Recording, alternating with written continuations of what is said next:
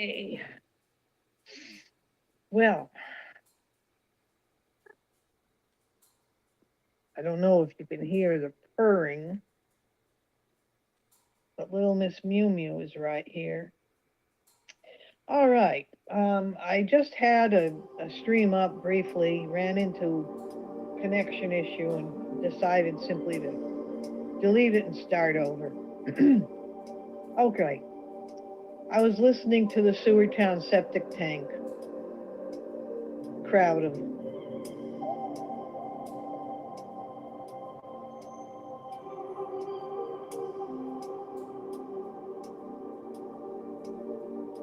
bullying this very timid sounding young woman who uses the name Affable Zombie. Now, from what I gather from the little bit that they've been promoting, Affable Zombie is another victim of Thomas Schoenberger by the way Jesse Davis introduces this young woman. I don't know what kind of victim she claims to have been. She sounds extremely timid and inarticulate. She sounds very young, but voices are not really good indicators of age. I mean, I've listened to people sound all kinds of different ages from what they actually are. So I have no clue how old this young woman is, but she sounds very childlike. She sounds timid, hesitant in her very faint voice, not an assertive personality at all. And what she says about herself is that she was, or she is, someone who creates puzzles and creates ARG games, which that involves a lot of writing. It's a lot of creative work, artwork, digital artwork, creating the characters, the play, whatever. I mean, I only know in general what it involves. I've never done any of it. It's far too complicated for someone like me to even think of doing. And she states that she was already involved with that stuff when she came across the cicada puzzles, and actually, so I don't know how many people have been involved with cicada puzzles in general. The word cicada is not limited to Thomas's Cicada 3301 group. The word actually comes from a programmer. I can't think of his name. I read the article about the actual beginning of the cicada programming, which was open source.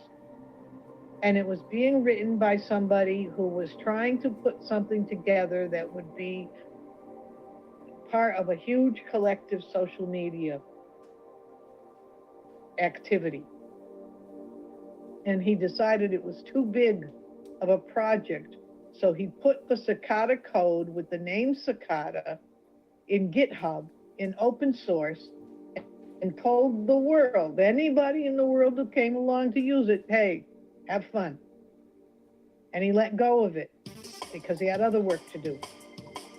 It was a very interesting article because there's a lot very interesting about it. But the result is that there are thousands of cicada groups, all different kinds. You have to be into that stuff to know about them. Just like, you know, the average person doesn't really know a whole lot about exact vintages of wine. They might know that, yeah, you got red wine, white wine, and rosé. Beyond that, not too much. You have to really be into it to know all the different vintages and countries and everything else. The same thing with making puzzles. If you're not in that world and you come across something like the Cicada 3301, you think that's the whole world. That's all of it right there. Anytime someone says cicada, you think they're talking about Thomas Schoenberger. So she is somebody who was in that larger world, who went into the chat rooms where Thomas DeFango and other participants in Cicada 3301 hung out. She had some kind of encounter with Thomas Schoenberger, and she moved on. And she states in the stream that she was in last night, you know, it's now just after midnight. I think the stream is actually still going on over in Sewertown. She states that she was in a lot of these different groups, in 4chan and other places where a lot of people like this hang out. She was no stranger to that world. And she bumped into Thomas and his friends, and then she decided she didn't like it because there was too much drama about Thomas going on. And she also states that she herself went down under a lot of stress because there were other things in her life. She states that there were other things going on in her life. She did experience some kind of gang stalking, but she did not associate it with Thomas. She said she was involved in 4chan and in other places where a lot of that kind of thing goes on.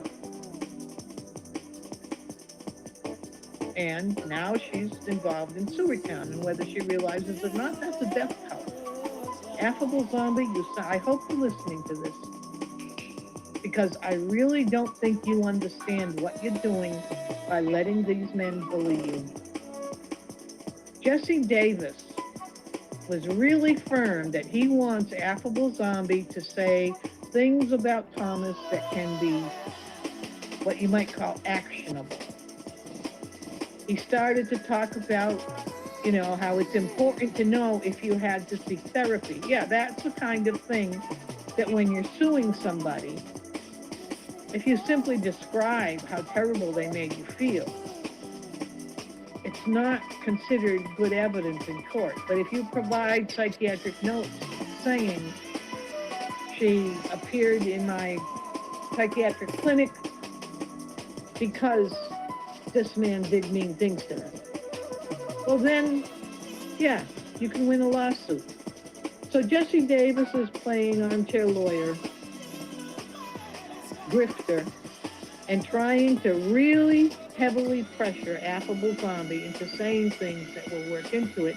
And she's not giving him what he wants, because she openly states, well, look, there was just the group was centered too much around Thomas. She does not say that Thomas caused the drama, but simply that the topics in the group seemed to involve too much about him. She doesn't say who caused it, because I know that when you've got DeFango and these other people in there, they're all fighting all the time. And everything has to be blamed on Thomas. So even if 2 or 3 other people are fighting with each other over something else, one of them is going to try to blame it on Thomas. That's what they do. That's the dynamic of that whole crowd of people. She doesn't say if that's what was going on. She doesn't say that Thomas did anything to her. She simply says that she had some pretty unpleasant experiences and she had to take a break from online stuff, but that she was involved and is a creator of these games. Jesse Davis wasn't having it. He wanted to browbeat her into saying something he could put into an attack video. Phoenix Enigma, who was telling a really weird lie about me in the chats. He claims I'm sending him music, 1940s music. I have no contact with that man. I'm sending him nothing, nowhere, no how. I have talked about him in a couple of recent streams. That's it. That's not content. And certainly doesn't have anything to do with 1940s music. I don't know if somebody's using my name and he's stupid enough to present it, or if he's just, you know, this is the thing. Affable Zombie sounds like someone who has had problems, She's not self-assertive. And these two men are ganging up on her in that stream. Because what Phoenix Enigma does, when she states that, well, she was involved in a lot of these chat rooms where a lot of this stuff goes on, and it all began to pile up on her. He states, well, probably there was triangulation going on, and he starts trying to insert a fictitious idea into Affable Zombie's experience that somehow or other Thomas must have been manipulating other people in the 4chan and 8chan groups that she said she was also in. She comes back at him, though. She says no. She doesn't see it. They start talking about the different things that go with the New Age world, which I have never, as God is my witness, I have never heard Thomas or even any of his friends in the Twitter crowd, that's all I'm familiar with because I'm not part of the puzzle-making world, I have never heard any of them talk about the garbage New Age crap like twin flames. I mean, that sounds like Malibu Sky suicide troll histrionic drama crap. I mean, that sounds like Pavana and CV and the other female nutcases. Twin flames. The reincarnation stuff, which they keep drilling on.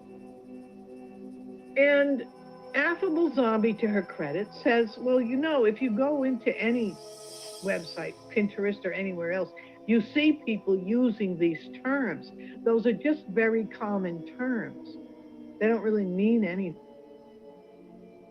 So she's trying to speak common sense, but you can hear her voice getting weaker and more beaten down as these two men beat on her. She doesn't know that this is a death cult. But that's what Jesse Davis and Phoenix Enigma are doing. Jesse Davis, Affable Zombie, I hope you're listening to me. Jesse Davis has had several people on his panel speak about my murdered daughter for hours. Attack my family for hours. One of whom is directly involved with the people who did murder my daughter. Jesse Davis has done the gang mantra. This death cult that you're joining, Affable Zombie, it has a mantra. And they're going to tell you to state this mantra at some point. It's going to be that I, Denise Matteau, have accused you by name of murdering my daughter. Jesse Davis and Phoenix Enigma have both recited the gang mantra. They say that because they believe that by having a lot of people call police departments and tell them that I made that accusation, that they can successfully disconnect any police from ever listening to anything I have to say. And they believe that if nobody listens to me, that nobody will ever fully investigate the murder of my daughter, which was falsely classified, wrongfully classified as a suicide. Affable Zombie, you must be a highly intelligent person if you're able to even participate in creating ARG and cicada-style puzzles. Therefore, I think you're intelligent enough to know that when police decide to investigate a suspicious suicide and see if in fact it was a murder, they're not doing it just because the mother said she believes so. They're doing it because they're looking at hard evidence. That hard evidence is not available to Corey Daniels, the man you know as Phoenix Enigma, or Jesse Davis, or any of these other criminals that you are now associating with. If you had an unpleasant experience with Thomas Schoenberger, I hope you got over it. You sound like you have enough common sense to see what these men are doing when they try to turn commonplace things like discussions of twin flames, which frankly, that kind of language has never come out of Thomas Schoenberger's mouth anywhere near me. And none of the people that he associates with, that he socializes with, that in fact we carbon copy emails to each other with sometimes, a little circle of maybe half a dozen friends.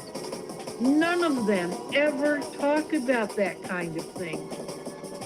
It's not part of their social group culture, whatever you want to call it. That cheap female, I'm sorry to say female, because I know there are guys into it too. But all that, you know, I mean, it's that superficial, syrupy, twin flame, indigo child, all that crap. Maybe that comes up in the game world, and Affable Zombie seems to point that out. That there's a lot of places, if you go on the web, you see people using those terms. You can't associate those words with one person because they're cliches. But this is a religious death cult, okay? The Davises are involved in a genuine death cult. The group that keeps meeting in their chats has gang-stalked me to the point where the police began to realize that this is what they're doing. Because the police were receiving phone calls from Jesse Davis himself. He called the courthouse at least once. Several of his friends have called the police department, elder services, and other agencies. And yes, I did report to the adult care in Indiana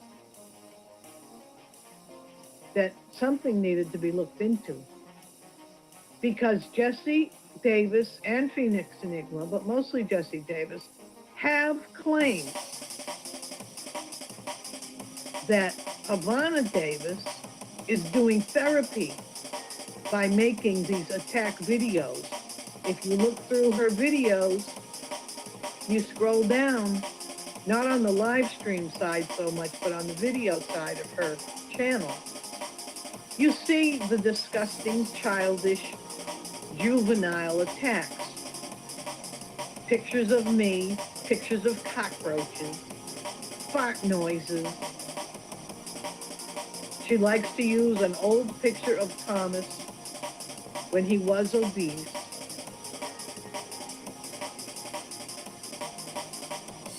She likes to do disgusting sexual, she's at the 4th grade level of mentality. And Jesse Davis has stated that her therapist encourages her to make attack videos as part of her healing.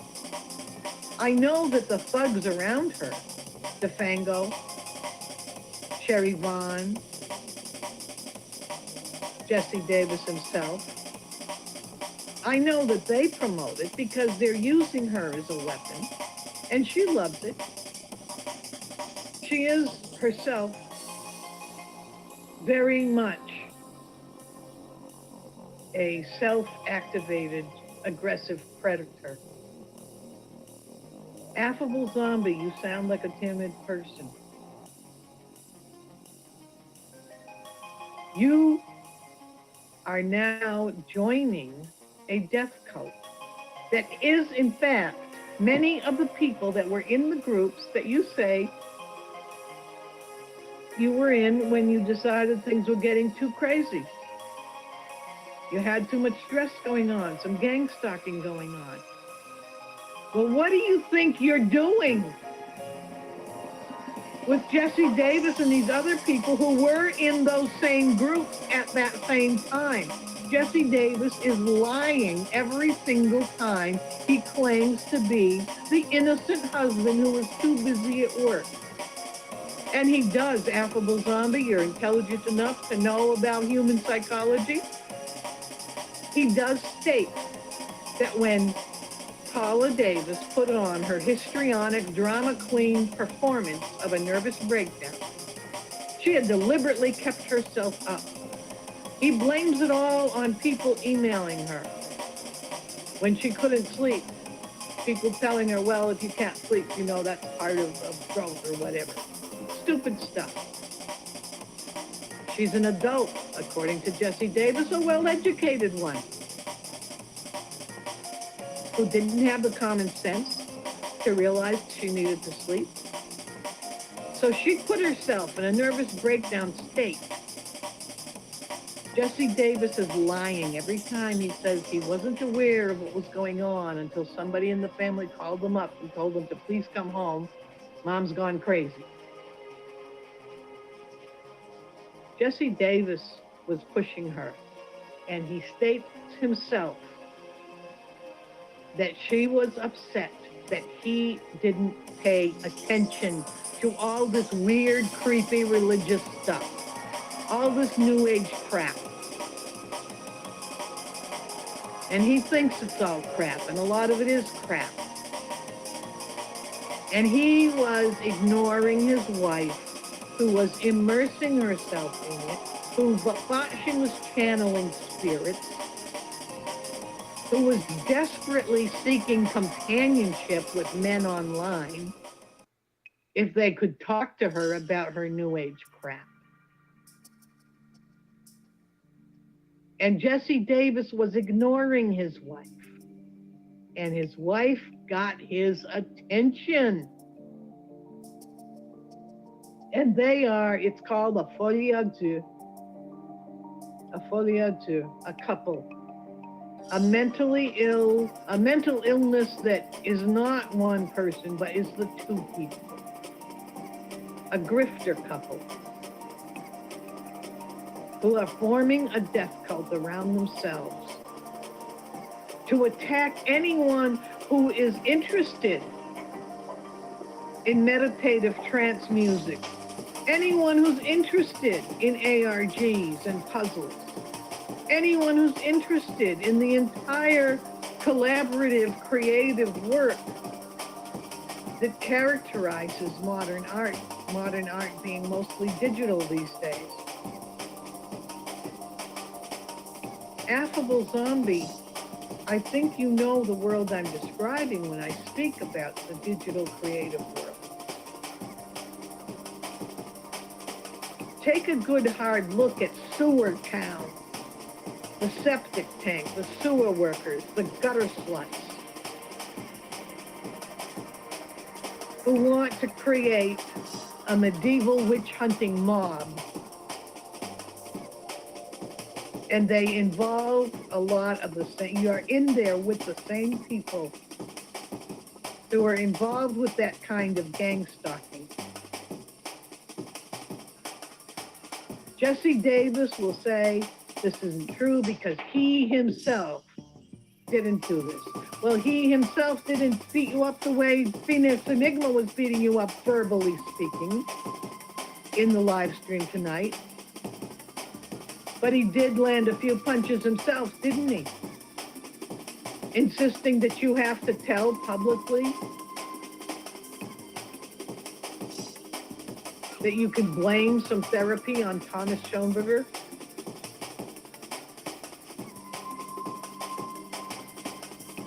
Picture yourself in a Muslim village being ordered to pick up a rock and throw it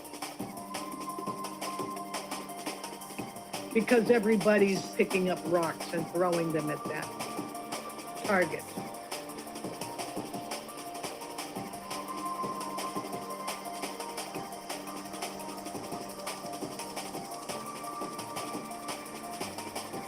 My daughter was a beautiful young woman, Affable Zombie. I don't know how old you are. My daughter was 34 when that gang murdered her. She was a graduate student in the psychology department at the University of Massachusetts. She had nothing to do with online games. She didn't like social media at all. She was heavily involved in real life. Her fiancé and she were involved in creating stage settings, lighting, sound effects. She was a certified yoga instructor. She had spent 2 years in a genuine Hindu ashram, not the Hare Krishnas that Jesse Davis's friends. One of the people associated with Jesse Davis is obsessed with hunting down yoga teachers and attacking them. That's the one who was sending the threats to my daughter when she was still alive. He thought that because I was Catholic, he thought I didn't know she was a yoga teacher. He thought that Catholics are like Bible thumpers and that we would hate. And he sent me crap trying to get me to hate my own daughter, and I told him to stop. I blocked him. He came back. He was in the same circles that Schoenberger was moving in. Schoenberger himself did not understand that this guy was in touch with him. The attacks on people that Jesse Davis blames on Thomas Schoenberger, because his wife, Jesse Davis's wife, was catfishing men online, and she catfished Schoenberger, and the two of them had a friendship. Fake on Tabana Davis's side, because she was just a lonely homemaker catfishing men. That's all she was. And she likes to play victim and timid, and Jesse Davis gets off on that. And it makes me sick, Affable Zombie. Maybe you're doing an ARG game right now when you're in there with your timid little voice.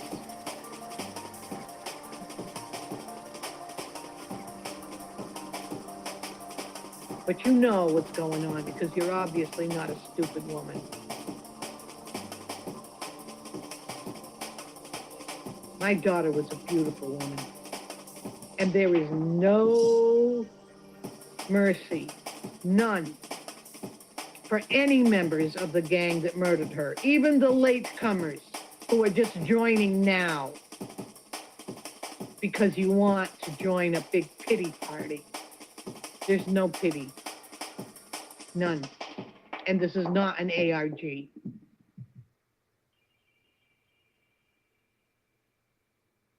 It's not an ARG.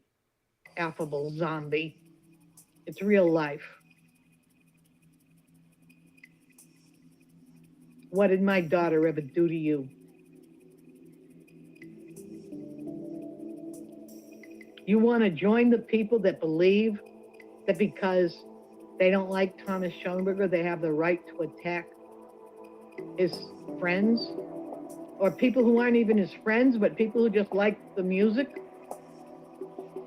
Do you want all of your stuff gone over? They're going to be going over everything you've done. And they're going to be pulling it out and attacking people around you.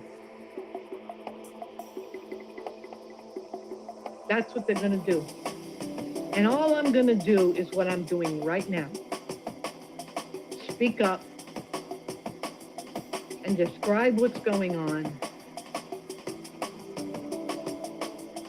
The police are looking at what happened to my daughter, and they're not doing it just because I spoke up.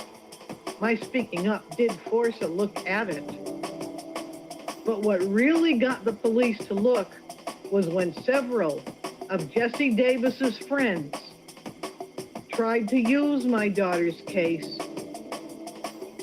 and tried to coerce and force and blackmail me into cooperating with them to use my daughter's case in their own grifter political money scam. And the police had to get involved because Jesse Davis's friends were going to try to blame a Massachusetts congressman for the cover-up.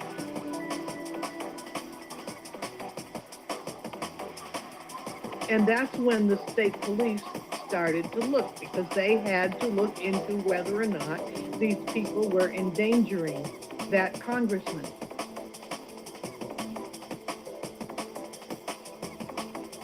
That was in 2020.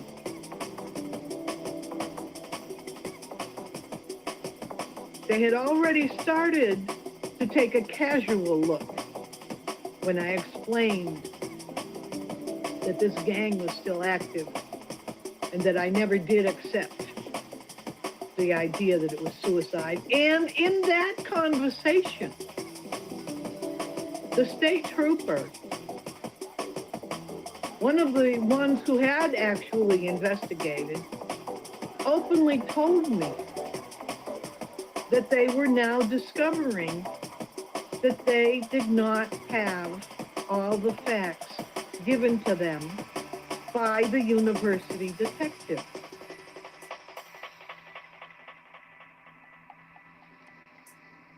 And after that, I was told they were going to take a look. They weren't taking a look just because I asked them to. They were taking a look because they saw evidence, which I didn't have. I got the evidence in that conversation from that trooper who directed me where to look to discover that the university police, campus police, had lied to the state police about what happened to my daughter on that campus. Affable zombie, are you intelligent enough to understand what I am saying to you?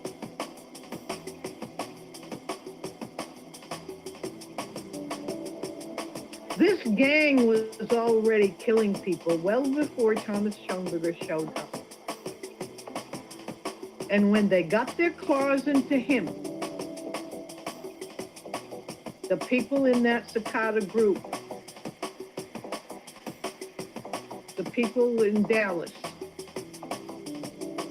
when they got their claws into Thomas Schoenberger, they found that they had somebody they could set up as the scapegoat to blame for everything that they knew was sooner or later going to come out. Thomas is not a perfect person. He likes to play games. So do you, affable zombie. Jesse Davis and Pavana Davis love to play games. Jesse Davis has lied and said his family had nothing to do with games, but yet his wife is obviously immersed. His whole family is immersed in online digital game playing. She's playing them during the streams. She even stopped him during the video in which they put on the big performance narrative. The big false accusation video,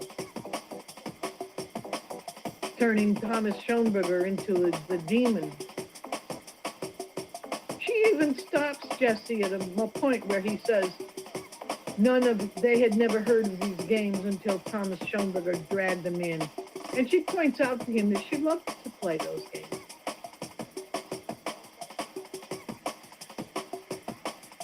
She tried to correct him in the middle of that actual video.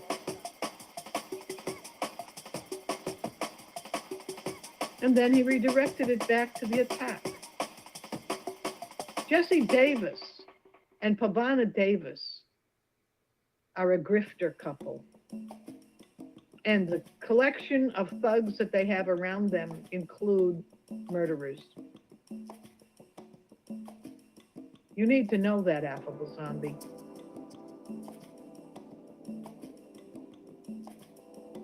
Denise Matteau, over and out.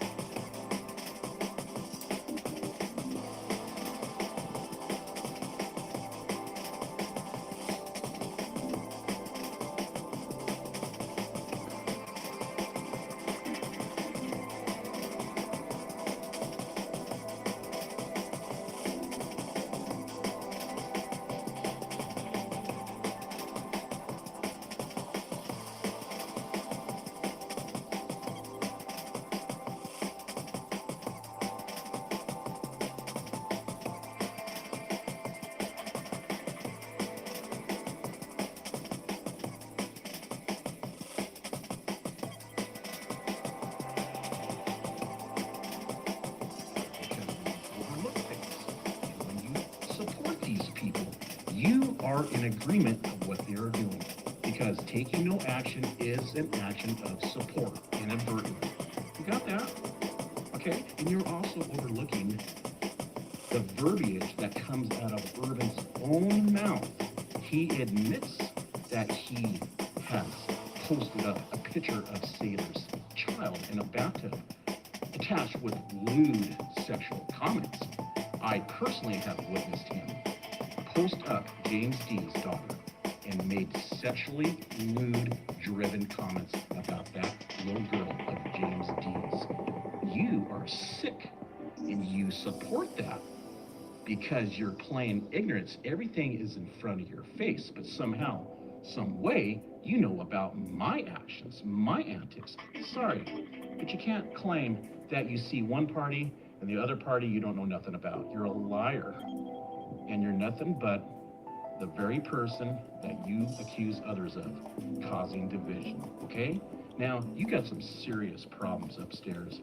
You know, I've been hearing that you believe that there's FBI informants, how Google is in on some kind of a scheme, on some kind of a, covert plan to cause division amongst us people of society, eliminating our ability to communicate and get along. You're messed up in the head, boy. Oh, that's what I wanted to hear. I've been hearing that you believe that there's FBI informants, how Google is in on some kind of a scheme, on some kind of a, covert plan to cause division amongst us people of society, eliminating our ability to communicate and get along. You're messed up in the head, boy. You got some real issues. suggest that you get some counseling or get some medication or renew your current medication if you are on medication currently, okay? Oh, man. Woohoo. Wow. All right, well, here's the thing, you guys, and thanks for joining in, and hopefully I'm coming through all right. I don't think I got a way to monitor right now here, let's see how we're doing real quick. All right, yeah, I'm coming through all right. So anyways, for Boohoo to not know that and to go against it. Now here's the thing, okay, is you'll look at some people and go, okay, if you didn't know, right, what Twitter drop number 9 is, all right, you're either not supposed to let people know that you know, or you just don't know. And sometimes the just don't knows will get thrown in, well, maybe he's acting like he just doesn't know. That's what we're going to get into, is an element of this snitch jacketing. And good evening, everybody. Thanks for joining in. We're doing a late episode here, so the geriatrics that might have struck us during the day aren't, gonna, well, they're probably snug as a cockroach bug in their Roach Motel in Corpus Christi. So, anyways, it was explained in the snitch jacketing was explained in the episodes 1 through 3 of the TrevAaronson series that we've been going through. I don't know where it's at. It's somewhere on this channel, and I've been waiting for another 3 series to come out, and we finally got our 3rd this morning, so here we are. We're going to do the next 3 episodes of the TrevAaronson series that he's been doing, and have fun with that. But he talks about it a little bit in this series, but just to kind of give you a background on, what he's talking about. Once again, it's explained in the first 3 episodes of the series, and basically there's 2 parts that's going on here.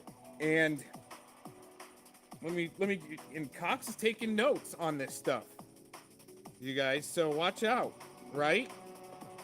Oh yeah, and this big wrench game of all these, well, the geriatrics that are probably asleep that would have struck this. This wrench game that's going on out there, it's very checker-esque, playing checkers and Uno and other things, but there's 2 elements here of the way the snitch jacketing works, and it's either 2 snitches busting each other out so one of them can deepen his cover, and he's telling people, hey, that guy's a snitch. It's either 2 snitches trying to snitch each other out to the public, in a sense, to either get rid of one of them, because, it's all really internally just really dirty. It really is like the scrum and pits of hell if you're actually had to be attached to that, okay? Just my opinion. And the other part of it is one snitch trying to label somebody in the public a snitch to help deepen his cover or something like that, all right? So that's just the basic, okay? Twitter drop number 9. Yeah. We're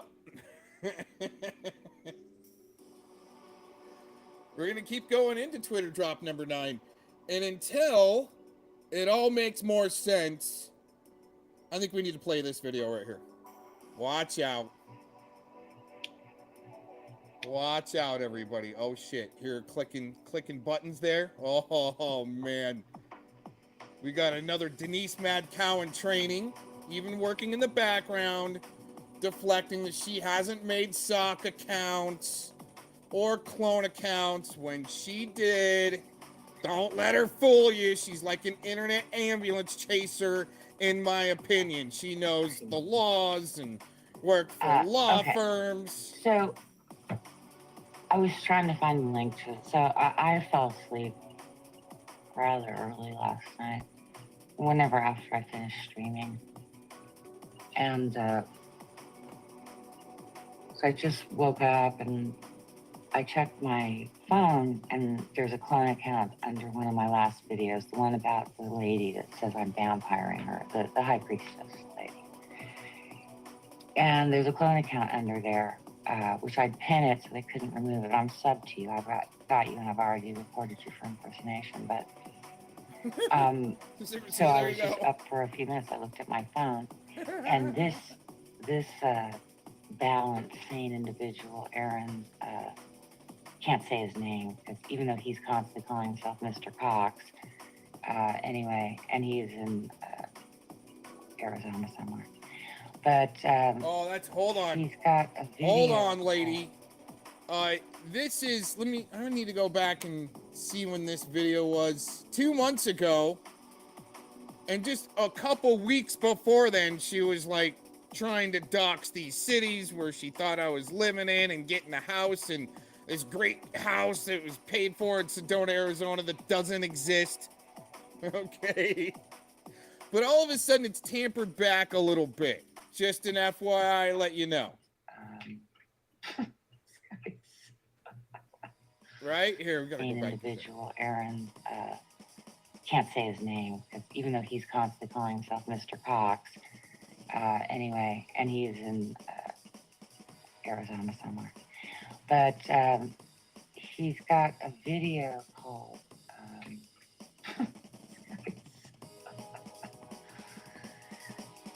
Dude, you're gone. You're gone in the head. You do realize it's right. You're fucking gone. Isn't that what the state actors would say, in my opinion?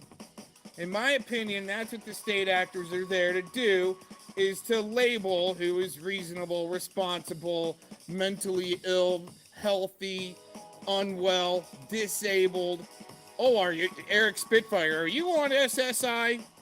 Right?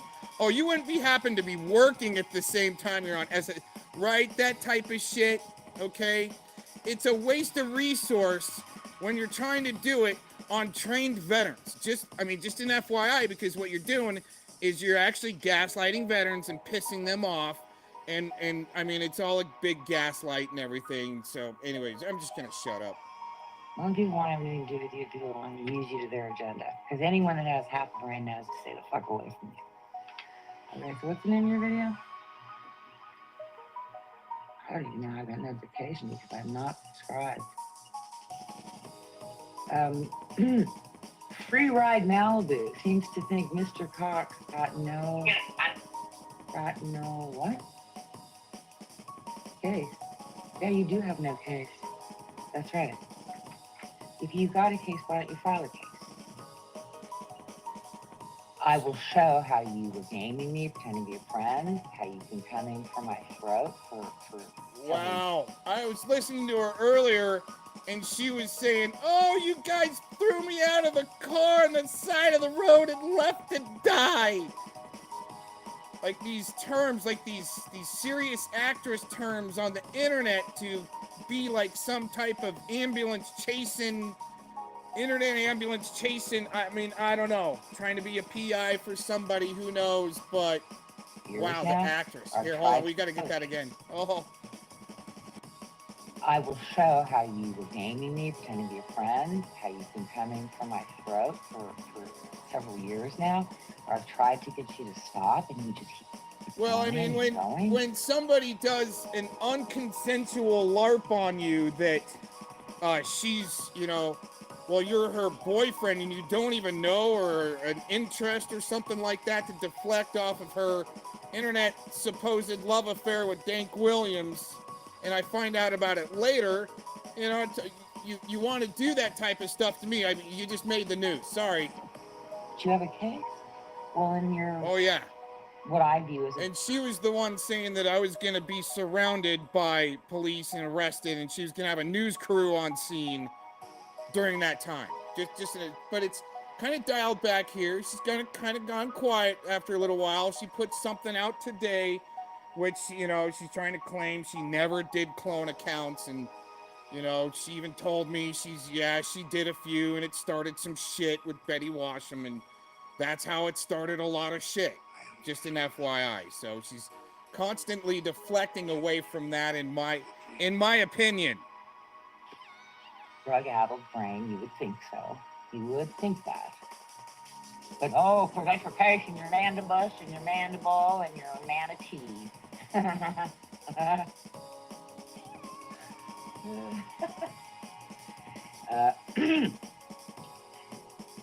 Be in communication with someone. You're going to see there's going to be a very explosive interview. Someone's going to be interviewing me soon.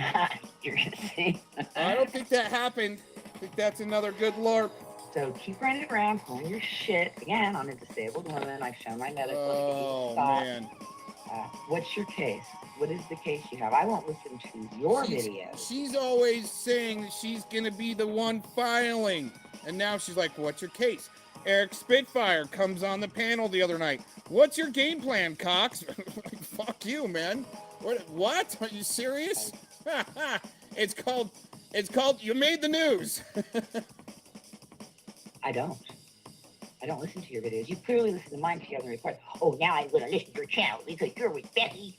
I proved to you I'm not with Becky. Oh, you're with Becky. And even in your chat right now, you've typed something and I'll screenshot it. It's about me and Becky and Jamon and Lee Pleatherman and, you know,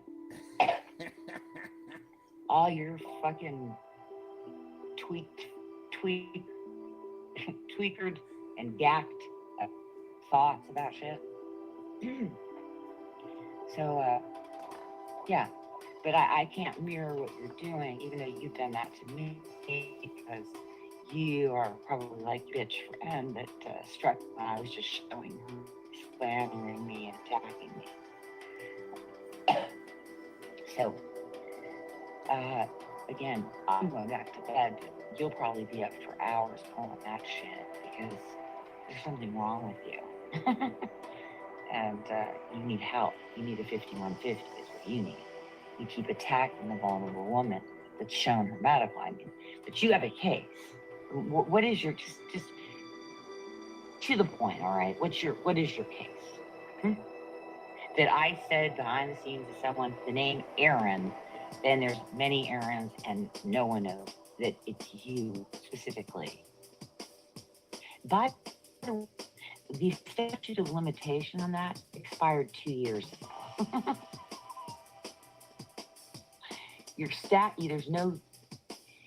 There's nothing I've done but shown what you people have been doing. I know what I've been doing. So.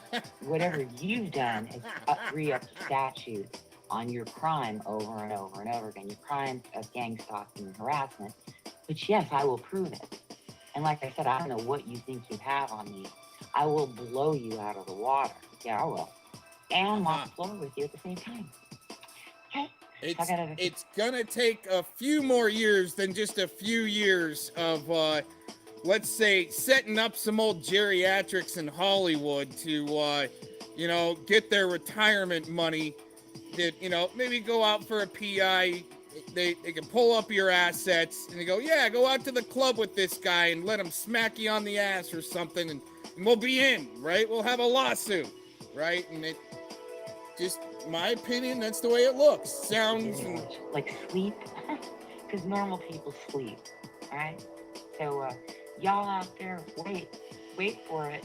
You're gonna have a nice expose on a woman that's done some really shitty things to me and many others. And hopefully someone that recently had a taste of her evil we're gonna have a little talk about it. Okay, more to come. Happy New Year, y'all. I'm not doing what you do.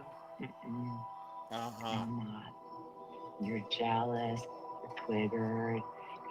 Dude, there's nothing being jealous of a lady that was running around some clone accounts where she said she wasn't, doing some setups where she thinks she was, maybe ahead of the curve a little bit,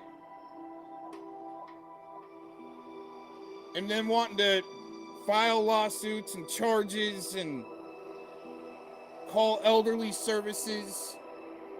be a part of a case that, you know, actually, whether she was a separated part of the case, right? There's still like veiled threats, kind of, you know, still might stick. Yeah, type thing. Involved in a lot there. Miss Malibu. What we're going to do is get into the TrevAaronson series here. Let's go over and do a little switch over here. And what I did is I did some timestamps as far as, you know, some notes and trying to cut out some commercials. That way we get a better flow on what we're trying to accomplish here. What I do is probably just mute just for like 10, 20 seconds while I'm going through the commercials.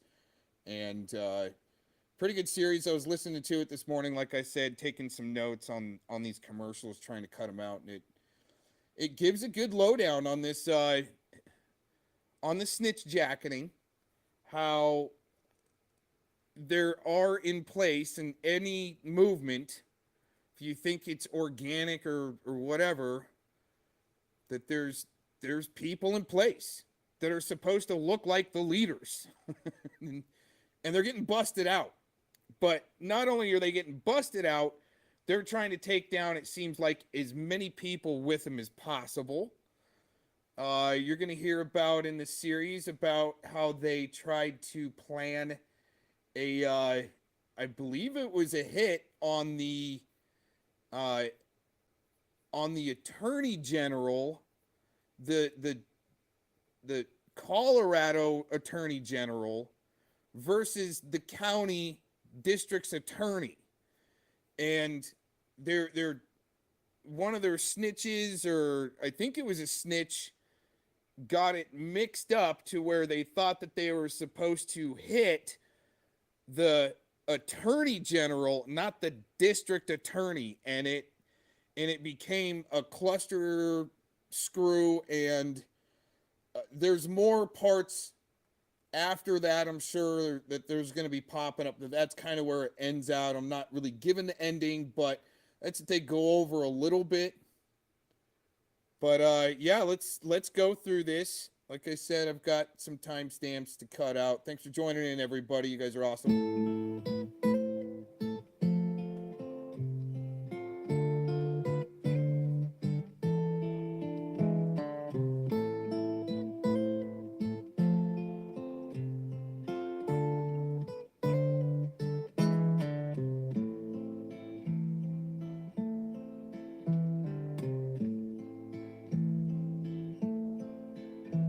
Don't ever laugh as a hearse goes by, for you may be the next to die. They'll wrap you up in clean white sheets and drop you 6 feet underneath. They'll put you in a pine wood box, cover you up with dirt and rocks. It all goes well for about a week. Then your coffin begins to leak, and the worms crawl in, the worms crawl out, the worms play pinochle on your snout.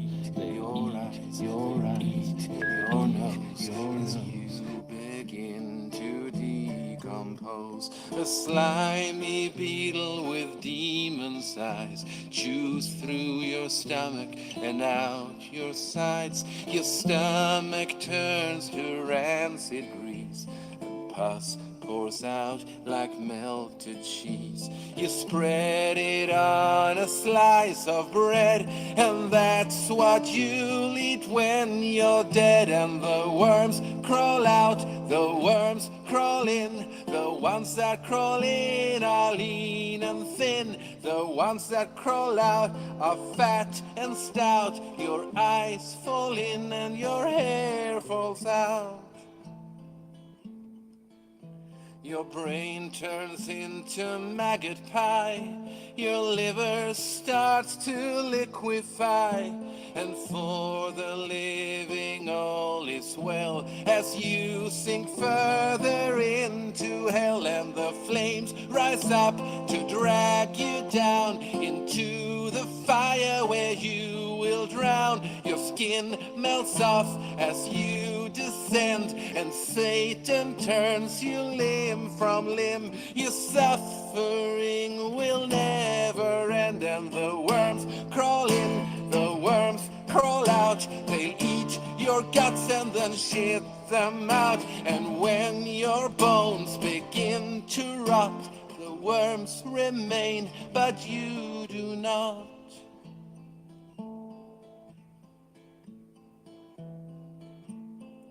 Did you ever think, as a hearse goes by, that someday you'll be the one to die? And when death brings its cold despair, ask yourself, will anyone care? What's up, y'all? I'm Guillermo Diaz, and I played Huck on Scandal. And I'm Katie Lowe's, aka Quinn Per.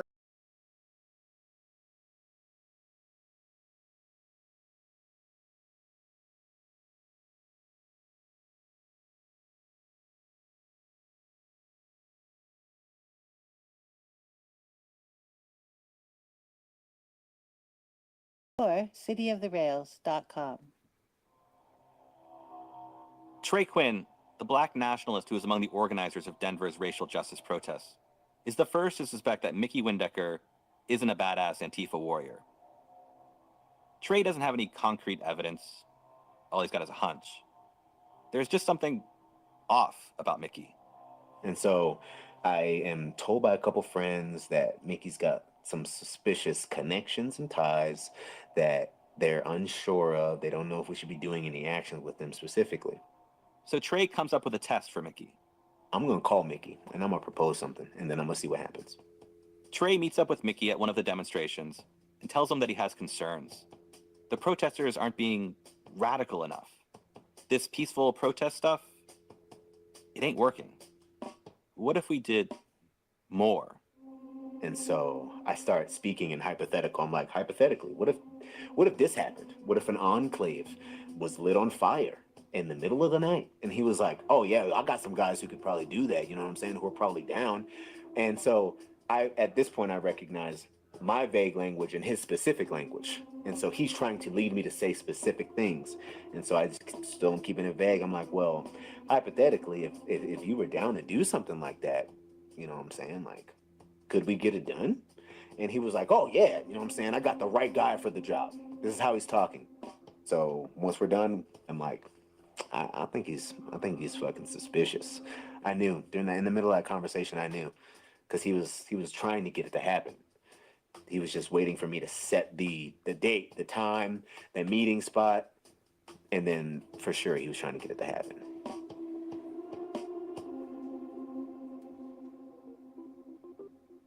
I'm TrevAaronson.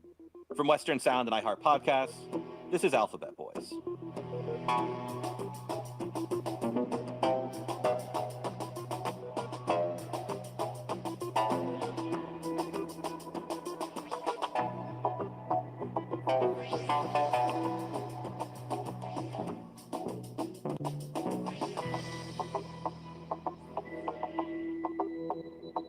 Episode 5, Give 'em Hell.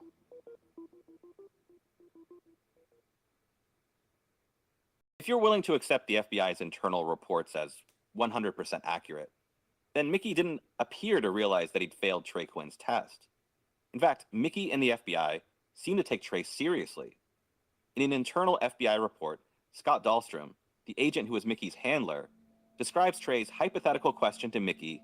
What if an enclave was lit on fire in the middle of the night?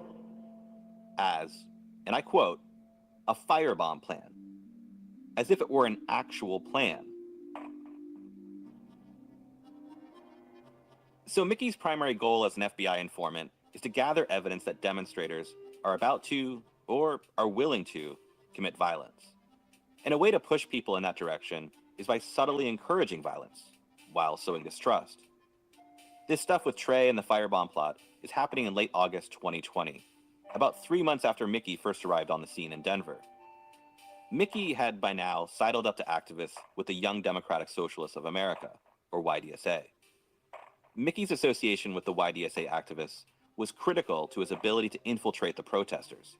His new YDSA friends had given him credibility, which he badly needed in order to maintain his cover as an Antifa warrior. Because, let's be clear, this Mickey dude, he was suspicious.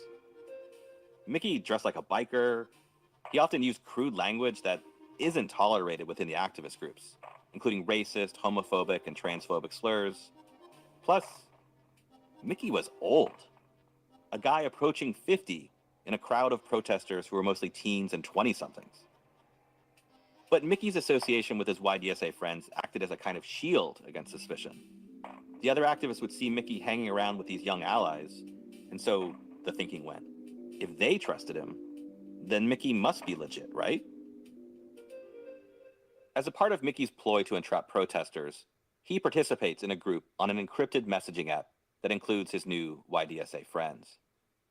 Mickey tells everyone in the chat about how Trey is planning some sort of firebomb plot, and Mickey suggests that they all meet for dinner to talk it out. I think it was at a Chili's or Applebee's. This is Zeb Hall, and for the record, it's a Chili's, according to the FBI's internal files. So Zeb drives to Chili's. And, I meet him at this restaurant. And, they say, hey, we just talked to Trey, and he said he wanted to go blow up a white supremacist bar, and he wanted us to help him out. And, I was like, holy fucking shit. Just to be crystal clear about this, Trey didn't mention the firebomb plot to any of the YDSA kids, as far as I could corroborate. Only to Mickey, as part of the test. Mickey then, and I'm connecting dots here, but I believe this is the accurate course of events. Mickey tells the YDSA activists about what Trey is supposedly planning. The white supremacist bar as a target? That appears to be Mickey's invention. The FBI claims, in its internal report, that Mickey tells Zeb and the YDSA activists to stay away from Trey.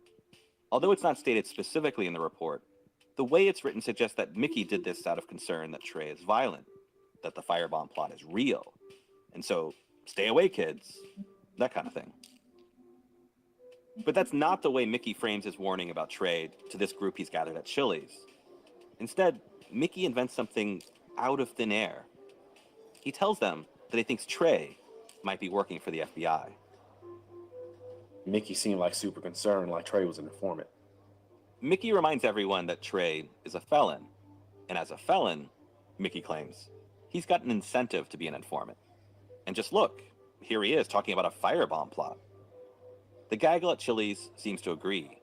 Trey, this leader of the demonstrations in Denver, the guy must be a snitch. Then I started getting concerned about it. Mickey is trying to discredit Trey. Trey had always been upfront with activists that he had a criminal record. He had even told Mickey about it. Here's Trey again.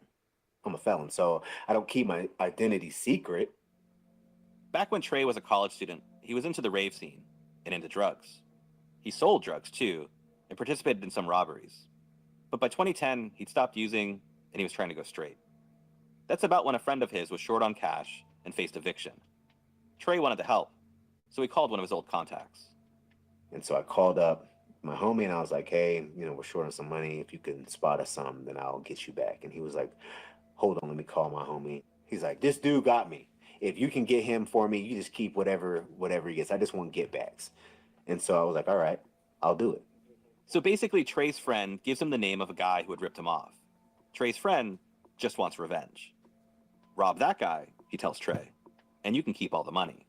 We didn't have any guns, and so I brought my axes. I had two axes, and so my friend had one, and I had one, like a wood chopping axe. We get to this dorm room, and I end up breaking through this kid's door, and I hit him in the head with the flat side of the axe.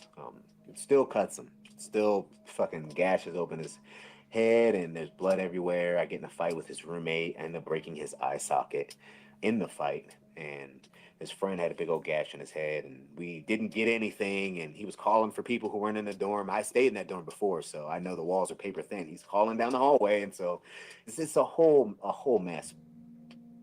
Trey ended up getting 14 years in prison, but he was granted parole after serving 5.5.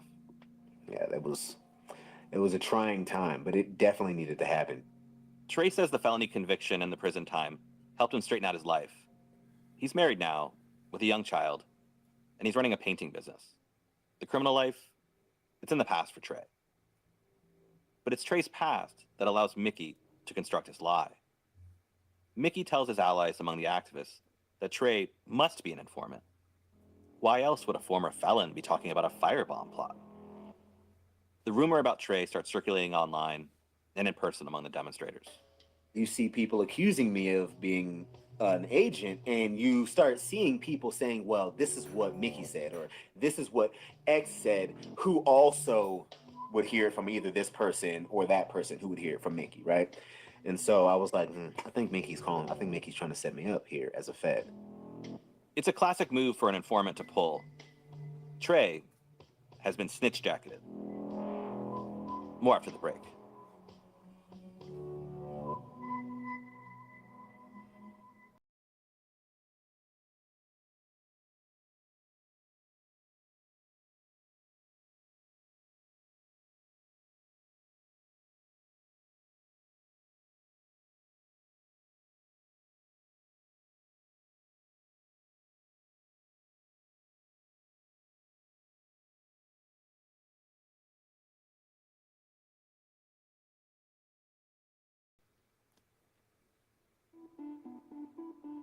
I can't say this with absolute certainty since Mickey won't talk to me, but I don't think Mickey really thought Trey was interested in any sort of firebomb plot.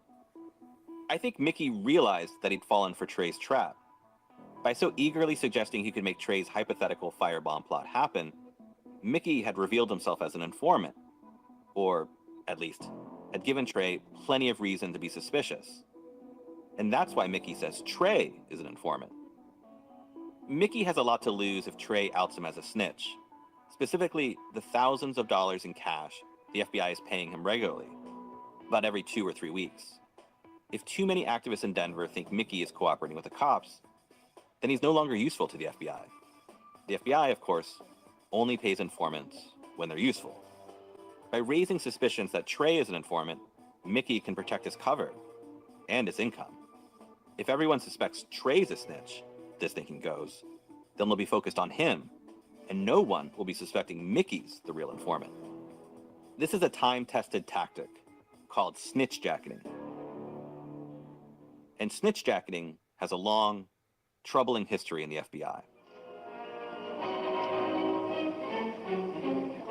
From his office, J. Edgar Hoover has placed on the entire organization his own rigid code of service, integrity, and morality. In a way that is true of few organizations, J. Edgar Hoover is the FBI, and that is our story. The practice of snitch jacketing goes way back to the infamous days of the first FBI director, J. Edgar Hoover. Remember always that the spy and the saboteur or the destroyer carries no badge. He hides behind 100 fronts. He pretends innocence. In 1956, Hoover secretly launched a program to, and these are the words Hoover used in his directive, quote, expose, disrupt, misdirect, discredit, or otherwise neutralize political groups that Hoover and his FBI agents considered, quote, subversive to American society. Hoover's secret operation was called the Counterintelligence Program, or COINTELPRO. For 15 years, FBI agents and informants infiltrated political movements and disrupted them from within. While the targets of COINTELPRO did include some far-right groups, such as the Ku Klux Klan, Hoover's FBI focused its efforts primarily on left-wing political and civil rights movements, including communist groups, anti-war advocates, the American Indian Movement, the Black Panther Party, and even Dr. Martin Luther King Jr.'s organization. Snitch jacketing was a common tactic of COINTELPRO, particularly in the Bureau's infiltration of black political groups, such as the Panthers, whose leaders were very aware that they were being spied on by government informants. I'm the deputy chairman of the state of Illinois Black Panther Party, Fred Hampton. And a lot of people don't understand the Black Panther Party's relationship with white mother country radicals. A lot of people don't even understand. Here's Fred Hampton, a senior Black Panther official, speaking 8 months before he was shot and killed in his bed during a pre-dawn raid in 1969. We know they have our pictures. We know they're looking for us. We know they want us. Informants and agents would accuse other members and even leaders of being informants. This would sow mistrust, create interpersonal suspicion, lead to dysfunction, and, in some cases, wholesale collapse of these political and civil rights groups. Some informants even took on leadership roles in the very organizations the FBI was infiltrating. In 1975, the U.S. Senate formed a committee to investigate and reveal the extent of the FBI's abuses during COINTELPRO. Today, we are here to review the major findings of our full investigation of FBI domestic intelligence, including the COINTEL program and other programs aimed at domestic targets. The committee is commonly known as the Church Committee, after its chairman, the late Senator Frank Church of Idaho. As one example of the FBI's egregious, politically motivated actions during Hoover's COINTELPRO, Frederick Schwarz, the chief counsel of the Church Committee, described how agents sent letters to America's most prominent civil rights activist.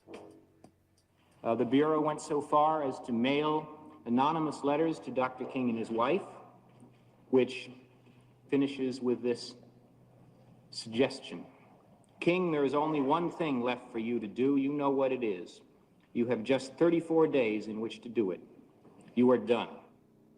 You are done. The FBI, under Hoover, sent an anonymous letter to King strongly suggesting that he kill himself before accepting the Nobel Peace Prize, because the U.S. government was concerned that the award would lend global legitimacy to King's civil rights movement. That was the pretext for all of this, was, threat of external and internal subversion. This is Mark Paraschia, an investigative reporter who has spent most of his career in Memphis, where Martin Luther King was assassinated in 1968. And of course, at that time, there was a great paranoia still in this country, the 1950s, 1960s, of, the communists, the Soviets had infiltrated all of our institutions, and that there was this massive conspiracy. That's certainly what J. Edgar Hoover was selling that to the public, and there was a lot of people believed that. Hoover believed that Black America was particularly susceptible to subversion because of the history of oppression in this country and disadvantage. So they were constantly under watch. While the Church Committee revealed many of COINTELPRO's abuses, it's taken journalists and researchers up until more recently to reveal who was spying on Black civil rights groups for Hoover's FBI. In 2010, Mark Paraschia brought to light that Ernest Withers, a celebrated civil rights era photographer who was particularly close to Martin Luther King, had been a paid FBI informant for 18 years. He was an informant. There's no question that records are, several feet thick of everything that he did, but it might be even more helpful to think of him as an asset, because it wasn't, when you think of an informant, you think of somebody undercover playing a role. Ernest wasn't playing any role. He didn't have to. He was who he was, and he could go any place he wanted. And so if it's helpful to think of him more as an asset, I guess you could, but it's the same thing. He was getting paid for information, and he was supplying it, and it was harmful. We've come to view this era of FBI infiltration as a dark chapter in American history, as something that's over, never to be repeated. But while COINTELPRO no longer exists, its methods and tactics have survived in various ways inside the FBI. And in Denver, in the summer of 2020, Mickey started snitch jacketing, just as FBI agents and informants had done during the 60s and 70s. And just as happened back then, snitch jacketing undermined political organizers, like Trey Quinn. He goes back and tells his group, he's like, oh, he's a Fed. He's a Fed. For Trey, the effects of this FBI subversion are subtle at first. The YDSA activists who'd gotten close to Mickey, they stopped communicating with Trey. And now I'm like, what's going on here? And so that kind of clues me in. It's like, all right, they were obviously scared of me for some reason. Later, Zeb Hall, who's fully enamored with Mickey, confirms Trey's suspicions. Zeb confides in his old friend. Mickey and the YDSA activists, they think you're a Fed. And so that's kind of when my ears started to perk up. But remember, Mickey failed Trey's test. Trey is pretty sure that Mickey is a Fed. But Trey chooses not to respond in kind and snitch jacket Mickey to the Denver activists. Instead, Trey actively tries not to let Mickey know about his suspicions. When you suspect someone of being a cop in your group, you don't kick them out of the group. That's the last thing you do, because now you don't know what they're going to do. You keep them around. So Trey plays his own game of deception. He continues to exchange messages and coordinate with Mickey and to invite him to meetings and events. So he shows up to those and acts quote unquote friendly. But then he does a couple of suspicious things even then. And then that's when the narrative just progresses even more and more and more afterwards. Because, yeah, like one night we were supposed to meet up for an assembly. He was supposed to be there. He doesn't show up. And so as we're doing our group meeting, it's a small general assembly. And everything seems strange. And then he calls and he's like, the cops are circling around. There's some suspicious activity. He calls in. He doesn't show up, but he calls in. Cops around. There's some suspicious activity around there. You guys got to get out of there. I got a guy who's down there. He's giving me a call. And so we're all like, well, who is he? Because he's not with us. So you just got a guy watching us? And so at that point, it became super wild. Trey is on to Mickey. He doesn't trust him. Dude's a Fed. But keep your enemies close. That's Trey's strategy. On the other hand, there's Zeb. Then I started getting concerned about it because I didn't talk to Trey myself, and I got to own that, and I was just too afraid of it after everything I had been through as well. Zeb doesn't know what to think. Mickey says Trey's an informant, and maybe he's right. Besides, Zeb is naive. He doesn't think there's any way Mickey could be an informant. He's trying to dial up the violence, which, to Zeb at the time, doesn't seem like something a government agent would do. Why would you, as a law enforcement informant, want people and push people to go to a potentially violent protest? And once again, Mickey is about to take things up a notch. A full-on assault against a police station. That's after the break.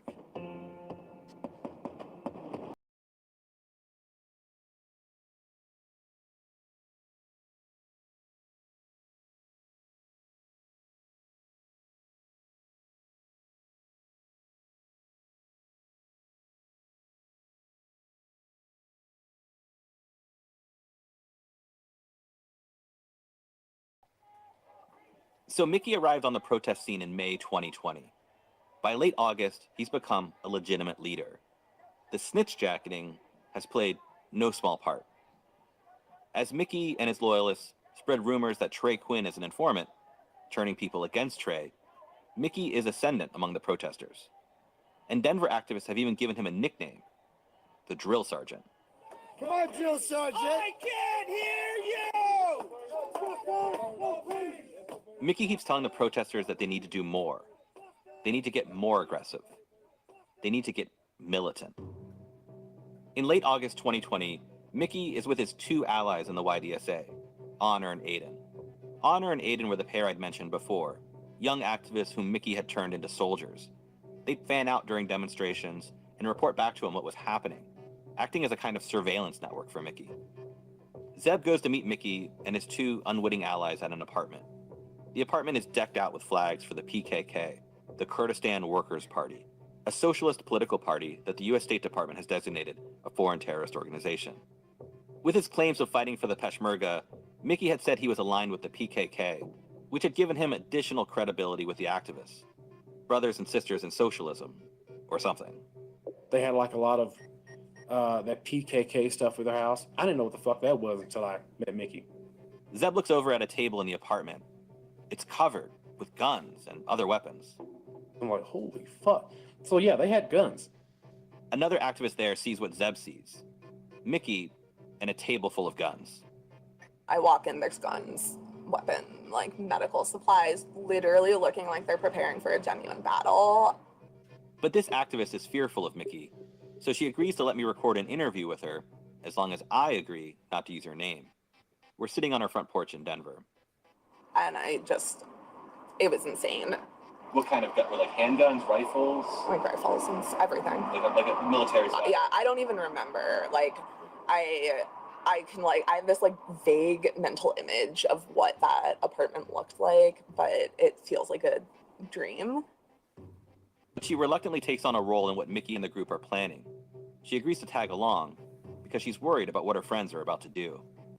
Because I was like, this is going to go really badly. Like, I don't feel comfortable with them doing this alone, because I was like, what the fuck am I going to do? Let these like teenagers who I've cared about for like multiple years just get into these situations and not look out for them? Okay, so here's some context as to what's happening here. Starting in late August 2020, the Denver protesters begin to get more aggressive. According to about a dozen people, he is the one responsible for coordinated attacks against Denver police stations. We are following some breaking news in downtown Denver right now. A protest calling for the end of the Denver Police Department has led to violence and property damage, with fireworks shot at police, trees set on fire, and a standoff with officers growing more tense by the minute. Before Mickey's arrival on the scene, the demonstrations in the Denver area were mostly peaceful, organizing events like the Violin Vigil for Elijah McClain in Aurora. The police response to the peaceful protests had been brutal. Riot gear, bullhorns, pepper spray, and lines of cops coming in like stormtroopers.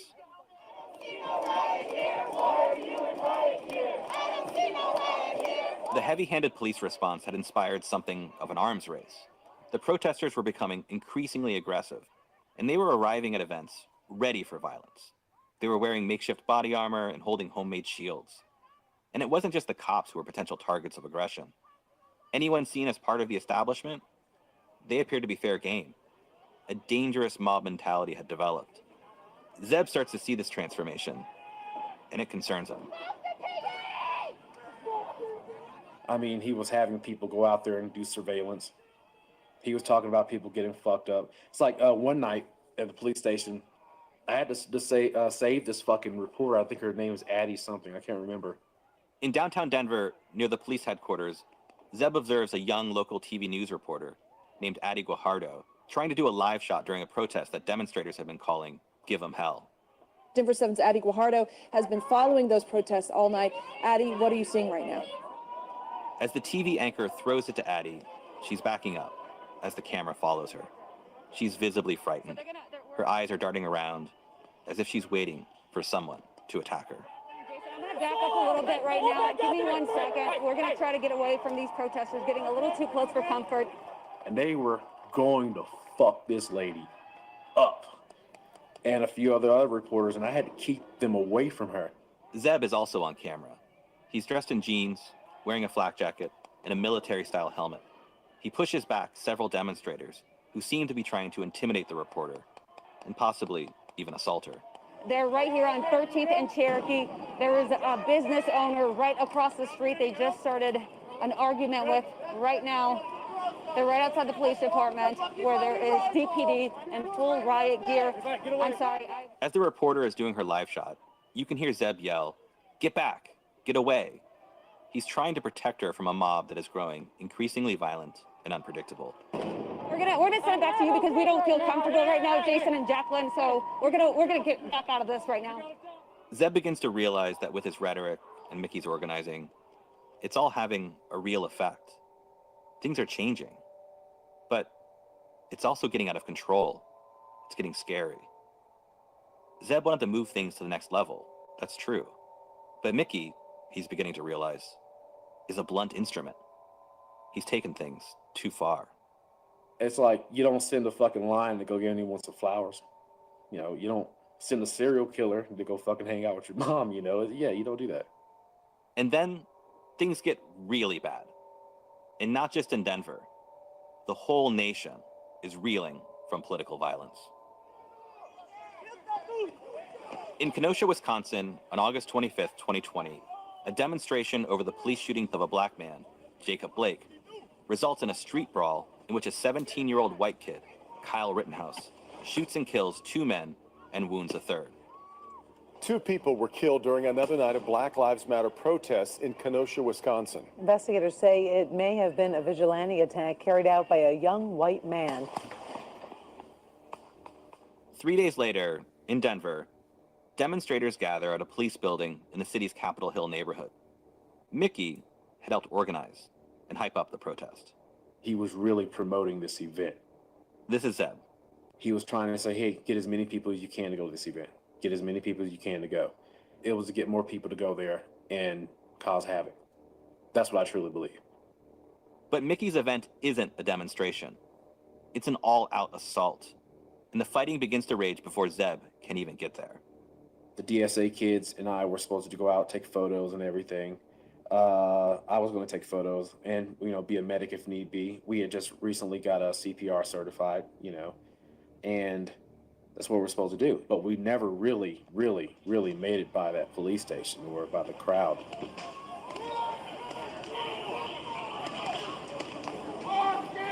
The protesters, ducking behind homemade shields, throw rocks and shoot fireworks at a line of police officers standing in riot gear. A metal fence separates the protesters from the line of cops. A few of the protesters take hold of a dumpster on wheels and together push it as hard as they can into the police fence, like a battering ram against a castle gate. The fence bows, but stays up. The police then start firing gas canisters at the rioters.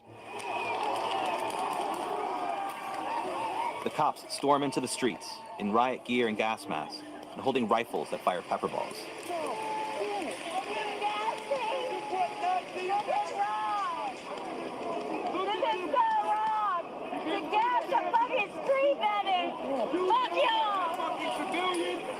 The police are aggressive, like a riot squad unleashed.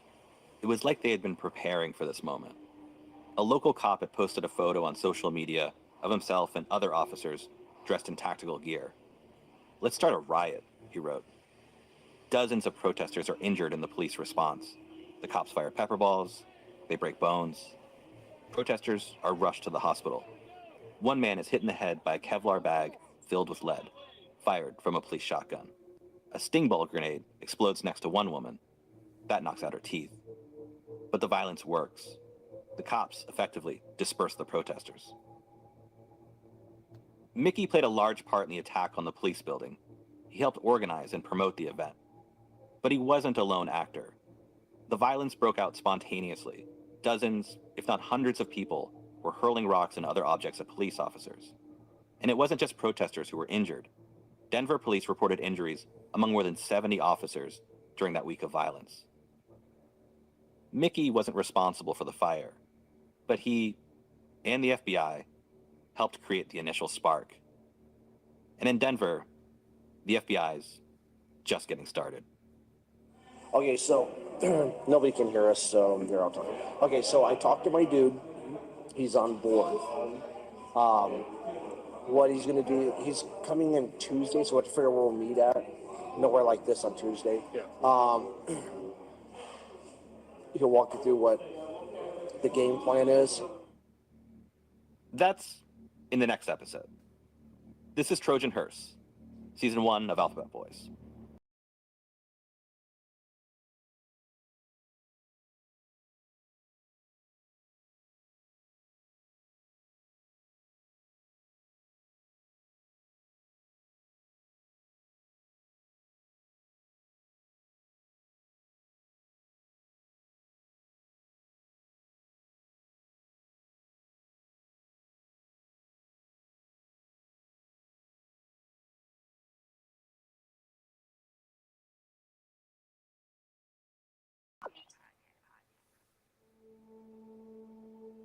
Bryce Shelby is a slender black man who is known around Denver for attending the racial justice protests with an assault rifle slung over his shoulder, which isn't illegal.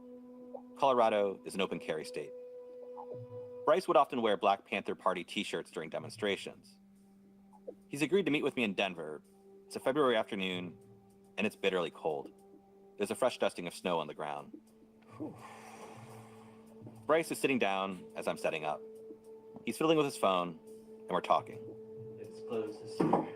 So, is there any questions I can answer for you? You said you're kind of like hearing names kind of brings people back, like kind of helps you appreciate what was going on. Just the idea that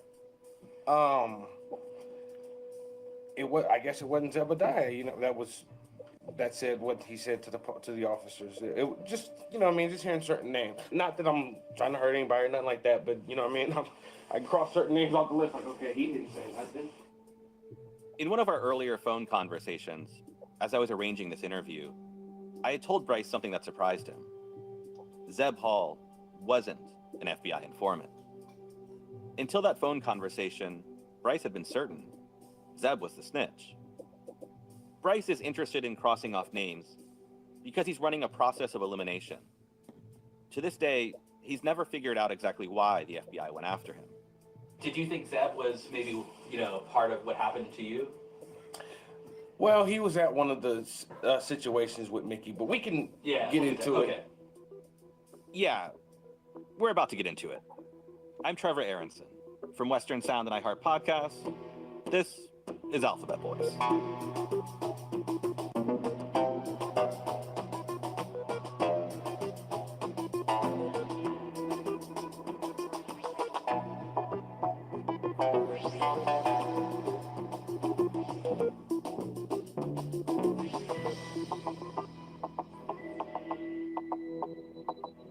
Episode 6, Dumpster Fire. In the business world, aggressive investors will do what's called a roll-up. They'll enter a distressed industry, buy up as many competing companies as they can, merge those companies together, that is, roll them up, and then corner the market. Mickey's about to try his own version of a roll-up for the FBI. He's already got one target, Zeb Hall, who's talked in vague terms about violence and revolution. And if Mickey can roll up Zeb with another big talking revolutionary, then he's got what the Justice Department could present to the public as a terrorism conspiracy case. And Mickey's got someone in mind for his roll up with Zeb, Bryce Shelby. I came out here with a rifle because y'all killing us anyways when we come to protest and spraying it down and pepper gassing it and tear bombing it and everything like that, doing things to antagonize the crowd, to make the crowd mess with the cops. I don't know. Bryce was known as a verbal bomb thrower. He talks fast, with a rhythmic cadence, and he's passionate about confronting racial injustice. Like, really passionate. Like, rhetoric so heated that you really begin to wonder, man, maybe this guy could get violent. When they hop out of these unmarked cars, what the fuck you gonna do? You gonna hold their hands up, don't shoot, or you gonna fire on their fucking ass? Throw their ass off. If you lawfully, legally own firearms and you are going to Aurora, Colorado tomorrow to protest, bring your rifle. That's all I gotta say. Bryce is, as it happens, an aspiring hip-hop artist. He goes by the stage name Acoustic, and thanks to that flowing, lyrical voice, Bryce is pretty good. Everybody go and watch a cipher, dude. Don't shade if you like, but I chop a tree. Not a person in my age range stopping me. I need the rock team, whoever got the lead. Jump in a car at the map, get the doctor, please. And try to copy me, but you will not succeed. Jump in a car, Ice-T, try to copy, please. In Denver, there was an open mic series called Melanated Mike that became a gravitational center for local racial justice activists. Regular speakers included Bryce, Zeb Hall, and Trey Quinn. He was me if I never had a felony. This is Trey describing Bryce. Trey recruited people to speak at Melanated Mike and during the demonstrations. If I had never had a felony, I'd have been a licensed gun owner.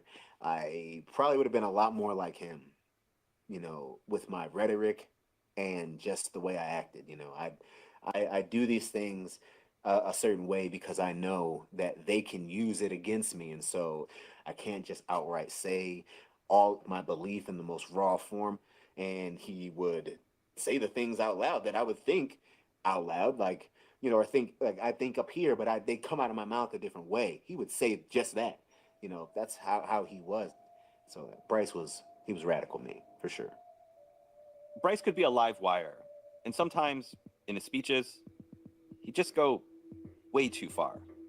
He often had the right idea, but it would just come out wrong. Very wrong. Once we had a town hall and me and Bryce spoke. I spoke first, Bryce spoke second. And Bryce, he made a Hitler reference. He made a Donald Trump Hitler socialism reference. And he used Hitler as the hinge point for the reference. Now, it takes so much nuance to understand what he was saying, because to the layman, it literally sounded like he just said Hitler was right. You know what I'm saying? But he's literally saying Hitler used a rhetoric about socialists that also applies to this right now. This is what he was trying to say. He could have used any other person, but he used that. Bryce's Hitler speech happened in August 2020, around the time that Mickey had falsely accused Trey of being an informant. And there were rumors online circulating about Trey, including that he was a Fed, that he was an anti-Semite, that he just couldn't be trusted. On the Reddit thread, of the black speakers that spoke that night, it was all about me. And everything that all of the black speakers said, apparently I said. They were like, Trey said this and that, and he made a Hitler reference. I told you he was an ant, all this crazy shit. And I knew, I was like, y'all weren't even out there. None of these people were here. And so to me, those felt like fake accounts for sure. You know what I mean? Like one person with several accounts helping construct the narrative. That's what it felt like to me. I wish I could prove that shit. If you remember, Mickey starts spreading rumors that Trey was working for the feds. And that whisper campaign is having an effect, sowing confusion among the leaders and participants of the demonstrations, and leading to allegations online, all made by anonymous accounts, that Trey is a problem. At the time, Trey isn't telling others that he suspects Mickey's an informant. He doesn't want word getting back to Mickey, because Trey's working under a strategy of keeping your enemies close. So Bryce has no idea about Trey's suspicions. And one night, Bryce attends a party hosted by Mickey and his allies. It's in the apartment with all the PKK flags, the one where Zeb had seen, on several occasions, a table full of guns. This is probably like where it all starts, I guess, for me. Back to Bryce. Like other demonstrators in Denver, Bryce is fed up. Nothing's changing, and they're getting their asses kicked by the cops every night. There was a bunch of people there, and there was just, like, I was just super frustrated with just a whole bunch of different things. Mickey comes up to Bryce at the party. He was like, how do you feel? I was like, man, like, not literally thinking like that, but just like, man, like, they're not going to give us no kind of justice, no other kind of way. Let's hit them where it hurts for real. I was basically just saying how I felt, like, let's hit them where it hurts, like, they're killing us. Bryce stops here, and he goes on a tangent. It's a bit of a rant. I'm going to let you hear it, because this is Bryce's typical rhetoric, the type of thing he'd say in front of crowds during protests. But this is also what he's saying to Mickey, an FBI informant, when they meet at the party. America, black people, African Americans, Negroes, niggers, niggas, whatever, we have been under persecution and treated a certain way by Europeans, Eurasians, whatever you want to call white people of lighter skin for at least 3 centuries, 4 centuries. We've been looking for something from your treaty from 1835 that says you was going to give everybody 40 acres. We've been looking for that for 100 years since we've been out of slavery. Now you have sworn peace officers who are killing black people for whatever specific reason. So to see it happen and it started getting closer to home, like I said, Trayvon, Mike Brown, everything like that, and the politicians aren't doing anything, the governor, the mayor, there's no laws being changed, there's no bills being submitted, the officers aren't being penalized or prosecuted. Sorry. You're not really seeing anything on the systematic side of things. So it's like, okay, they're killing us. Let's show them how it feels one time. Basically. And that's kind of where, that's where conversation with Mickey, kind of pretty much went, more or less. Mickey seems receptive to what Bryce is saying. And to impress Bryce, he starts talking about his experience fighting ISIS in Iraq. Mickey brought out a picture of him standing over, like, I don't know how many people's bodies with a, cigar in his mouth, rifle in his hand. I don't know if that was exactly that, but I know it was him in the picture standing over some bodies with a rifle in his hand. He may not have had the cigar. I say the cigar because he smoked them. Standing over a bunch of dead bodies, and then next to the picture was an ISIS flag. Bryce is impressed. He assumes Mickey's some kind of mercenary. Mickey tells Bryce that he wants to talk to him more, in private. He invites Bryce to join him for lunch the next day. So let's go to lunch, after the break.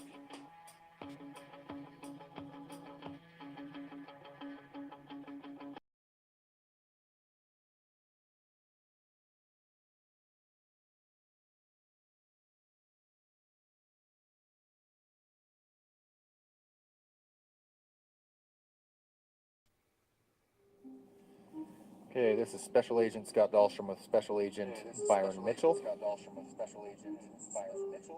It's a sunny day in Denver. This is the week that racial justice activists have begun their full-on attacks targeting police buildings with rocks and fireworks, actions that Mickey had hyped up and encouraged. FBI agent Scott Dahlstrom, Mickey's handler, is sitting in the passenger seat of a black sedan. He hands Mickey a recording device. Yeah, screenshot all that. Yeah. Okay. Peace, love, and hair grease. All right. Peace, love, and hair grease, Mickey tells the FBI agents. He then walks back to his silver hearse.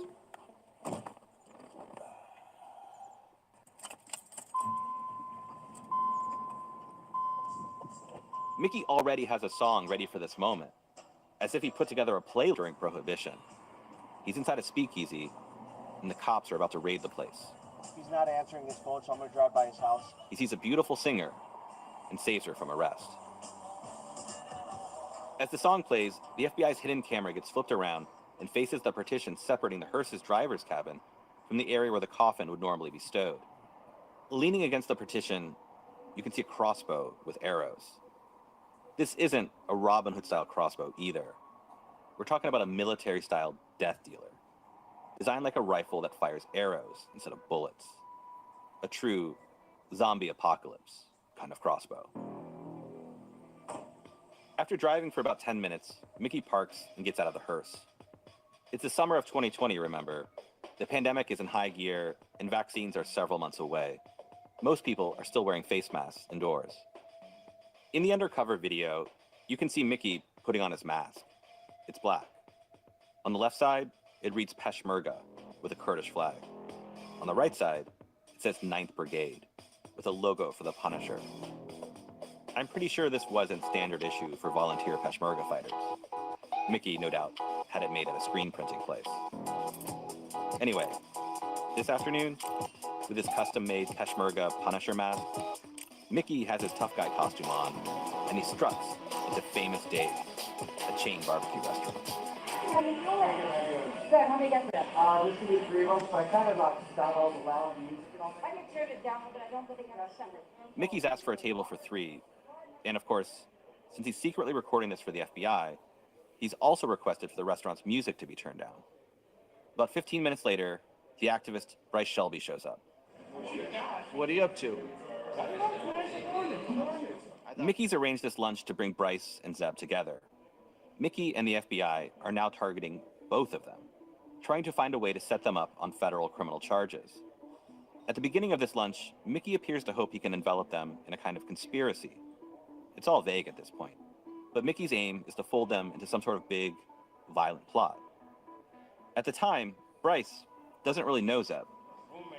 Zeb hasn't arrived for lunch yet, and so Mickey tells Bryce that he's bringing the two of them together because, in Mickey's words, they're talking about the same shit.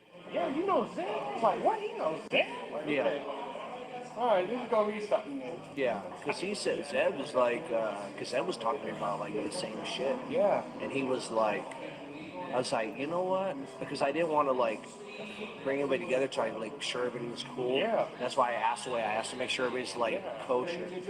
The waiter then comes up to the table. I'll take a Sprite. Serious again? That's fine.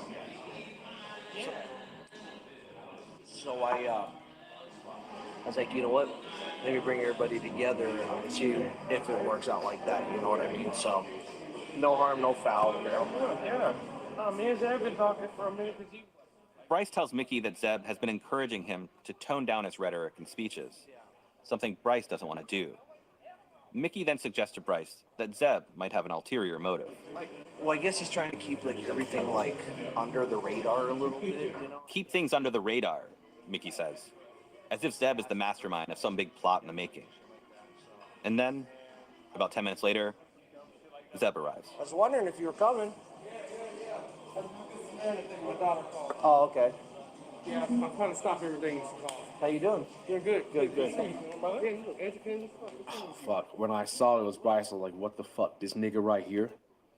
Zeb didn't know that Bryce was going to be at this lunch.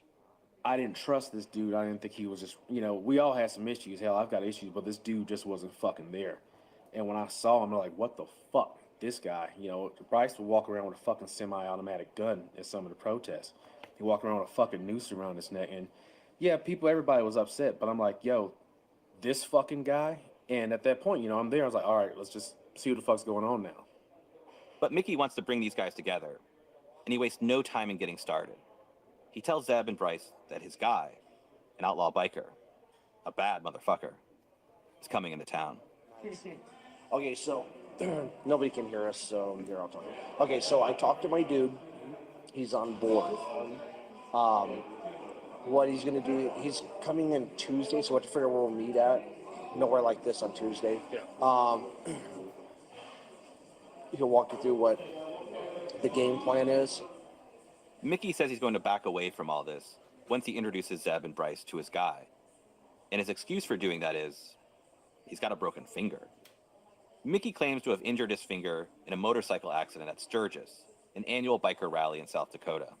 I'm going to have to step back for a little bit because of this fucking situation until this is resolved. Because I am, like, no good with the fucked up finger. Like, literally, my shit, let me show you something. This is how bad my motherfucking finger is. So as you can see there, the bone's completely shattered. Yeah, so it's completely shattered. So I have to, and they're going to have to, like, jacking off, man. Zeb cracks a juvenile joke, in case you missed it. Too much jacking off, man. I wish, but it ain't the jacking off. But the thing is that they said, apparently what they told me was that they're going to have to cut through my fingertip, put a pin in there. If that does not work. Mickey explains that he needs to get the finger treated, or he runs the risk of losing it altogether. Mickey then starts to encourage Zeb and Bryce to come up with a plan. But, he warns, they can't bring anybody else in. It's got to remain super secret. Don't tell anyone what we're talking about. Yeah, but let me tell you something. I'm gonna be real with you a second, okay? And I'm gonna put it as an outlaw biker point of view. When you bring too many fucking people in, somebody's gonna talk. Yeah. Motherfucker gets pulled over on a DUI, they're gonna talk. Motherfucker gets on a dope charge, they're gonna talk. Motherfucker goes to a fucking massage parlor and he's getting massaged up, and then he gets motherfucking arrested. Motherfucker gets snitch. The waiter comes to the table, and Mickey, Bryce, and Zeb stop their tough guy talk and order food, as if nothing's going on. Yeah. Mickey says he's buying. Ready to get some food on? Yeah. Mickey orders ribs with beans and mashed potatoes. I wanna do ribs. Zeb orders the same. And Bryce says he'll take a chicken sandwich. All right. Anything else, guys? And garlic toast for me. Okay. Instead of muffins? No, I don't like muffins. I hate muffins. What? I do not, man. I eat that shit in the South so much. That's like eating fish in the ocean. I'm fucking tired of that shit. This ain't Wilbur, and I ain't no soccer ball. Thank you, man. All right, yeah. Cool. Once the waiter leaves, the tough guy talk picks back up. We have these short instances in time if y'all are taking it. But let me learn what I need to learn, and I'll build up and make something bigger. I want to burn the whole fucking city. Zeb is talking a lot like he was earlier, when he and Mickey met in his apartment. A lot of vague ideas, speeches, propaganda, training, but with a big, splashy conclusion. I want to burn the whole fucking city down, Zeb says. But Zeb doesn't have any sort of timeline or much of a plan. It's wild talk, really. Zeb continues to say violence is needed to break our corrupt and racist system. But he's somehow going to inspire others to commit violence, not commit any himself. Right. Why can't I build up over time and anger and resentment and then just throw some fucking event? And we go to a rich neighborhood and I cannot control what the people do. Why can't I grow anger over time, Zeb says, and then create a demonstration in a rich neighborhood? If people get violent, well, I can't control people. That appears to be the extent of Zeb's recipe for revolution. And that's not good enough for Mickey. But which rich neighborhood are you thinking of? Think of it over time. You got 6 months left. Yeah, but you gotta remember, my guy doesn't have 6 months. All I need him to teach me. I don't know, man. You'll have to talk to him. But the thing I'm telling you is, this guy's an old bullshit type of cat. You know what I mean? He's not gonna like sit around and fucking make hamburgers or shit like that. I mean, if y'all trying to do shit, he's gonna help you with it. But you gotta understand, this guy's a no fuck around type of dude. You know what I mean? And it's like, you know, I mean, you look at Bryce's plan. Bryce is talking about immediate action, you know, newsflash shit. Yeah. You know. I mean, what do you think, Bryce? I hear what they're saying because you've been saying this tree for the past. Bryce says he feels like they're running out of time. The cops are kicking their asses. Something more needs to be done. And soon. And Mickey encourages a more specific plan. Blow up a courthouse, maybe. Or shoot the attorney general. You know, I'll put it like this. Let me just be real with you for a second. At the end of the day, it's cool. Whatever your game plan is, I mean, I'm not going to sit there and tell you, you should do this and you should do that. I'm not going to say that, okay? But you need to have an objective of what you're going to do. I mean, you know, like, if Bryce is planning on, like, okay, I want to blow up a motherfucking courthouse, I need to know what the game plan is. I'm going to shoot up a motherfucking attorney general so I can tell my dude, this is what's up. Because if I tell my dude, like, yeah, they're going to come out and hang out for 9 months and they want to do some training. I don't think we got that much time. Mickey says he needs to give his contact, the no fuck around guy, an action plan. Otherwise, this is all just talk going nowhere. But the thing is, at the end of the day, I got to tell my dude a game plan. I can't tell him, like, well, they plan on like 8 or 9 months. You tell me, okay, cool, whatever, I'll talk to you later, click.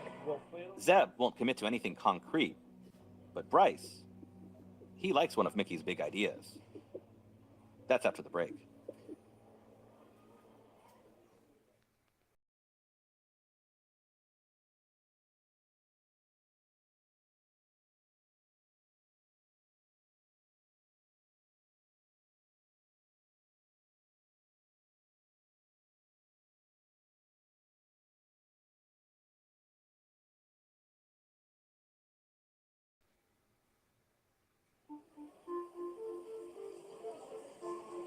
So Mickey, Zeb, and Bryce are sitting at a table at a famous Dave's barbecue restaurant in Denver. Zeb's blueprints for revolution are vague and all over the place, as usual. We'll wait a few months, get people angry, and then they'll lash out with violence, bringing down the whole system, or something like that. And Mickey is getting frustrated with all this gasbagging.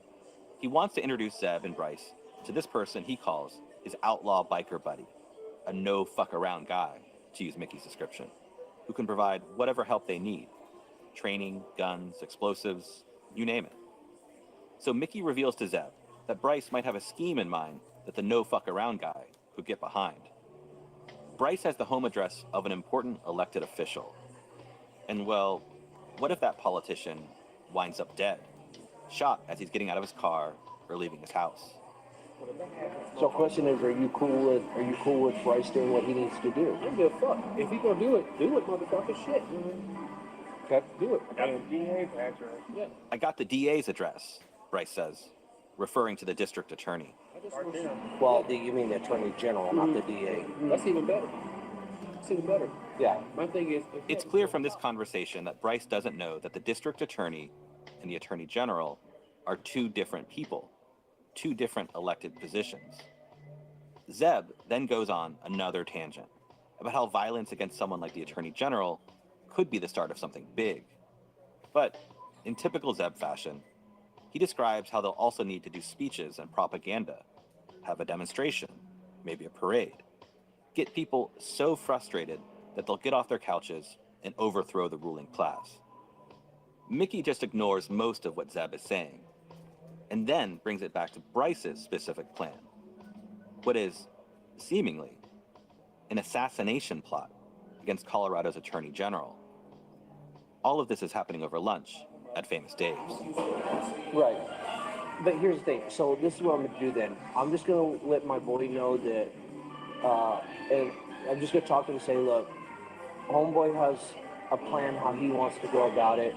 You want to kind of approach it on a different level. And that way, and I think a good idea too is just to cover our asses and we'll have Zebediah's get my weapons, get my toys for me. We'll have him get my toys for me, and then you focus on your game plan, and I'll have my boy focus on helping you do what you need to do. Okay. Do you know anything about like rifles? Do you know anything about rifles? Bryce asks. Bryce, at this time, has a bullet jammed in his rifle, and he can't get it out. A circumstance that would make killing the attorney general pretty challenging. Yeah, yeah. Okay, that's He's the gonna, thing I need. he'll take a look at that shit for you. Okay. Yeah, I talked to him about it. He's like, yeah, he'll show you how to walk. That's Mickey is whipping up Bryce to commit himself to this assassination plan. So you're thinking for sure they're the AG. yeah. Somebody we know, something that will send a message. Right. Then the discussion takes a very weird turn. Zeb, listening to everything and wanting to be part of the conversation, begins to suggest that they should figure out a way to use Denver's sewer systems to move around the city. As if they're, I don't know, Teenage Mutant Ninja Turtles? Yeah, but where's the sewer at? I mean, where? We're all under it. Let's use the sewers, Zeb says. But where are the sewers? Mickey asks. They're all under us, Zeb replies. Well, whose sewers are you talking about? The governor, the police chief, the mayor? I don't even know where the fuck he lives. The conversation continues like this, an absurd discussion of sewers. And the three men finish eating and walk outside of the restaurant and into the parking lot. Mickey is clearly annoyed and wants to steer his targets away from Zeb's ludicrous idea to launch the revolution from Denver's sewer system and toward Bryce's nascent plan to kill an elected official. Mickey says he's got to let his contact know what's up, and soon. So I'm gonna let him know. Who do you want to get then? Attorney General. Okay, well, all right, I'll make a call. All right. Cool, appreciate you, bro. Already. Everybody have a way to get back? You good? Yeah, I'm good. Okay. Yeah. Play it slow, you know what I mean? Black power. Already, y'all. Yeah, all right. Mickey gets in his silver hearse and sums up his meeting with Zeb and Bryce. What a dumpster fire.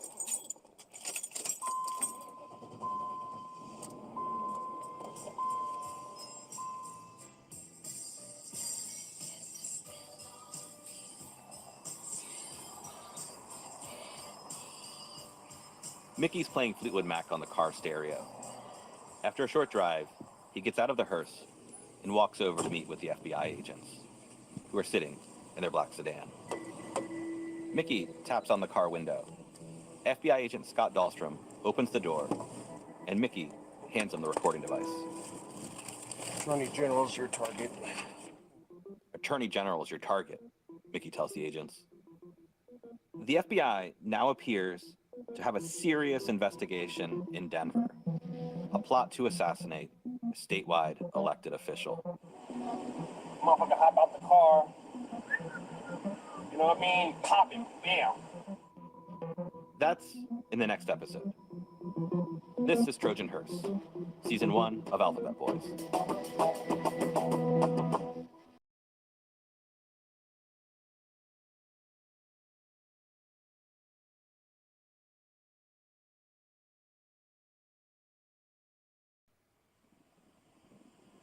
So there's this video, and you're seeing the inside of a Nissan Altima with a black leather interior. In the center console, you can see a water bottle, keys, and a cell phone. And you can also see the right arm of the driver, who's holding the camera. He's got an intricate sleeve tattoo. In the center is the symbol for the 187th Airborne, the famous U.S. Army unit whose history dates back to World War II. The air conditioner is at full blast. It's in the 90s today, in Denver. UCE 7775 in Denver, Colorado. Today is August 25th, approximately 2:50 p.m. The man you're hearing is an FBI undercover agent, number 7775. UCE is the FBI's acronym for Undercover Employee. This FBI guy, he's going by the nickname Red. I don't know his real name. What happened? A few minutes into the recording, Mickey walks up to the Nissan Altima. Red rolls down his window, and he notices Mickey's broken finger. What'd you do to that thing? I went to Sturgis, some fucking drunk driver hit me Oh, on his fucking bike. Just clipped my handlebars from my wrist, that was it. Mickey then walks over to his car, and Red, sitting in the Altima, seems to think Mickey looks ridiculous as he gets behind the wheel of a silver hearse. holy shit. Red then follows Mickey. He's listening to the radio as he drives.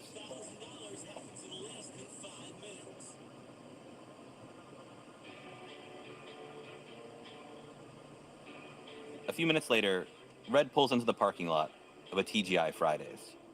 Mickey walks up to him again. He's pretty laid back, but he's kind of fucking, you'll see, he's kind of mental in some fucking ways. He's kind of mental in some fucking ways. Mickey means Bryce Shelby, the activist with the vague plot to assassinate Colorado's Attorney General. Mickey's about to introduce Bryce to Red, the friend he'd been talking about, the outlaw biker, the no fuck around guy. I'm TrevAaronson. From Western Sound and iHeart Podcasts, this is Alphabet Boys.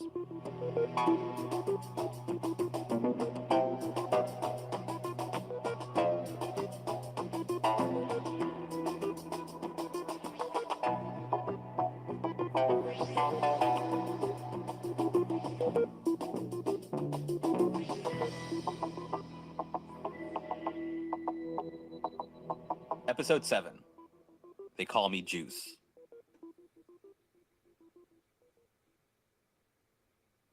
Mickey Windecker, the FBI's informant, has his sights on two targets, Zeb Hall and Bryce Shelby. He tried to roll them up over lunch at Famous Dave's into a single conspiracy, but Zeb had said he's not ready. So now, in this episode, Mickey's going after Bryce. Just Bryce. Before we get there, I just want to remind you of the timeline. It's a bit confusing, since so much happens over the span of 1 week. The attacks on the police buildings in Denver, the ones Mickey hyped up, they happened from August 22nd to August 29th, 2020. At the beginning of that week, Mickey invited Zeb Hall and Bryce Shelby to lunch at a Famous Dave's barbecue restaurant. That's when Bryce discusses with Mickey an idea to target Colorado's Attorney General. So you're thinking for sure that the AG. Yeah, somebody we know, something that will send a message. Right. And Zeb offers crazy talk about navigating Denver's sewers. So at the events where things happen, they're always by the city. They're always by the street. Yeah. After this meeting, Mickey had gone up to his FBI handler, Agent Scott Dahlstrom, and suggested that Bryce was serious about an assassination plot. Attorney General's your target. So that's the timeline. Now, it's August 25th, a Tuesday, and we're at a TGI Fridays. Mickey is planning to introduce Bryce to Red, the friend he'd been talking about, the no fuck around guy. Before Bryce arrives at the restaurant, Mickey and Red are there with another demonstrator named Mark, who knows Bryce from the protest scene. And Mickey is describing how he knows Red, which is, of course, a bullshit story. Known Red for like a decade. We met at 70 Sturgeons because it's 10 years now, so it's like 80. I saw him again like a couple weeks ago, and I was like, bro, what's up? So that, because like the Special Forces community is like real small, even though like, you know, I'm Kurdish and stuff like that, we still talk to him and stuff like that. I hate to say it, but I had to check on him. And a couple other guys from Fifth were like, yeah, we know who he is. He's cool. I was like, all right, cool, all right. I just want to make sure because he's got some good qualities, bro. He's got some top-notch shit. So. Yeah. Okay, I just want to highlight the absurdity here for a minute. Mickey, the guy who got booted out of the Peshmerga in Iraq for being a fraud and a liability to the fighters there, is claiming to have been in the Peshmerga's Special Forces. And that's where he met others in the Special Forces community, including, apparently, Red, a retired American. Mickey says he's called around to his Special Forces contacts, and they all vouch for Red, who, Mickey says, has, quote, some top-notch shit. And what he means by top-notch shit is, of course, weapons. Anything you guys are going to do, I mean, I know that Bryce is like, his plans. He's fucked up. Oh, he's fucked up. I don't know exactly what, but yeah, we're about it, you know? Yeah, absolutely. But he's, unfortunately, I'm non-operational because they'll probably amputate the motherfucker. Mickey's talking about his broken finger again. That'll suck if you lose that thing. Man. Oh man, I'll be mad as fuck because I gotta like, I'm gonna have to get like one of the prosthetic 3D print ones on there and shit. So I'm like shifting my little Captain Hook, or my nose picker, or my twat grabber. A few minutes later, Bryce arrives. What's up? What you up to? Fine. Hey, Nick. How you going on? Right on. Mark? What's up, dude? Summer. Thank you, brother. Another day, man. Hey, Bryce, this is my boy Red. Red, this is Bryce. Juice, man. They call me Juice. Juice. That's my name, man. Yeah, Bryce tells the FBI undercover agent his nickname is Juice. They call me Juice, he says. Get something to drink, man? Yeah, let me get a strawberry lemonade. Strawberry lemonade? I'll be right back. Okay, cool. Mickey then starts telling Bryce about his friend Red and how his fellow members of the Special Forces community vouch for him. He's legit. All your shit you want to do, that's my boy that's gonna help with your dreams come true. I don't even know what the fuck we're fighting. I just know that these people that run shit are not for us. I'm some regular Joe civilian. But if I see this coming, I'm not just gonna stand by. This is my family that could be next. I got the district attorney's address. Who? This district attorney. I keep always telling the attorney general. I don't even know. No. Bryce is still confusing the two positions, the two different elected officials, the district attorney and the attorney general. Red and Mickey ask Bryce if he's been to the address. So you went and checked it out. So you have seen it? Mm-hmm. But have you been in it? I just Googled it. Okay. Like, the neighborhood itself, like, it looks pretty quiet. So it's really a matter of what time did this motherfucker get home. Because if nobody's outside, or you just hear some pops and whatnot. What kind of neighborhood is it? G neighborhood. Like one of them enclosed kind of neighborhoods, you know, a lot of trees and shit like But not no gates. No gates. Hell. No, that's a good thing. So I'm just thinking, I don't know, like, I would like to get multiple people at one time, but obviously you got to keep this small. You know what I mean? So it's like, who's somebody we can get? This motherfucker is the one overseeing all these cases. You know what I mean? So This motherfucker is the one overseeing all these cases, Bryce says. Again, he's confusing the two offices. The attorney general isn't prosecuting demonstrators. That's the district attorney. nobody knows that we're here besides me and him. All right. None of my people from my circle, none of my people from his circle that I know of. Unless you told somebody, I didn't know. I haven't said nothing to nobody. Compartmentalize that shit. I used to do missions. I gangbang and shit like that. So this is another mission to me, but on this. Red suggests to Bryce that they take a drive to scout out the attorney general's house. All right. Well, I think we ought to roll by there. Okay. I got the address. I mean, if you're good with it, I'm with it. your call, but see what the options are at that point, right? A few minutes later, Mickey leaves, saying he has somewhere else to be. Now Bryce and Red can talk about Mickey without him hearing. Bryce asks Red if he and Mickey had served together. Not directly with them. No, we met here, but I spent 20 years in the military and spent 11 years overseas. Thank you for your service. What branch? Army. Red then shifts the conversation back to the plot to murder the attorney general. I mean, I think what you were saying, I think you can accomplish that goal, but in a manner that would allow you to be somewhere else. The next day. Right? Versus running. And then you can continue to be who you want to be, not somebody's. Right. Not just mounted on a wall somewhere. Right, exactly. That's my nickname. That's my nickname. They call me Juice. That's what I said. You said it earlier. I didn't pull that out of my ass. There's a way to pull this off, Red says, and not splatter your juice on the wall. Bryce likes the joke. Anyway, Bryce is adamant that he's serious about all this, but he's still confusing the title of the guy he is, supposedly, plotting to assassinate. How is this going to change? Will people understand what happened? Will they just hire another DA? Back to the old ways. Right. Red tells Bryce that he's here to help because Mickey asked him to help. That's why he called me. Yeah. Right. That's why I'm here. Like I said, I owe him a favor. Here it is. But the favor Bryce really wants, the reason, it seems, he even took this meeting, is to find someone to fix his rifle, which has a bullet jammed in it. Would you mind looking at my rifle? Bro, that's what I do every day. All right, that's all I need you to do. That's about it, bro. That's really it for me. I'll go. I'll try. Nobody else will. I'll try. That's really it for me. Bryce is telling Red that's all he wants. Fix my rifle, and I'll go kill the guy myself.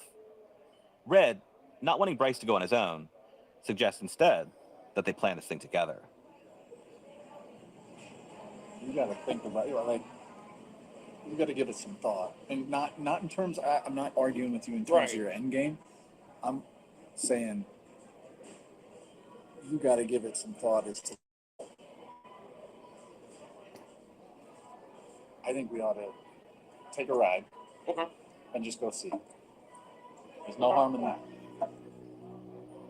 Red suggests that he and Bryce drive to the Attorney General's house to scope it out. More after the break.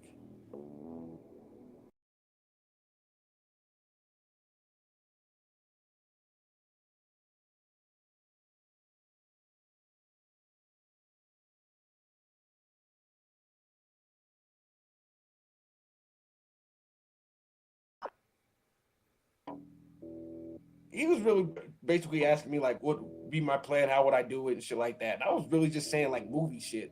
Cut his lights off, kick in the door. I don't got no real fucking plan to do this shit.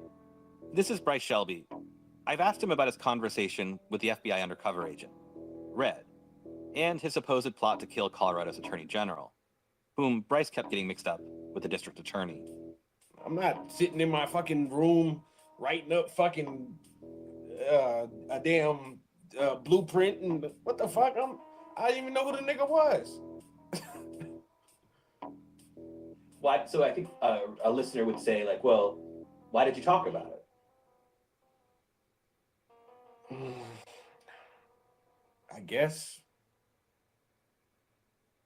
I don't know. That's just how you feel at a moment. Like, I'm gonna kill that motherfucker.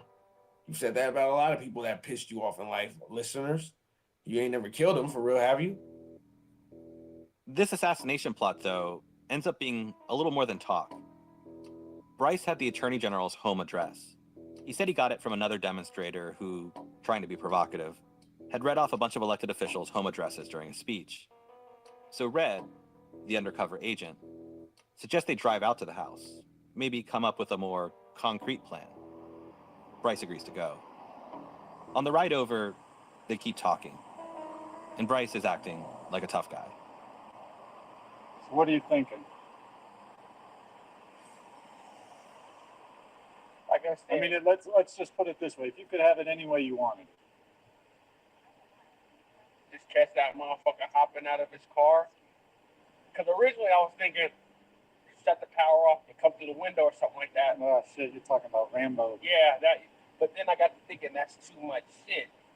I got a big ass rifle I got to hold. I got to, you know what I mean? I think about back to like forensics tracing and shit like that. Yeah. Versus not getting none of that shit on you at all. Motherfucker hop out the car. You know what I mean? Pop it. Bam. You're still talking about forensics right there. Yeah, but that's a lot less forensics, though. I see what you're saying. The FBI agent is being generous here for the sake of the undercover sting. Bryce is talking a bunch of nonsense. As far as like actually just bodying niggas up, like nah, that ain't in my boat. You trying to hurt me though? While I was minding my own business? All right, yeah, no, okay. We're gonna see about you here in 1 second. Bryce then begins to describe to Red how he wasn't interested in any sort of violence when he first started protesting. Mickey, he says, pushed him in that direction. And when I met Mickey, yeah, that was really like the first thing he said. He was like, we're at an impasse. A lot of people like thought he was a cop and shit, and then me and him started talking. And then he pulled out his fucking prison ID. I'm like, yeah, this ain't no cop for sure. Red then asks Bryce what he knows about the guy whose house they're driving to. What do you know about this guy's Attorney General? What do you know about his family? I think he has one kid and a wife. But that might be those might just be relatives. You know, like on voter registration, it doesn't say who's what. Yeah. I think he has one kid and a wife. I don't know how old his kid is either. How old's he? 40, mid to early 40s. Early to mid 40s, I guess I should say. How long has he been in office? About 4 years. I want to say about 4 years. 4 or 5. Okay, I want to pause for a minute because Bryce, he gets almost everything wrong about Colorado's attorney general at the time, a guy named Phil Weiser. Phil Weiser is married. That much is true. But he has 2 children, not 1. At the time Bryce and Red are having this conversation, Weiser is 52 years old, not in his early to mid 40s. And he was elected in 2018, and as this conversation is happening, has been in office for less than 2 years. Not, as Bryce says, 4 or 5 years. Anyway, back to the car ride. So, the question I asked earlier, in a perfect situation, what happens? He hops out the car. I'd say maybe about 100 yards away, if that.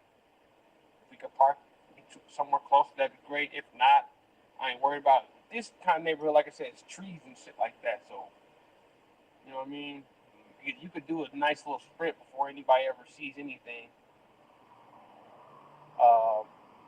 Gotta figure everybody's got cameras. Yeah. But you know, I say in a perfect situation, the motherfucker hops up the car. He's getting his briefcase in the back seat or whatever. Light him up a couple times. Aim for the head, goddammit. Jesus Christ. This is about when they pull into the neighborhood. We pulled in front of it. We pulled in front of the school, actually, and sat in the parking lot. I don't know, 150 yards away from the house. Bryce and Red are looking at the house. I don't know. What do you think? Figure out his schedule. I'm gonna have to come by here with probably with my homegirl. See if I think if you think you're gonna sit outside here, catch him leaving. I don't know, bro. What about coming home? You got to figure. Comes home, he does this, the garage door goes up. He drives inside, he does this, the garage door goes down. I mean, I think there's a better chance of accomplishing your goal with something else, right? I mean, not like here. Yeah. I just think you can get the thing done and get out. Mick told me, and maybe he's wrong, but he told me that one of your big concerns was making sure you didn't get caught. Yeah, of course. So, live to fight another day. Yeah. I want to see the results of if this worked or not, of course. Yeah. I'm gonna have to figure out what his car drives. And just see where he's, where he goes from a day-to-day basis. You know what I mean? Trail him. I'm gonna have to trail him. I wasn't gonna start doing none of this until I got back in town from Kentucky. At this point, while he's talking like some hitman, Bryce is backing out, ever so subtly. He says he can't do anything soon because he'll be traveling. So Red suggests another possibility. He's got connections. They could hire someone to kill the attorney general. It's going to cost something to put it together. That's all I'm saying. What are we looking at figure-wise?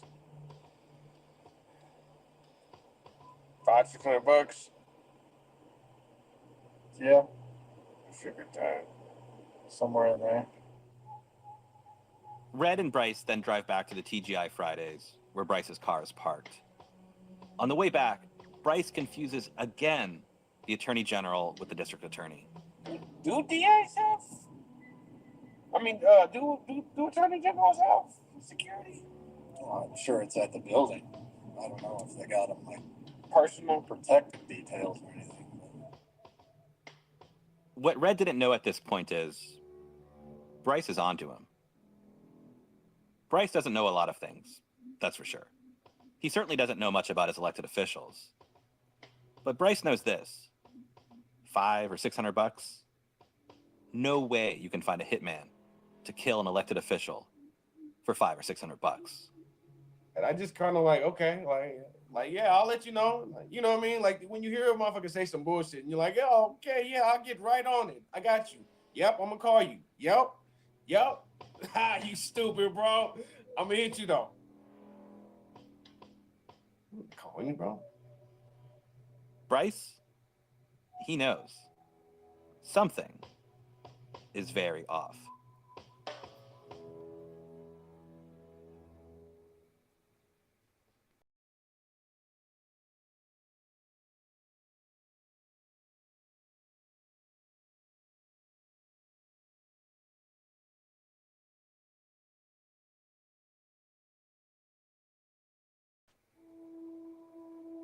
So Bryce, as you're probably figuring, doesn't assassinate Colorado's attorney general, or even try to. But his rhetoric, it's troubling. He did talk about killing a politician. Bryce said, just shoot him as he gets out of his car. It's on tape, secretly recorded by the FBI. Motherfucker hop out the car. You know what I mean? Pop it. Bam. Bryce seemed to have a kind of bloodlust in his words. Same with Zeb Hall. He was like Bryce, talking big, talking about violence, talking about burning the whole motherfucker down. I've seen this kind of behavior a lot in undercover stings. The targets of the investigation talking and acting like the undercovers, who are, in turn, acting like bad guys. Terrorists, drug dealers, money launderers, con men, whatever. Humans have a tendency to mimic the behavior of people in their social groups. We all do this, some more than others. But in undercover stings, there tends to be an amplifying effect. The targets of the sting either want to impress the undercovers, or they're scared of the undercover agents. And so they talk and act more like bad guys. Bryce is doing this. For example, when Mickey and Red talked to Bryce about guns, he told them that his guns were illegal to bolster his image as a badass. But that isn't true. I was maintaining the image with them. I bought my shit in pawn stores. So, you know what I mean? I was floating it to them, you know what I mean? I'm gang banging, whoop-de-whoop-de-woo, I'm Crips, and I ain't got no tattoos, nowhere fucking where on my goddamn body. And not that that means anything, because there's gang members that don't have no tattoos at all. But I'm not in the gang book. I've never been arrested, like with, you know what I mean, with people, you know what I mean, for them to profile me like that and no shit like that. But I was telling them that, you know what I mean? I'm thinking, again, these are mercenaries and hitmen, so, you know what I mean? We talk and killer talk, more or less. So you're playing the part. Yeah. And then when them motherfucker was like, yeah, throw me 500, I got you. Well, first off, running in the streets, you killing a political figure for way more than that. I'm just saying it straight up, you know what I mean? You killing somebody big like that for way more than $500. So you knew it was suspicious right away just because the price was so out of line, right? Yeah. Grossly, you selling yourself grossly. That's some M's. For an M like that, that's some M's. Just being real.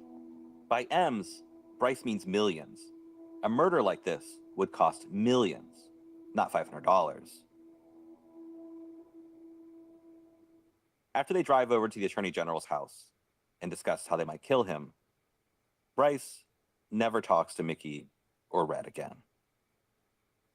They tried to call me and shit like that, but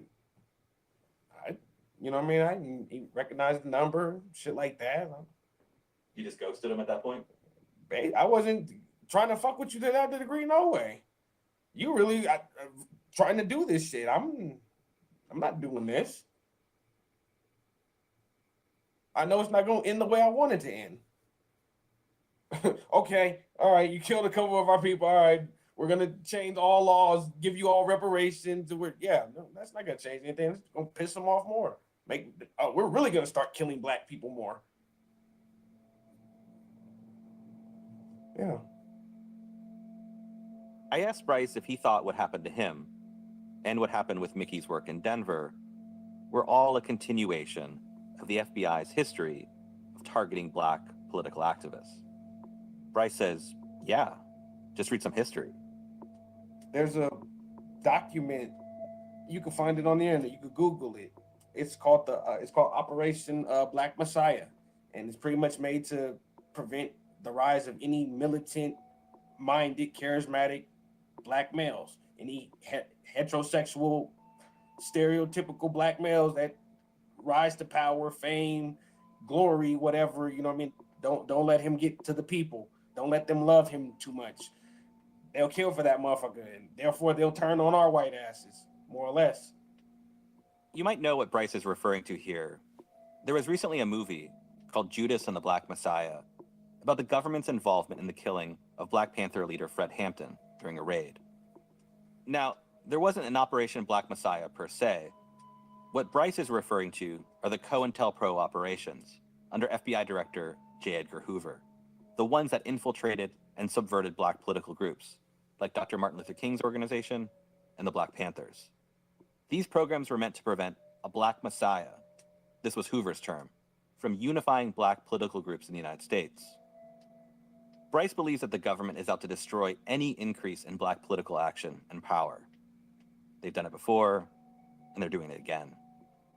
It pisses him off. I feel like America wants us to just be quiet and let it happen, but that's so un-American. Like, this country was started by some motherfuckers who didn't want to pay 10 cents or 13 cents or whatever on some tea. They started a whole fucking war, separated from their country, their motherland, over some tea. I'm wrong for wanting, I guess, as the government will put it, I'm wrong for wanting to go to war because you're killing us for no specific, over a $20 check, over a $20 bill, over an autistic kid walking down the street dancing to his music with a mask on because he's weird like that. I'm wrong for wanting to go to war because you're killing us for small, egregious reasons. I think I'm more American than you son of a bitches then.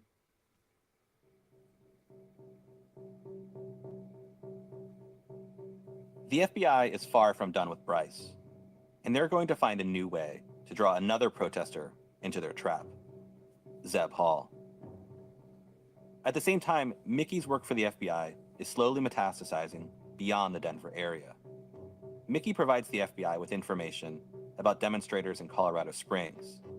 This sets off a whole series of events that will have big consequences for Mickey. The FBI launches a new, separate investigation in Colorado Springs, where a young cop is recruited to work with the FBI. She wears a long wig of pink hair. When you were marching in the housing march, were you doing that for the Colorado Springs Police Department? I was under the authority of the FBI. How many other FBI agents were in that march? I respectfully decline to answer. That's in the next episode. This is Trojan Hearse, Season 1 of Alphabet Boys. Alphabet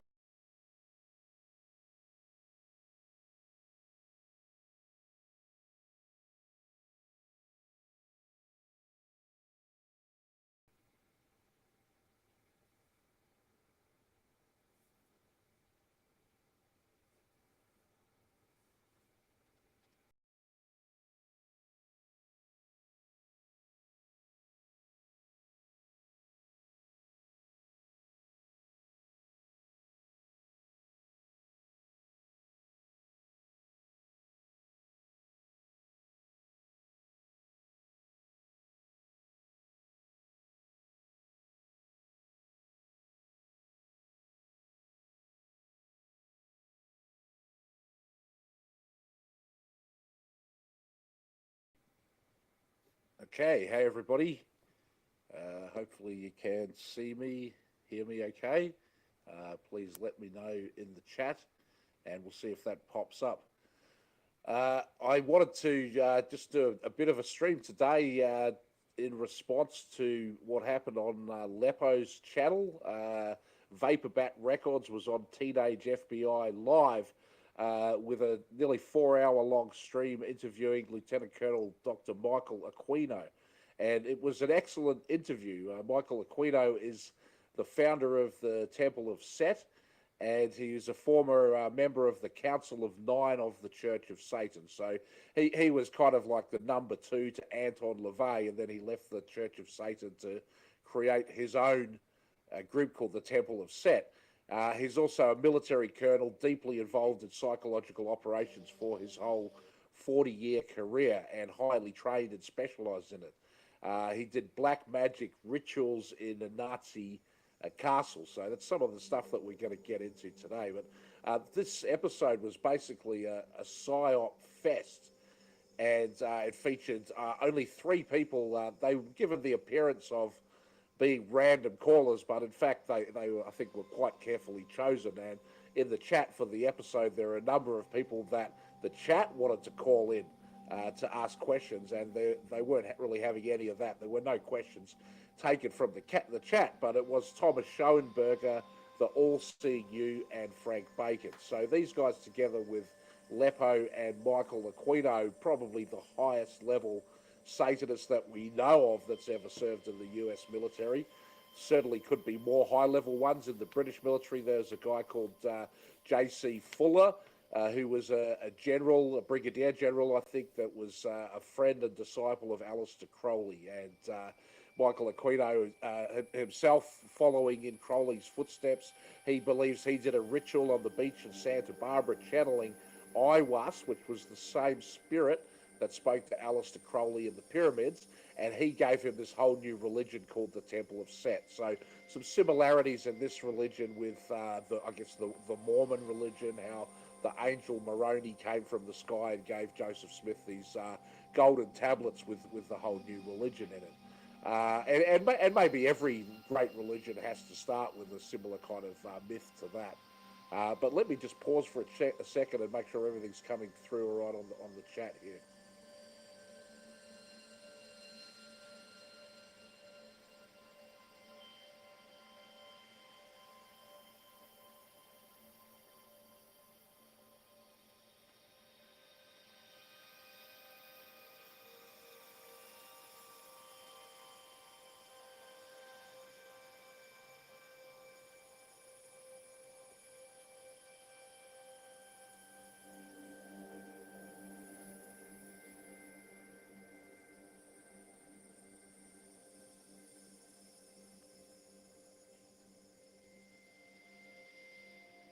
Okay, looks like it's coming through loud and clear for everybody. So thanks very much for tuning tuning in. I'll continue with my presentation. So unfortunately today my time is pretty limited. I'm going to a conference this week, which is pretty funny because DeFango's just been to a conference this week. I think Dave Acton has just got back from a conference.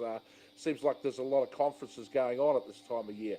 And anyway, I've got to get out of here today, but I wanted to delve into who Michael Aquino is a bit. And it's an interesting topic to talk about because Thomas Schoenberger was the first caller in, and I thought he asked some pretty interesting questions. He asked about the pyramids of Egypt being used as musical instruments, and since Aquino was so deeply into Egyptology, maybe he knows something about that. So I thought that was a pretty good question. Unfortunately, Aquino didn't really know anything about that, but he said that he wouldn't doubt that stuff like that would be a factor in the design. But basically this was a PSYOP fest that all of these people calling in were reveling in the idea of psychological operations. And I don't know, maybe that is just the world that we live in now, that just like Snowden came out and said, guess what? The NSA is spying on you. It's reading all your emails. It's listening to all your phone calls. Every private message you think you send, they read it and collect it and store it forever. They have AIs that, track all of this data.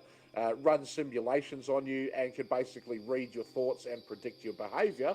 Hey, but it's no big deal. Everyone go about your life, just as you were yesterday. And that's pretty much what happened. Everybody did go about their lives. And so maybe this is sort of what we've reached in humanity and civilization with this election coming up, as these LARPers and PSYOPers are going to just, come out, come clean, like DeFango did with his subpoena stream. I heard him saying today he got in trouble with Ed Batowski for sharing so much information, including passwords, and he didn't seem too concerned about it. But it's coming out that there are organisations behind these people who just appear to be LARPers that you're interacting with on social media.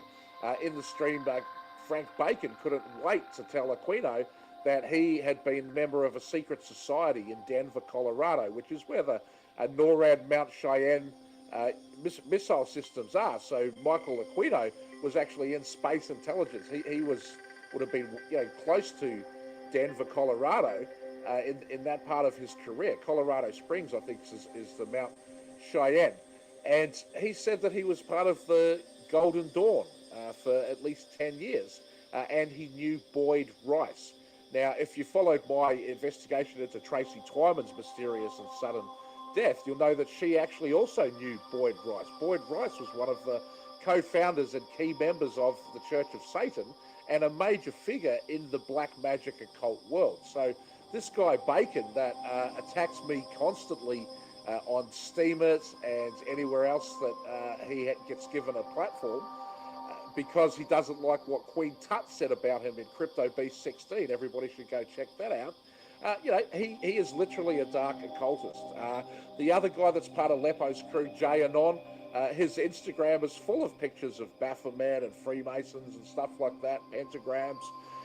And he's a LARPer on the internet that's making memes and getting involved with these kind of political operations, the gay ops on people, the doxing. I'm not saying that Jayanon does doxing, but what I'm saying is that there are these people involved in secret societies who know each other and seem to collaborate with each other, kind of in a way that you would say is like a gang, and they do kind of pick targets and attack all of those targets together at the same time, like a gang would do. So this is what's known as gang stalking. And if there's anyone on the internet who has been accused of gang stalking the most, and also would claim to be a victim of the most, it's probably Thomas Schoenberger, who called into this show but didn't talk about that with Dr. Aquino, which is unfortunate because Dr. Aquino is actually in the same position, and the similarities between him and Thomas are really quite remarkable. That I think I would describe both of those men as black magicians. They would probably call themselves that as well. And they're both interested in these psyops and psychological operations. And Aquino talks about psyops being lesser black magic. Propaganda is lesser black magic.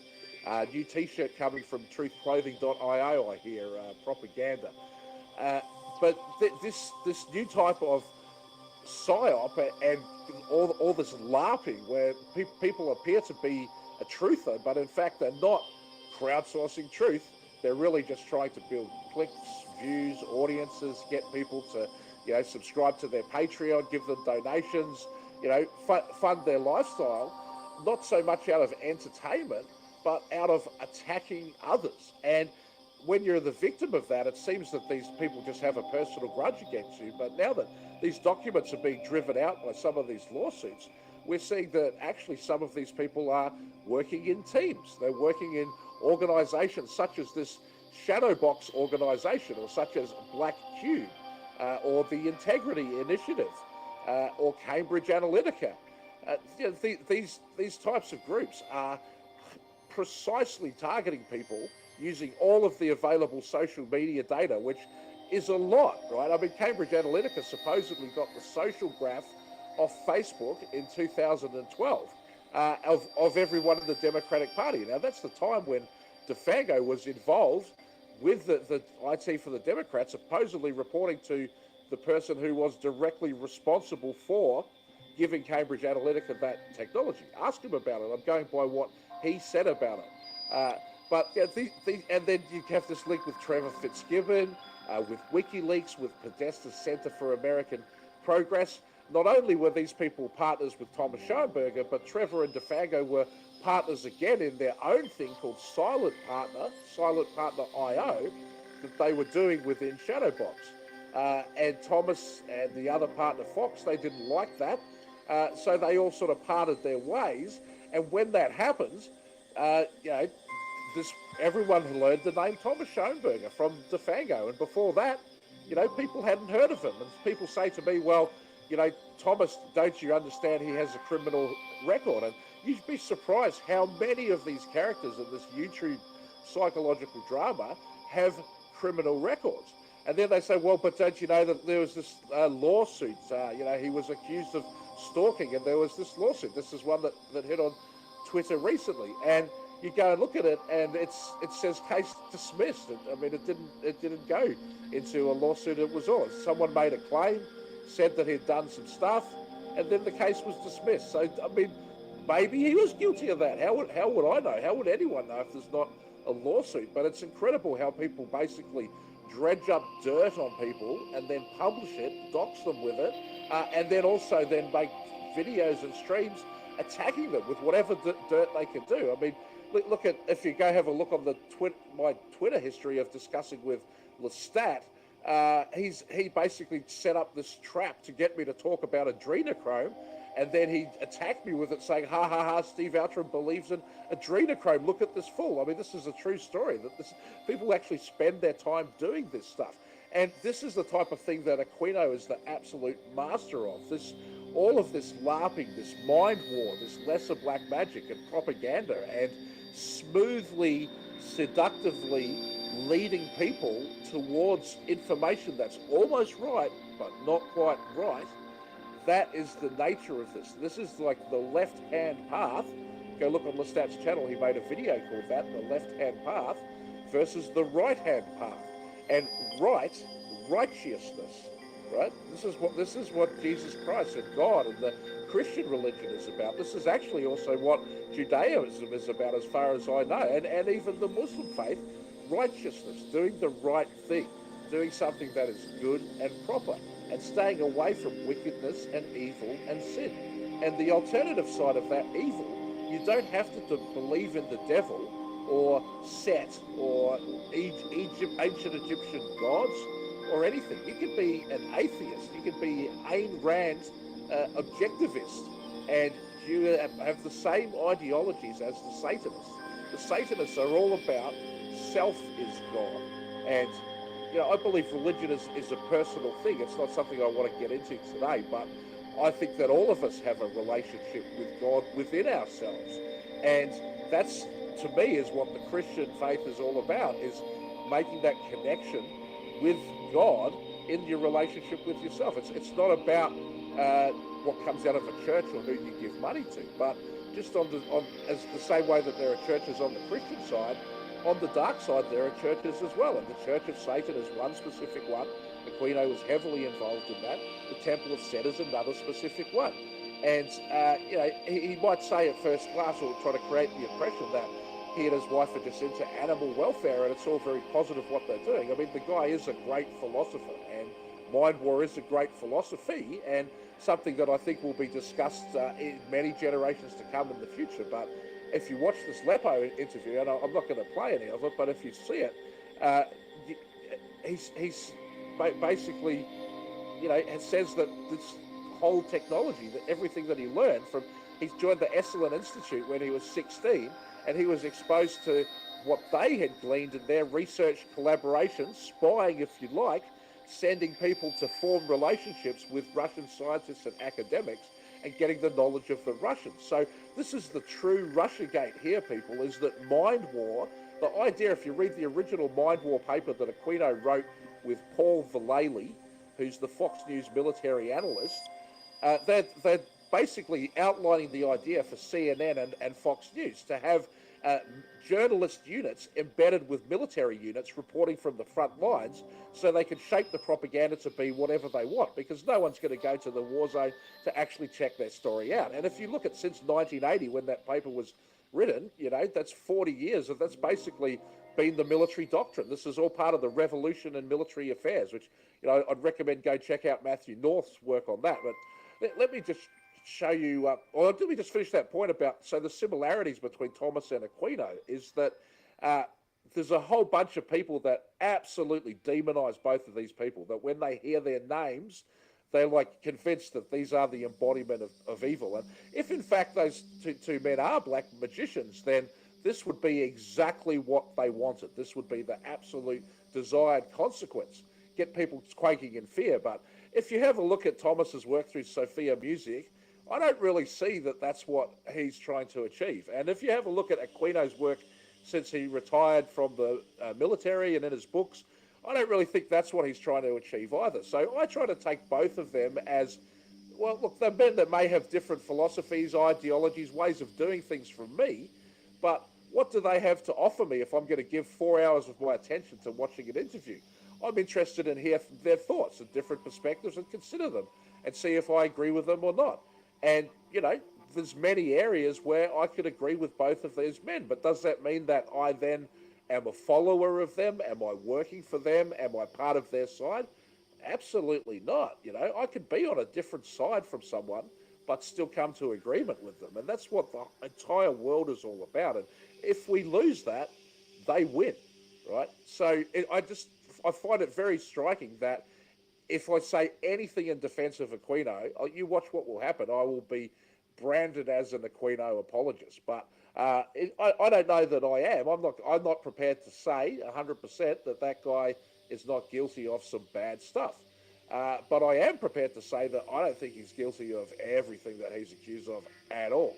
And I would say the same thing about Thomas Schoenberger. So I think both of those people should be given their chance to speak for themselves. And thank you, Lepo, for giving a platform to, not only to Michael Aquino, but to Thomas as well, and to anybody else, I guess, that wants to get involved and speak their piece about this. If they don't want to do a live stream themselves, they can come on Lepo's channel. But I didn't want to do that, and you can go check my Twitter. I'm on the record saying that, I want nothing to do with Frank Bacon or Michael Aquino or J-Anon. I mean, these people are Satanists. They make pentagrams and worship freaking Baphomet and stuff like that. So let me take a pause for a second and show you a clip, and please let me know in the chat if the clip is actually coming through all right.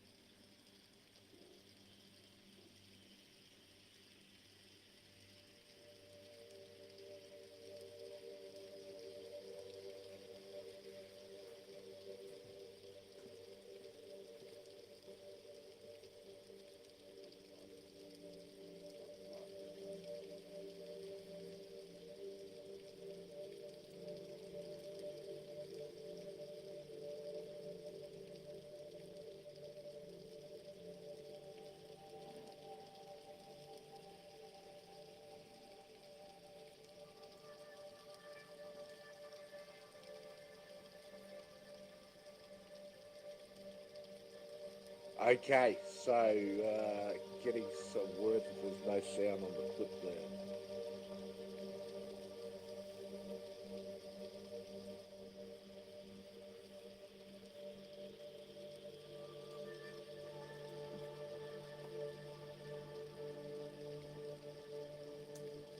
Let's see what I can do.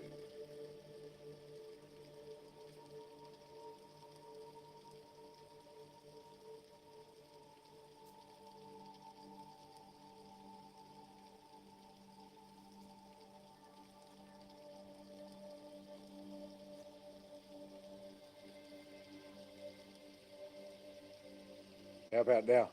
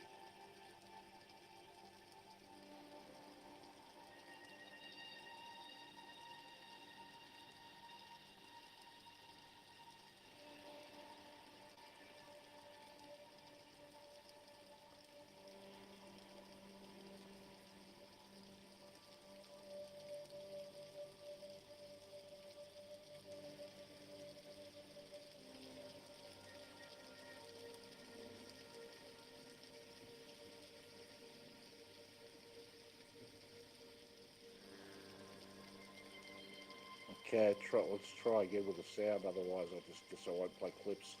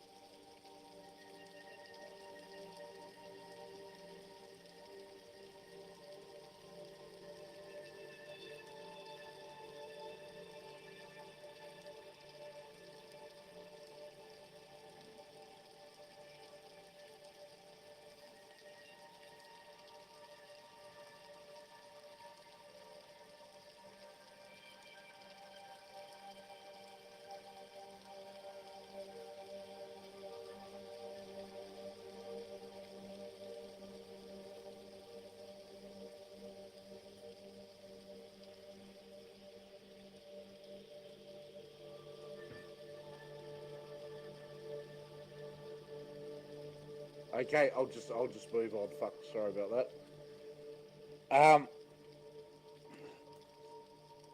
So, all right. So let's get into some of this stuff, what you're looking at on the screen there is my web brain, which is my research. I've got nearly 10,000 links to external web pages, about 3,000 file attachments, and about, I don't know, just under 20,000 different thoughts that I have collected information about. And so some of these things I have studied very, very deeply, and some of them I haven't studied that deeply. I did research for about 4 years full time, thinking I was going to write a book, and then realized with a lot of this stuff where there's actually like video, sound, images of it available, using this multimedia internet format really offers a lot more. People who want to delve in deeper can, dig into the links and read some more into this. And so Aquino is come up as one of the main characters in the book. And if you look at my series that I did with Jan Irvin, Silicon Valley's Secret Weapon, The Shadow History of Burners, we went, in episode 2, we went right into PSYOPs and the Presidio, and speaking not so much about Aquino, but speaking morely about Jim Channon, the men who stare at goats, Project Stargate, Project Jedi, Project Real Flame, these stuff where people like this is absolute for real.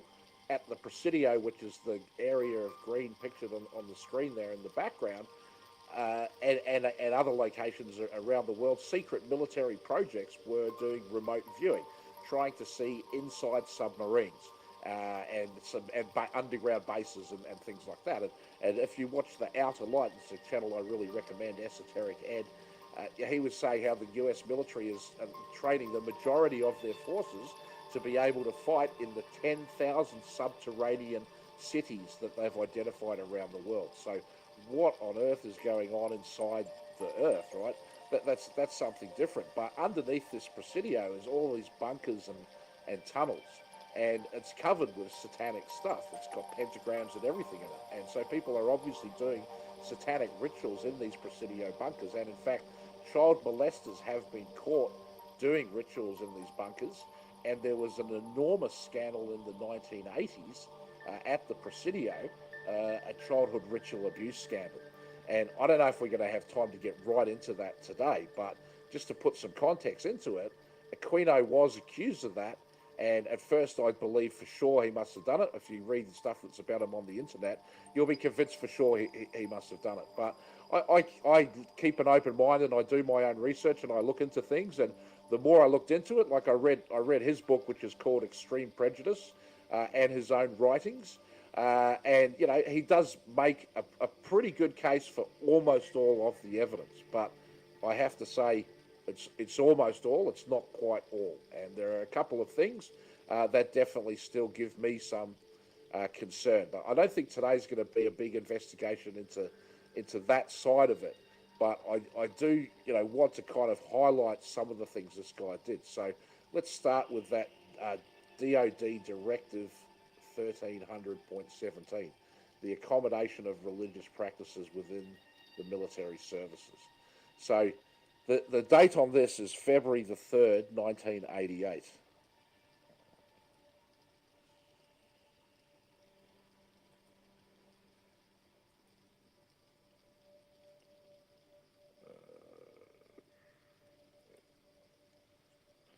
Okay, you guys are seeing that on the screen now.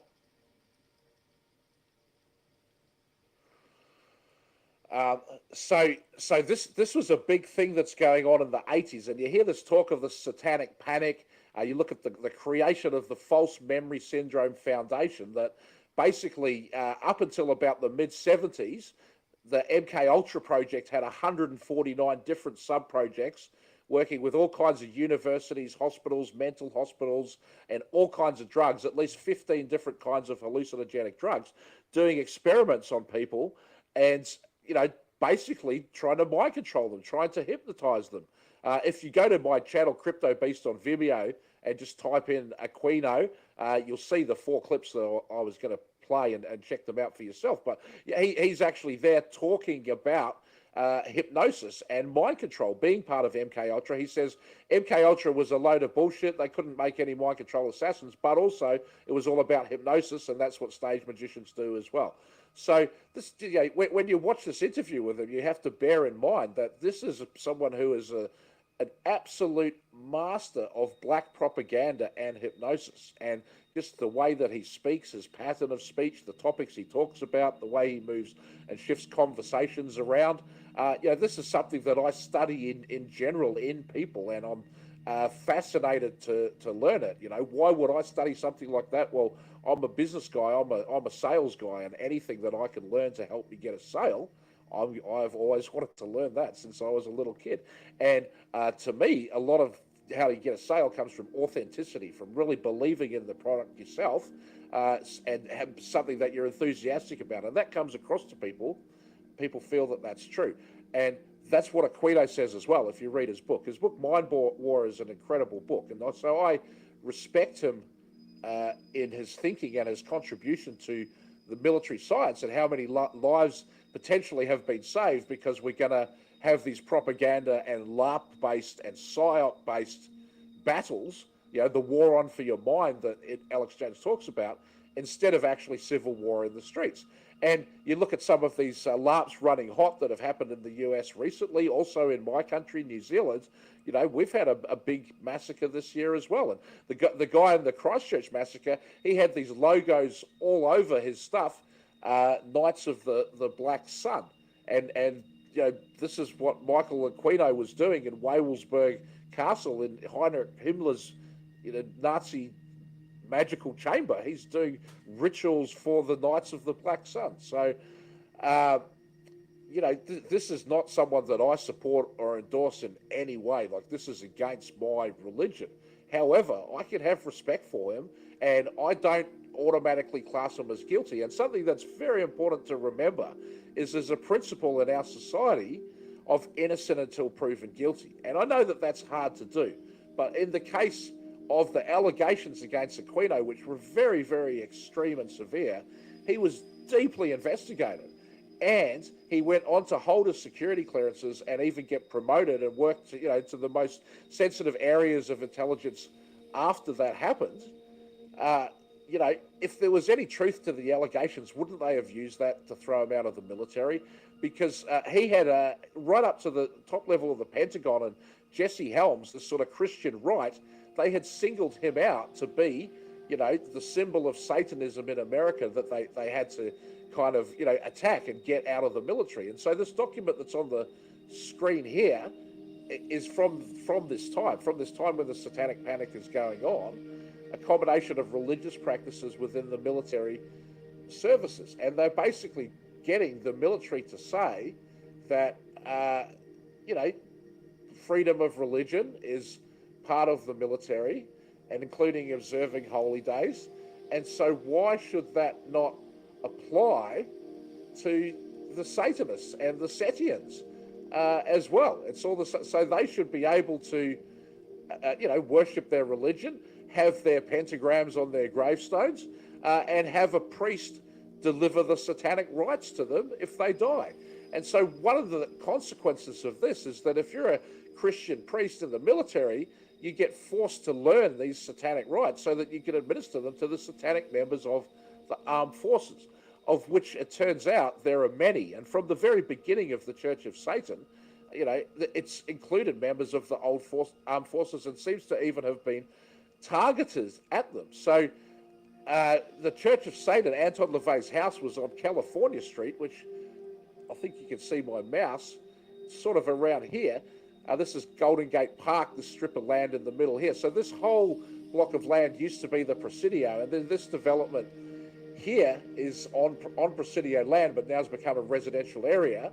And then this main area here is the Presidio military base, which it was a Spanish base before California was a state. Since 1776, it's been a military base. And before San Francisco was a city, it was this military base of the Presidio. So this was America's oldest running military base. And then in the wake of this scandal, around about the mid-90s, the base had to close. Let me just check the chat again. Hey, Thomas, I see Thomas is tuned in. Yeah, hey, Joe. Hey, Thomas, you can have a wrench. That will set people's heads spinning, I'm sure. So where was I? I was talking about the Presidio military base. So it's right here in the middle of San Francisco, right? Next to it is Broadway and Baker Street, like that famous song, Winding Your Way Down on Baker Street. That goes right down basically the edge of the Presidio military base. And a lot of this stuff, if you go see my Crypto Beast 19, Crypto Beast 20 about the Grateful Dead, I'm going into a lot of, how the counterculture was basically formed out of this area and out of particularly Stanford and the Stanford Research Institute.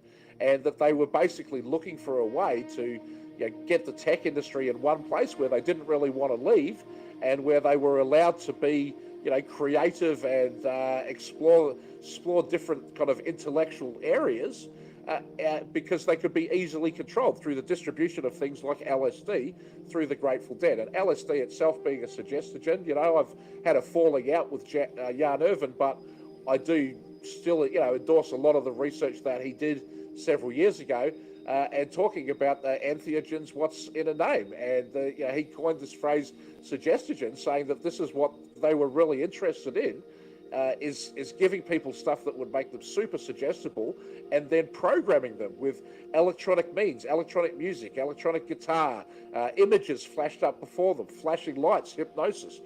All of this stuff, how you hypnotize people. Stuart Brand was working on this with USCO, USCO, the US company in New York before he even came out and joined the Merry Pranksters. So Aquino, in his interview with Lepo, he confirmed a lot of that research that I was talking about in Crypto Beast 20. It was asking, is the Grateful Dead an MK Ultra operation? And in fact, he said that he was best friends with Paul Kantner from Jefferson Airplane Star, and very good friend, actually. He was collaborating with them from way back in the 60s, and he was passing on to them this kind of excellent knowledge that had been developed by the Russians, and no doubt had been, Russia had their own paperclip of Nazi scientists coming out of MK Ultra. Quite possibly Esalen became a convenient way for the West to launder its own Nazi MK Ultra research that was maybe coming out of places like Paraguay and other places of South America. Maybe they could launder that through Esalen and say, oh, this came from the Russians, and they get a couple of appearances by Gorbachev, and it seems like they're really tight with the Russians. Who knows? I've got no evidence to show that, but we do know that the Nazis were doing experiments in mind control, quite horrific experiments, and we know that the MK Ultra program included many of these same types of experiments, and many of the same doctors.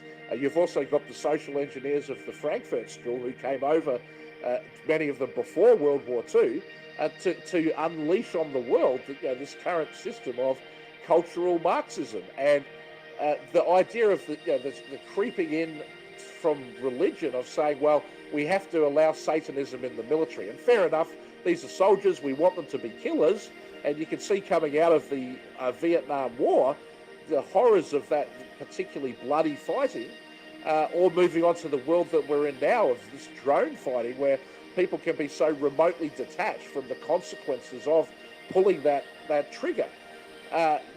What's behind it? Well, this is this revolution in military affairs where they've been shifting the hearts and minds of the people, moving what they call that Overton window of what people are prepared to accept. And video games have been a massive part of that. And that's, coming out of Stanford Research Institute, major defense contractor. 2/3 of their business was defense contracting in the 70s when Stuart Brand launched video games in Rolling Stone magazine, a thing called Space War.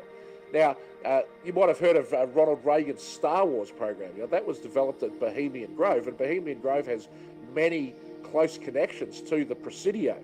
Now, the Presidio itself was taken over by George Lucas, and when George Lucas sold out to Disney, there's conflicting reports of if he kept his rights to the Presidio or not. The official story I saw said that he had sold them. The unofficial thing that I heard, for what that's worth, said that he's still in control of all of that. So I don't know if anyone in the audience has more information on that. Please leave it in the comments. But this area, the Presidio, this is George Lucas's center for operations, right? So he had Skywalker Ranch on his own ranch out in Marin, and then he brought it in here to the Presidio, to the Letterman Arts Center. So the Letterman Hospital, if you listen to that other wacky nut job that attacks me and trolls me, Douglas Dietrich, he says a lot about the Letterman military hospital that was on the base there, and the MK Ultra experiments being done there, which, I don't know, perhaps that checks out. But they destroyed the hospital. They destroyed the daycare center after the abuse there. It burned into fire. One of the children's related rooms with all the records in it burned into fire shortly after these things came out. And Michael Aquino has an alibi for that fire. He was definitely somewhere else on the day of that fire, like the other side of the country. So I've delved into this guy enough to be able to verify a lot of that, and some of the things he's accused of, he can't have done. But he says that he was not in San Francisco on any of the dates that this abuse of these kids occurred. And I do have information that conflicts with that. But anyway, I'm moving all over the place a bit with this, but let's see if I can start with some of the negative side, because I'm sure that will appease all the people who have already made up their minds that they hate this guy. This one, Alex Constantine, is great. And look, I've got to say, I'm a fan of Alex Constantine. I think that he does excellent work and excellent research, and I think that a lot of his reporting on Aquino is spot on. It's just, he has studied the same set of facts and come to a different conclusion than me. And my conclusion is not that the guy is innocent, but it is that I'm not fully convinced yet that he's guilty. And since he's been accused of the most heinous crimes, just for the information I have, not being able to say he's guilty with all this information, if I was in the jury, I would have to let him off. But, it didn't go before a jury. It did get investigated. He kept his clearances. So, that I think that in our society, we have to say that innocent until proven guilty, but innocent when you've been subject to a very, very deep investigation. It's got to be worth something. But this is going to be the other side of it. So here's a quote from Aquino. The uncanny attraction of the Third Reich Nazi Germany lies in the fact that it endorsed and practiced both dynamism and life worship without end and to a world-shaking degree of success. So if you watch that documentary, which I recommend, it's really good, The Greatest Story Never Told, it's about 5 hours of how actually Hitler was a great leader and united the country and was trying to achieve good things and was trying to take on the banksters and everything like that, and free the people and bring about a better world. So I believe that philosophy. I can see that there is some truth in it. That for example, if you go to Germany and you drive on the autobahns, those roads are incredible, and that's because of Hitler that they have those incredible roads that you can drive really fast on. So everything in the world isn't black or white. That's if you believe in Jesus Christ, then you must only ever expose yourself to the ideas of Jesus. And if anyone is not a follower of Jesus, you can't have a conversation with them. You can't listen to what they have to say. You can't think about it, express an opinion. I don't believe in that, and I also, at the same time, I generally try to stay away from people that express these values of Satanism and narcissism and things like that. So, if you have a look at that Lepo interview, that's one thing that definitely stood out to me was people being very eager to be associated with it. Here we go. To hear High Priest Aquino tell it, his temple of Set, a splinter group of the Church of Satan, it's no more sinister than the Order of Woodcraft Chivalry. Setianism is a legitimate and ethical religion incorporated since 75, enjoying full-time state and federal recognition as a religious institution. And he was also the Grand Master of the Order of the Trapezoid, and that's a different organization from the Temple of Set. As far as I can tell, that's yet another secret society. So all of these lodges, whether it's the OTO or the Solar Temple or the Temple of Set or the Church of Satan or the Freemasons or the Shriners, they're all basically different branches, different DNA of the same thing. And that's why it's good to think of the secret society as a monolith, like Joe Atwill talks about.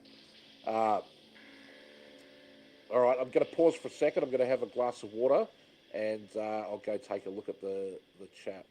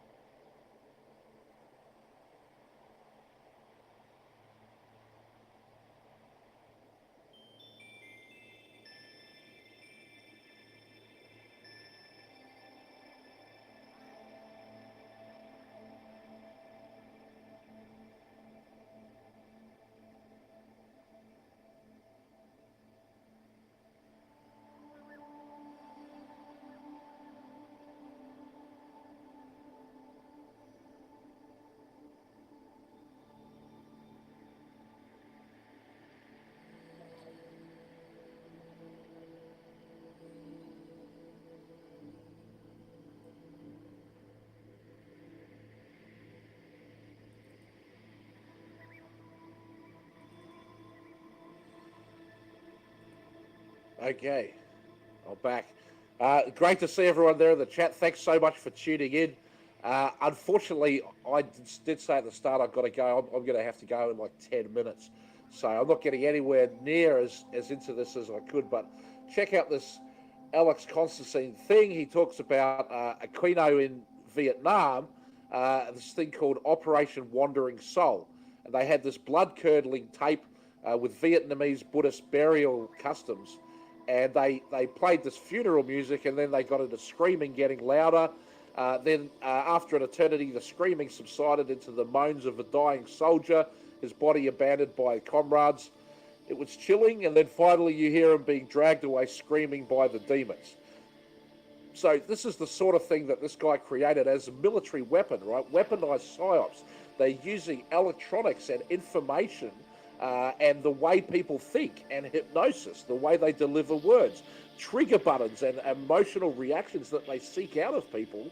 They're using all of that together. Then they're amplifying it. And in this case with helicopters with massive amounts of loudspeakers. But in social media, the way of amplification is not through the volume, it's through the frequency. So they amplify the messages of social media by networks, by having groups of people that are all delivering the same messages. And this is why you've got to do your own research. But, is this a good guy that's recording the voices of dead and dying soldiers and screams and playing it to millions of civilians as well as soldiers, children, women, whatever, in a war zone, blasting this through the jungles and people hiding in tunnels in Vietnam? Is that a good guy? Well, he's doing it in the service of his country. And that's one thing when you look at Aquino's military record. He's had an exemplary military record. I mean, his entire life and career, he was on a fast track to be, I think, not just a general, but probably a top-level general, and then go into politics or a diplomat. And this investigation that happened on him is basically, it led to a black mark on his career where he didn't get promoted above lieutenant colonel and probably was never going to, and probably realised that. But he revealed in the Lepo interview that his barony that he was given, the barony of Rakain, I think it's called, that's a level above a. So he can't accept a knighthood as an American citizen, but I guess a barony goes even above that. So he's become like a member of the British aristocracy as a reward for his service. So what was his service that he did? We'll have a look into my other videos, particularly part 2 and 3 of the Shadow History series, and it goes right into some of this stuff. But basically, the launching of the internet, it came out of the Presidio, the 7th Psychological Operations Division. Now, one of the other interesting things that was dropped on the Lepo stream was from Dave Acton, actually 2 bombshell pieces of information that Prepper Kitty gave in the chat. One was that when he was in a helicopter mission in Nicaragua, where the helicopter crashed, and they actually were held hostage for some time. They managed to escape, and he was a radio operator. This was before the Iran-Contra. So Jason Goodman has accused him, because he did that, of being a drug dealer, which is ridiculous. I mean, it would. If you want to say that anyone who served in the military is involved in drug dealing just because the military is involved in drug dealing, well, I don't know, you're a moron. You don't deserve to have a large YouTube following and get donations from people, in my opinion. But anyway, Dave said that when he was down by this helicopter, he was rescued by remote viewing. And that's very interesting because they're quite into remote viewing over there on Lepo's channel. Where you've got Frank Bacon and Lepo, they're doing streams about it, and Thomas has alleged, I don't know how much truth there is to it or not, but has alleged to have been involved in these military remote viewing projects. And it would have been great to see, rather than the softball questions, some real questions asked of Aquino, for example, about that, because Aquino has written about Project Stargate and the Men Who Stare at Goats and all of the military's investigations into that. They spent at least $20 million on it, and he thinks it's all a load of bullshit. He's written a paper on it. You can track that down. So I would have liked to hear him and Thomas having a discussion, and I don't know, maybe Frank Bacon did get into that. I tuned out when that guy came on. But the other thing that was interesting that came from Prepper Kitty was I asked him how early he had been on the internet, and he said it was 1985. And so basically like 84, 85 is when they were making the first decisions to take the internet and launch it to the public. And it had been a weapon system developed by the Pentagon, by ARPA, the Advanced Research Projects Agency, which then became DARPA. So this is the Pentagon's DARPA weapon, the internet, and really developed by Stanford. I mean, there were many other contributors to it, but Stanford is the genesis of almost all of this technology, in my opinion. And the command and control center for the entire internet was here at the Presidio, in the middle of the space, in 1984. And so when they moved the internet from the military-only system to the system we have now, which was an academic and scientific system that then went to some large corporations and then was open to the public, that was called NSFNet. They also retained MILNet at the core of the internet. So, the way I think about the military internet is it's everything on the public internet plus all the military systems. And when I say everything, I mean everything. Don't assume that there's anything on the public internet, including the dark web, in my opinion. I don't think it's, there's encryption and things can be protected, but the capabilities of what the military has is usually 30 years ahead of what we're publicly told. So with the quantum computing and the power that they have now, just assume they're always watching everything, right? And not only are they watching everything, but they are pushing to have the dark, evil religions like Satanism, Satanism, whatever, to be, respected and embraced and become an active part of military life, which I believe is the doctrine in the US military, at least the Army, well, I believe all the armed forces, and also in at least the Navy in the UK. But so Dave was saying that on the internet in 1985, there was a lot of child porn, and the child porn was coming on the internet, coming out of the Department of the Army, and specifically out of the Department of the Army PSYOP projects. And so Aquino was basically running these PSYOP projects at the Presidio at the time that this happened. So that's like, a pretty interesting first-hand confirmation. And there was no questions about that asked of Aquino, right? And now, look, fair enough. Get him on the show, get him to talk about, share his wisdom. He probably doesn't want to talk, at the end of his life about this negative stuff. But that doesn't mean that our questions go unanswered. So there was one really good document here. I hope I can find that, and I'll maybe leave you guys with that and pick this up soon.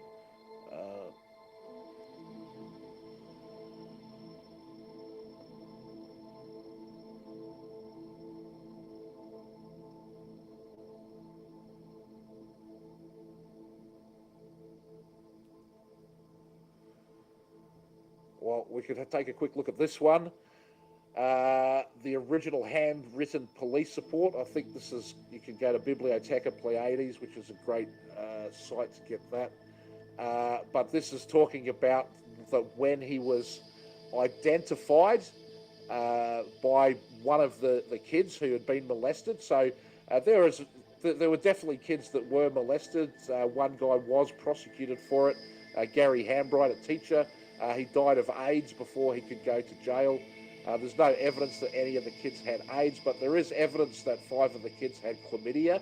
Now, Aquino fights against that pretty hard in his book, and it sort of came across as like, if you were building a legal defense as a trial, your lawyer would want to fight that one piece of evidence to get it, just cut out and dismissed from it, so that it wouldn't be considered in the case.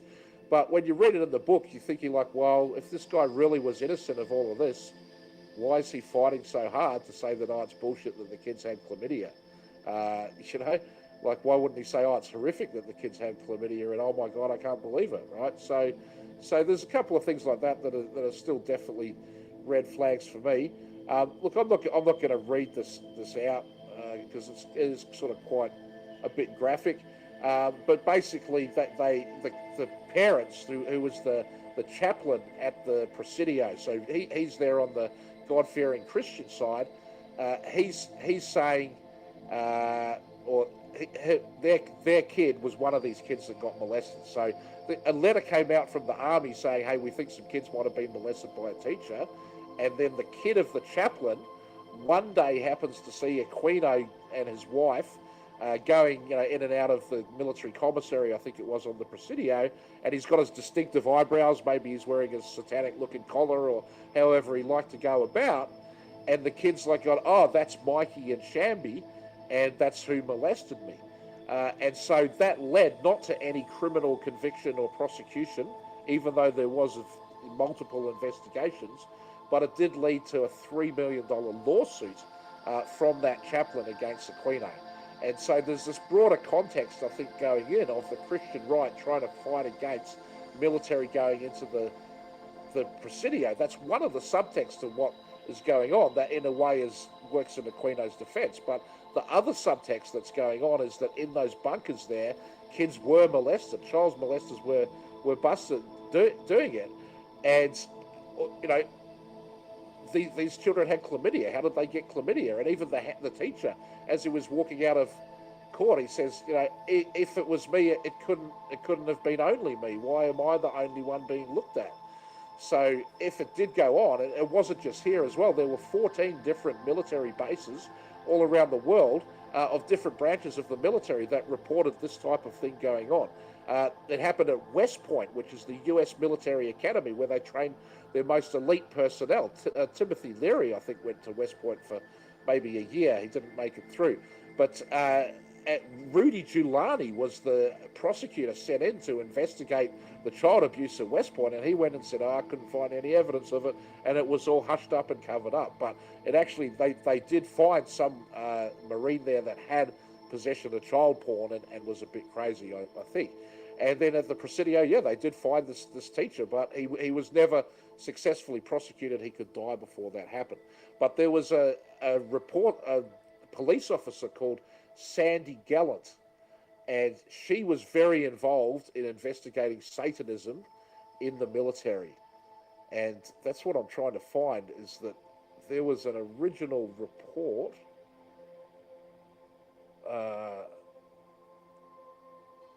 from her look about the Temple of Set, but it was in 1981, so much longer before any of that happened. Maybe it's this one, Army Letter, Temple of Set.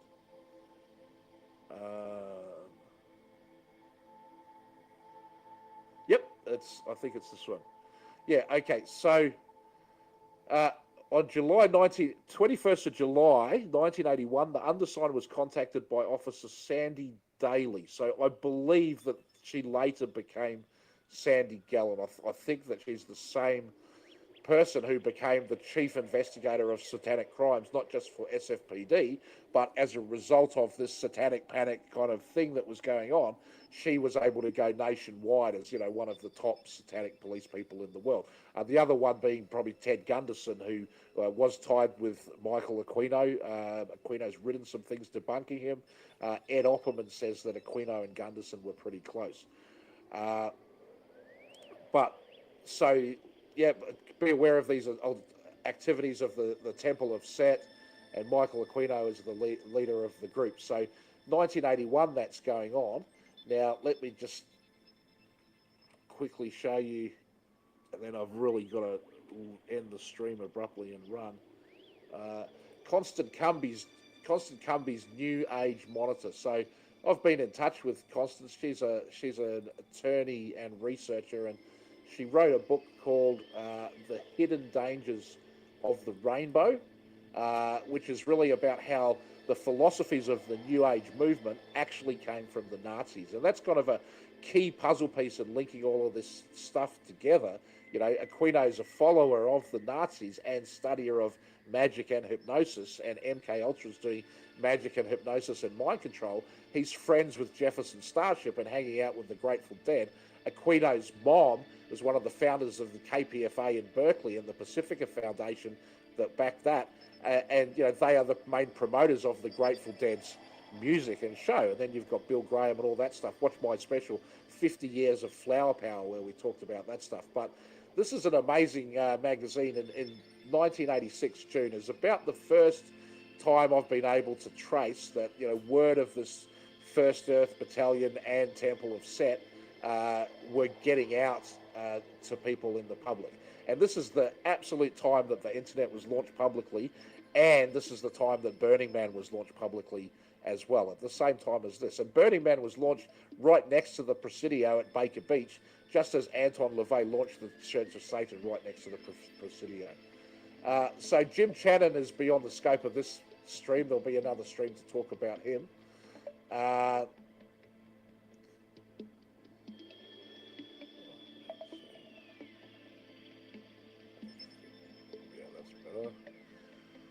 Okay, Michael Aquino. So, okay, yeah, I've got 5 minutes on this. Okay, so here's Aquino. So he's been seconded to NATO in the 1980s when he's on the up and up on his career path. He's basically been groomed for United Nations or maybe Joint Chiefs of Staff or something like that. Absolute top level. Even when he was a Boy Scout, he got the Order of the Arrow, which is like a top level initiation of Boy Scouts, which is another Masonic organisation. And Aquino did say that both of his grandfathers were Masons. Not that there's anything wrong with that. So he said he uses European military tours to advantage for his cult, as well as government business. And then in writing to his followers, and this is in, I think, the Cloven Hoof, the Church of Satan magazine, might be in a Temple of Set magazine, I'm not sure. But the reason for my silence during the past month is about to be explained. I've been out of country. During the first part of October, I participated in a series of tours of NATO installations in England, Belgium and Germany, ranged through the World Affairs Council. At the conclusion of the tours, I was able to undertake a long-awaited personal quest. So this is something that's been very important for him to do throughout his life, that he finally got to do because of his important, prestigious position as a NATO advisor. He wrote an article on the Nazi occultism for the Cloven Hoof in April. Heinrich Himmler had appropriated a Westphalian castle, the Wavelsburg, and had modified it for ritual and black magic activities of the SS. The more I tried to obtain details concerning it, the more frustrated I became.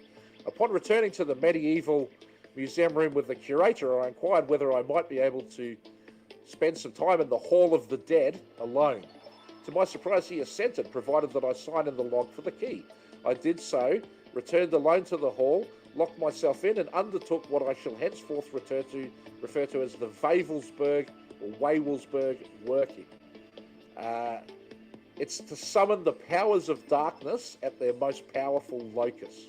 Okay, so this is his own writing that he's gone to Himmler's Nazi chamber. That Himmler just said, "I'm taking that castle over because I want to do magic in the underground Hall of the Dead chamber that you've got there."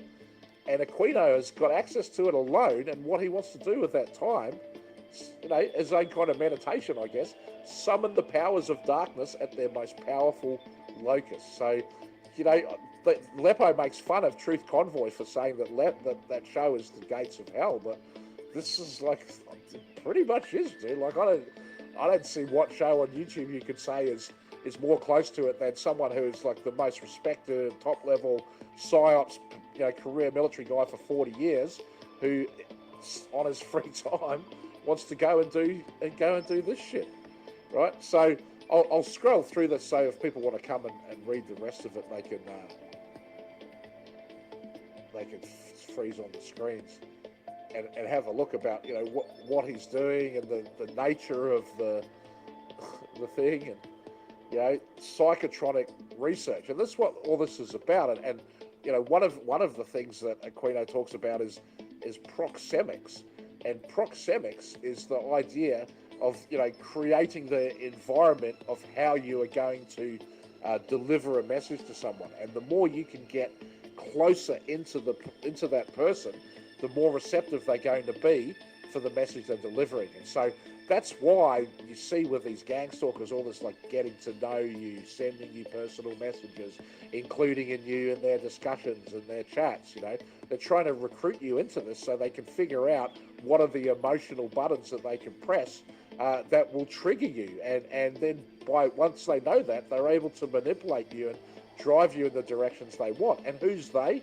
Well, increasingly it's becoming artificial intelligence. It's not, I don't think, the one guy like Michael Aquino sitting at the end of, behind the curtain in his wizard robes, pulling all of the evil strings in the internet, and nor do I think that Thomas is that guy either. But I think that there are hundreds, if not thousands, if not hundreds of thousands of people on the internet who are trolls and who are disinformationists and who are getting paid money or super chats or lemons or whatever it is, but to lead people astray and to dumb people down and to make them receptive to the psyops, to the kind of thing that we've seen from Jeffrey Epstein, where the media is like, oh well, yeah, it's a suicide. What are you going to do? Like, really? Does anybody believe that? And so I don't know. I've got a lot more I'd like to say about this. I guess that's the thing about this live streaming. I'll just go on when I got a chance, and I'll share my thoughts. And yeah, hopefully for future streams, I'll get the sound working on the clips. All right. Thanks very much, everybody. Thanks for tuning in.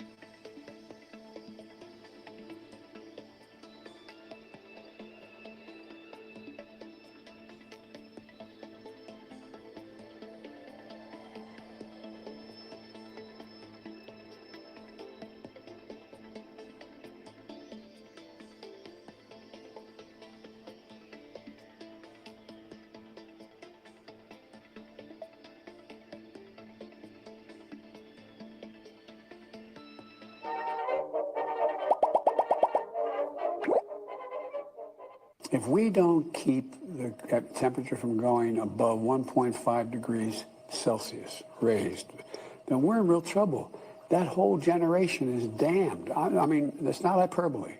Really, truly in trouble. Alrighty then. But my focus is just stay focused. Hey, y'all, come look at this.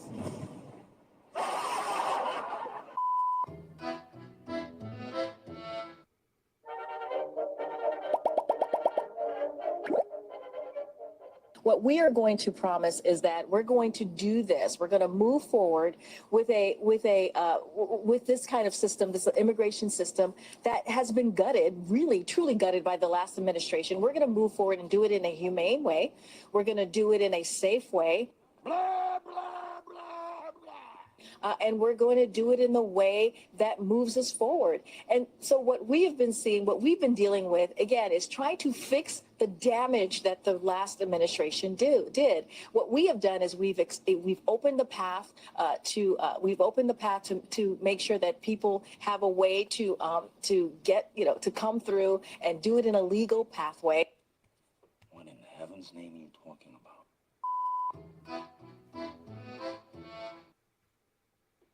Hey, you ready for a hacker story? Well, I don't have for you today. Not a hacker story. It's not even a tech story. The thing is, when I make this podcast, I'm diving down a million different rabbit holes, completely unsure where they go. And this episode is just me going down different rabbit holes, and you can come along too if you want. But I have to warn you, this whole episode, I go into areas of knowledge that I literally know nothing about. So I'm certain that I'm ignorant to a lot of stuff, and I probably get some stuff wrong along the way. I tried to double check everything that I'm saying against multiple sources, but still, I'm not in my lane on this one, so don't take my word for it here. And so even though this isn't quite a tech-focused hacker story that you might be used to, this is a story about how the US military hacks people's hearts and brains. These are true stories from the dark side of the internet. I'm Jack Resider. This is Darknet Diaries.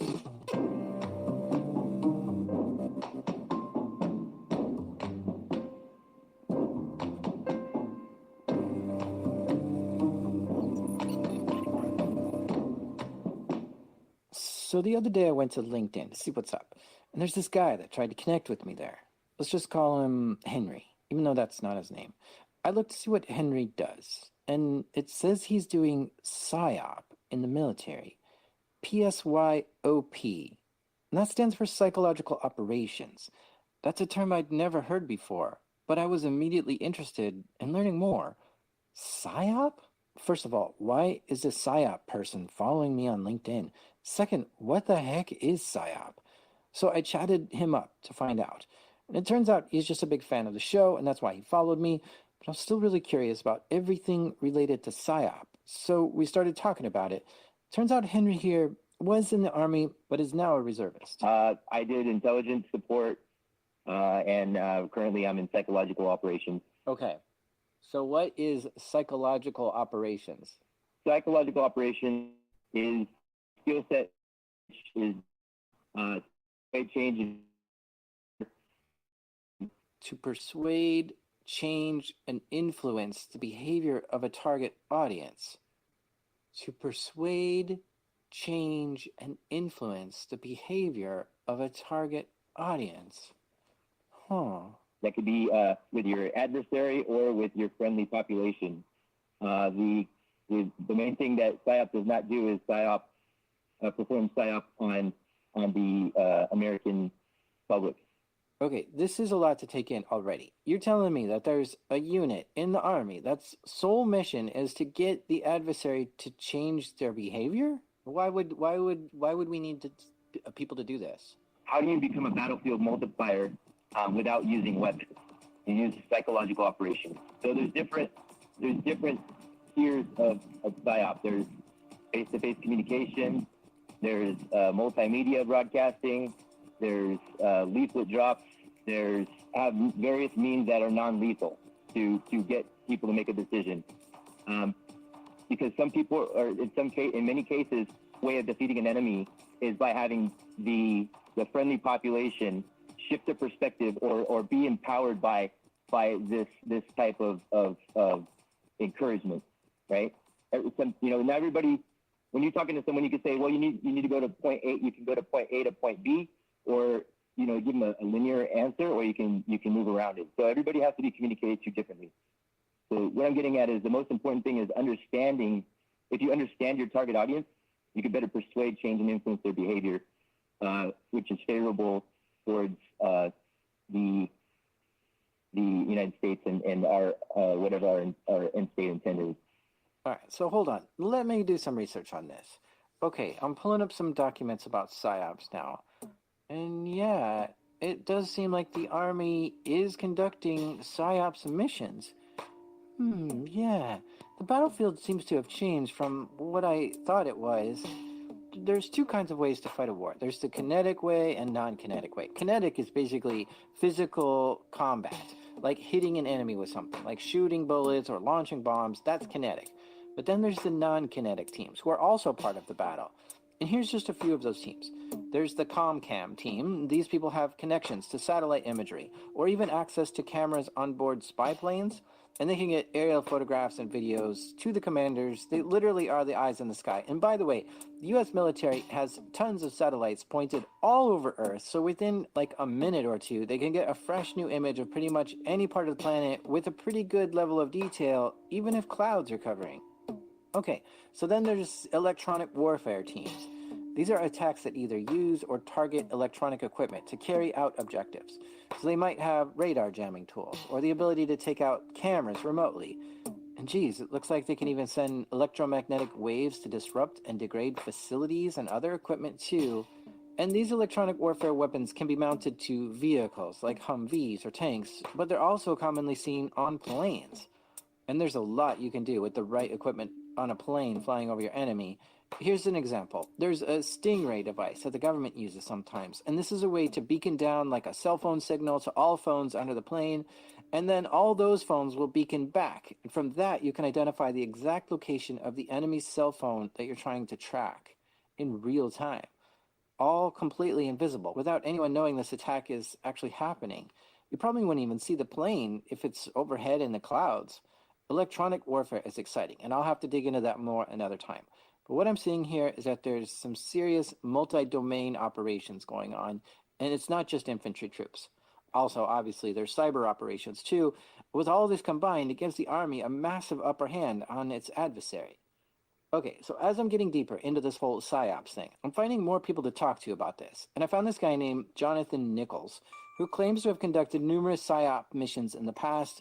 He's willing to talk about it. Hello. Oh, hey, Jack, what's going on? Hey, good to hear from you. It's good to hear from you.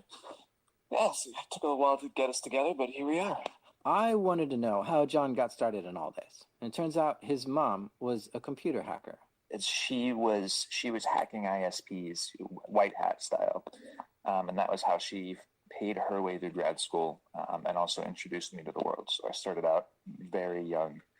I think I was forced to build my first website at age 10. It's still online somewhere. Once he finished high school, he thought about the Army, but at the same time, he really wanted to be a lawyer. So he asked the Army recruiter about being a lawyer in the Army. Yeah, the recruiter said there were no slots open for paralegal, and suggested, without any knowledge, I had no idea what it was, suggested I go into psychological operations. They showed me the quick video.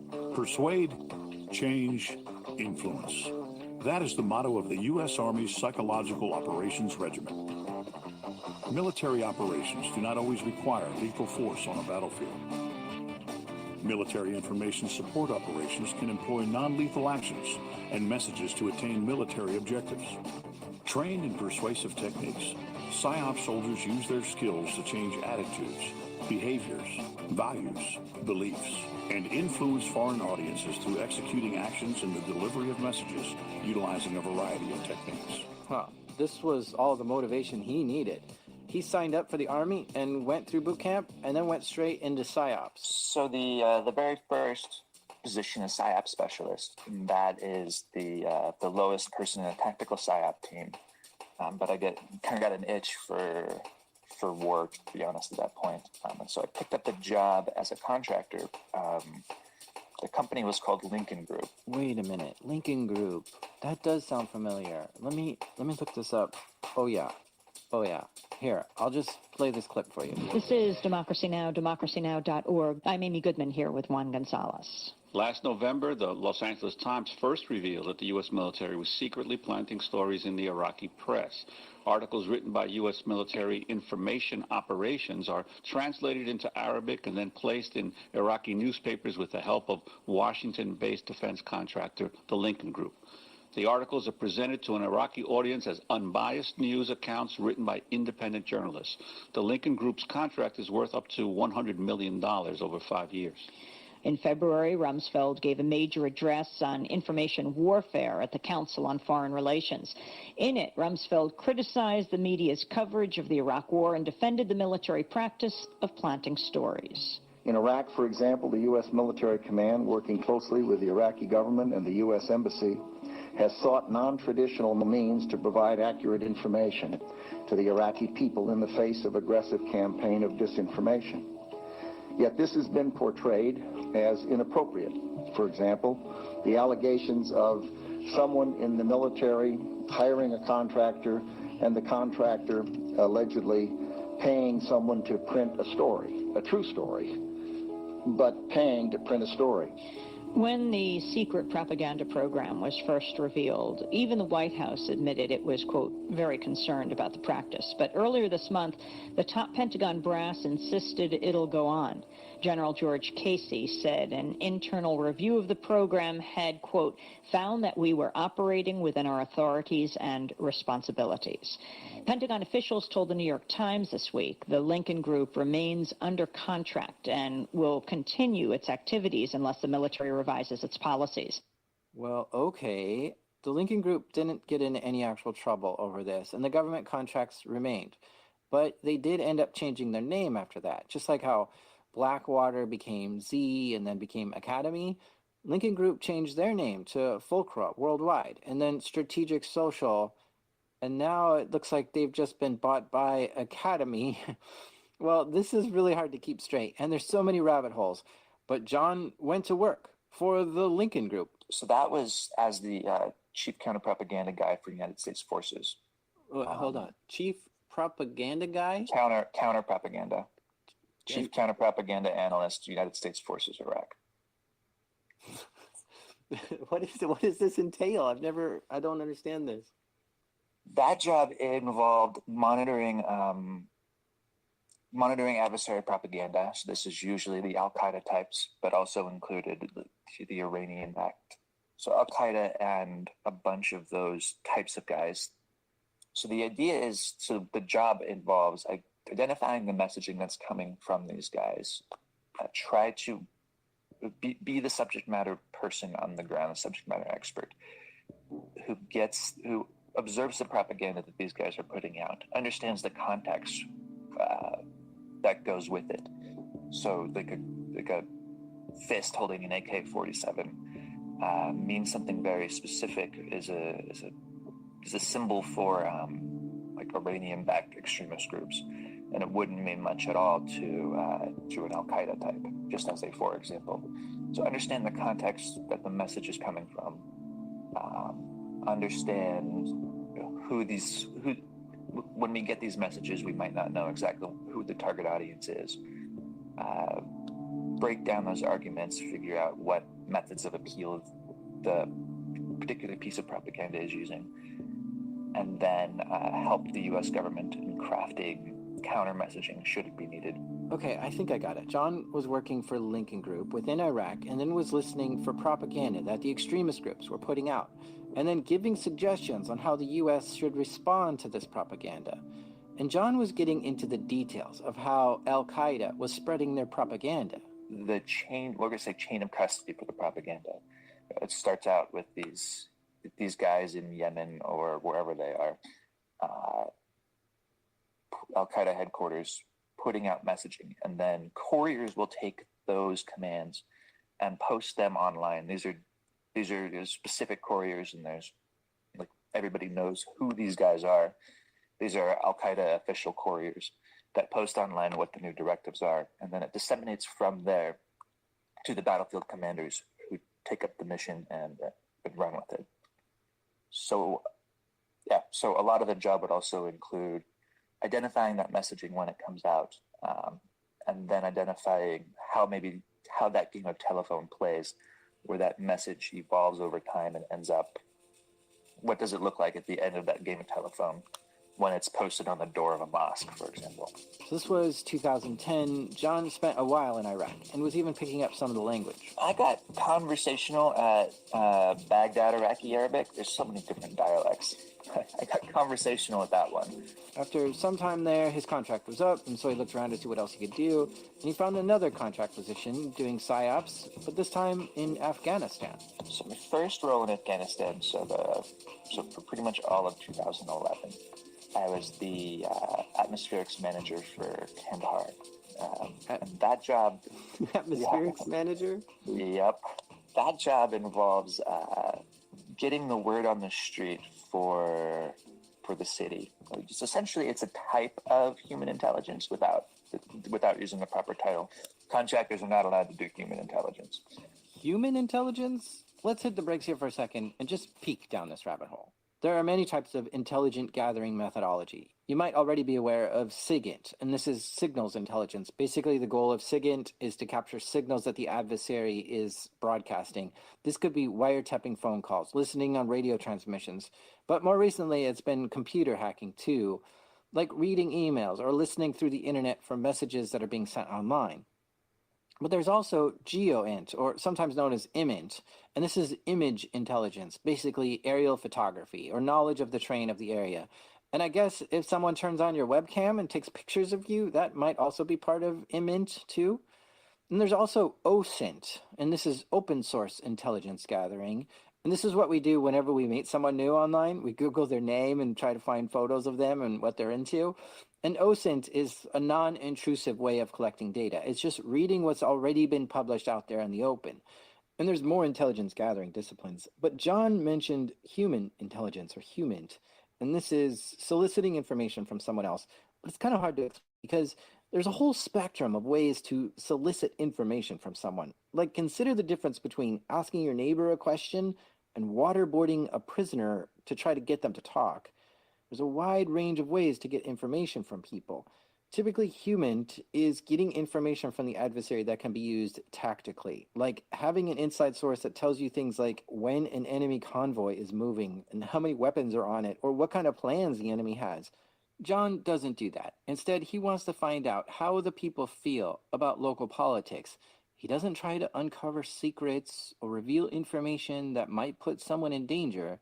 He just tries to take the temperature of the neighborhood and situation. So we were not collecting tactical data. It was out of purview to, if one of my sources reported that they had, say for instance, seen a Taliban platoon moving through a field. That wouldn't be relevant for us. What we cared about was word on the street type things. We wanted to hear when, say, two 18-year-olds or two 30-year-olds are talking about the state of the government or the state of security or the state of the economy. So the role of an atmospherics manager is to get on the streets of Afghanistan and figure out what the local people feel about the various politics in the region. But how do you do that? Afghanistan at the time was a hostile area, especially for U.S. troops. So John had to dress in like his full battle fatigues to get in there. I looked like I was very much like every other soldier, every other infantry person there. I mean, he's got an assault rifle, helmet, everything. So how does someone with an assault rifle in their hands figure out things like, how does the local community feel about the local police? They were paid for their placement and access near population centers or near like places of interest, where we wanted to get a good sense for what the word on the street is. John would go around town and hire key people like bartenders, the fruit market vendor, the taxi drivers, and anyone who interacted with a lot of people on a daily basis.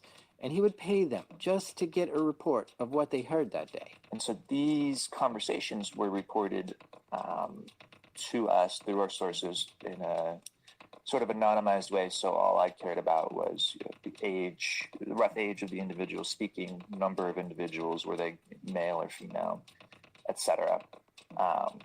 And then these reports were aggregated up and helped get a good sense for how a population felt about a situation over pretty much the entire country. So an individual report in itself isn't really useful. What two Joe Schmoes think about something isn't, is not something you set policy by. But when you start collecting those and aggregating them, when you've got hundreds and thousands of reports, then you can draw some real statistical significance from what the population thinks. I don't know what to think about PSYOP at this point. It just seems so weird to me that we go over into other countries and pay taxi drivers to give us reports about what people say when they get a ride. But hang on, let me zoom out of this rabbit hole for a second. If I look at Twitter just to try to figure out what people think of their government, in a way, that's getting atmospheric data on the population, right? It's such a weird term, atmospherics. But I think I get it now. It's just getting a sense of what people feel about a particular subject. But while looking at phrases on Twitter is free, a PSYOP atmospherics manager pays people on the street for what they've heard that day. And to me, that is strange. PSYOP still sounds freaky to me. Obviously, the word PSYOP or psychological operation has a connotation that instantaneously gives you a negative perception. But no matter what you do in your daily life, you're being PSYOP in some capacity. It's whether you choose or you're openly absorbing it or you objectively looking at it. So when it boils down to it, again, everybody's being told what to buy. They're being told what's true on via broadcast networks or whatever source you get your information. So really, is it bad? No. If the intent is to strengthen a weakened people and making them self-sustaining, yeah. Again, the word PSYOP to me is it's cool, but it's much more than just a scary term. If I tell someone to do psychological operations, they're going to think I'm a spook or whatever. Okay. Give me a taste of what a PSYOP's mission is like. Walk me through one that you were on. Okay, so there's this mission we were on, and we were sitting up high on a hilltop. This is when he was deployed in Afghanistan, and he's in a Humvee, and he's dressed like your typical soldier. Yeah, absolutely. So we have our, full battle, what they call it, full battle rattle. You got your kit on, you got your weapon. I got my gunner on top of the turret with his 240. I have what's called the NGLS loudspeaker. It's got it's like a 24-inch by 24-inch box that sits on top of a Humvee, and basically it sits in the turret. So my gunner operates the speaker and rotates it left and right to broadcast the message. Now the loudspeaker was playing just a recorded loop, something like, if you see any terrorist activity, please report it to this phone number. Now while they were broadcasting this message on the hilltop, something started happening down in the town. There were some U.S. soldiers on patrol down there, and near them, some locals started arguing. There was a fence between the U.S. soldiers and the locals, but the argument started growing, and shouting and shoving started happening, and chaos started erupting among the locals. And the infantry guys didn't know how to take charge because they're not trained on that specifically. I mean, in many cases, they're not trained to be malleable with certain situations, and also didn't have a loudspeaker. So we saw no value in our position on the hilltop. So we moved down to the where the ruckus is going on, because a lot of times escalations can go bad really quick. So if you're not able to calm it down, you either need to leave quickly, or something bad's going to happen. Because right there, when you're sitting in a position and there's a crowd of people, you don't know any of these people. They could have a suicide vest. There could be all these different variables. So the PSYOPs team wanted to take charge and calm the whole situation down. Now keep in mind, Henry here has been studying the language and the culture for months, simply to understand why these people do what they do. So he starts looking to see who's involved in this. And he's looking to see who's here. This is a town. So towns are small, villages are small, everybody knows everybody. Typically, the guy that's the oldest. So he starts looking for a voice of reason. And he finds this old guy who looked calm, concerned, helpful, but possibly a trusted member of the community. Henry has been trained to understand their culture, so he picked this one guy to help out. Henry grabs a man pack, and this is a speaker with a backpack built in, and he throws it over his shoulder and goes up to the older guy. Again, he picked this particular guy because he seemed like a cog, a center of gravity, someone that everyone in that area might listen to. So we had that cog speak through the loudspeaker and had him speak to calm down everybody and say, hey, we're working on making the community better. Everybody calm down. And this worked. The person he picked out to use the loudspeaker, he spoke the local language and was able to diffuse the whole situation, and everyone calmed down. So, the PSYOP mission statement is becoming more clear now. The mission statement of PSYOP is to persuade, change, and influence the hearts and minds of foreign nationals to meet U.S. objectives. Influence. That part is still hard for me to fully understand. You're telling me that U.S. troops are going over to foreign countries to get people to change their mind on things? Yes, that's part of the end goal. All right, we're going to take a quick break. And when we come back, John's going to tell us a story about how he used PSYOP to discover a weapons cache.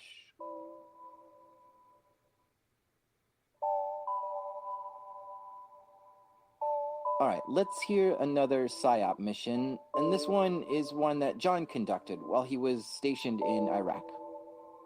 So it was, I believe, October 2008, and I had just moved from Baghdad, where we were getting blown up on a fairly regular basis, to central Iraq. So down in central Iraq, he wanted to find where terrorists were storing weapons like bombs and rifles, and he wanted to see if he could conduct a psychological operation to uncover the location of these weapons. Went to a map and pulled out, this is just essentially the old school pen and paper. It's the only time I've ever actually done this. Sat down with a huge map sprawled out on the floor in the PSYOP headquarters, and just put a pin for everywhere that we knew there was a historic cache site where Americans had found a large number of bombs before.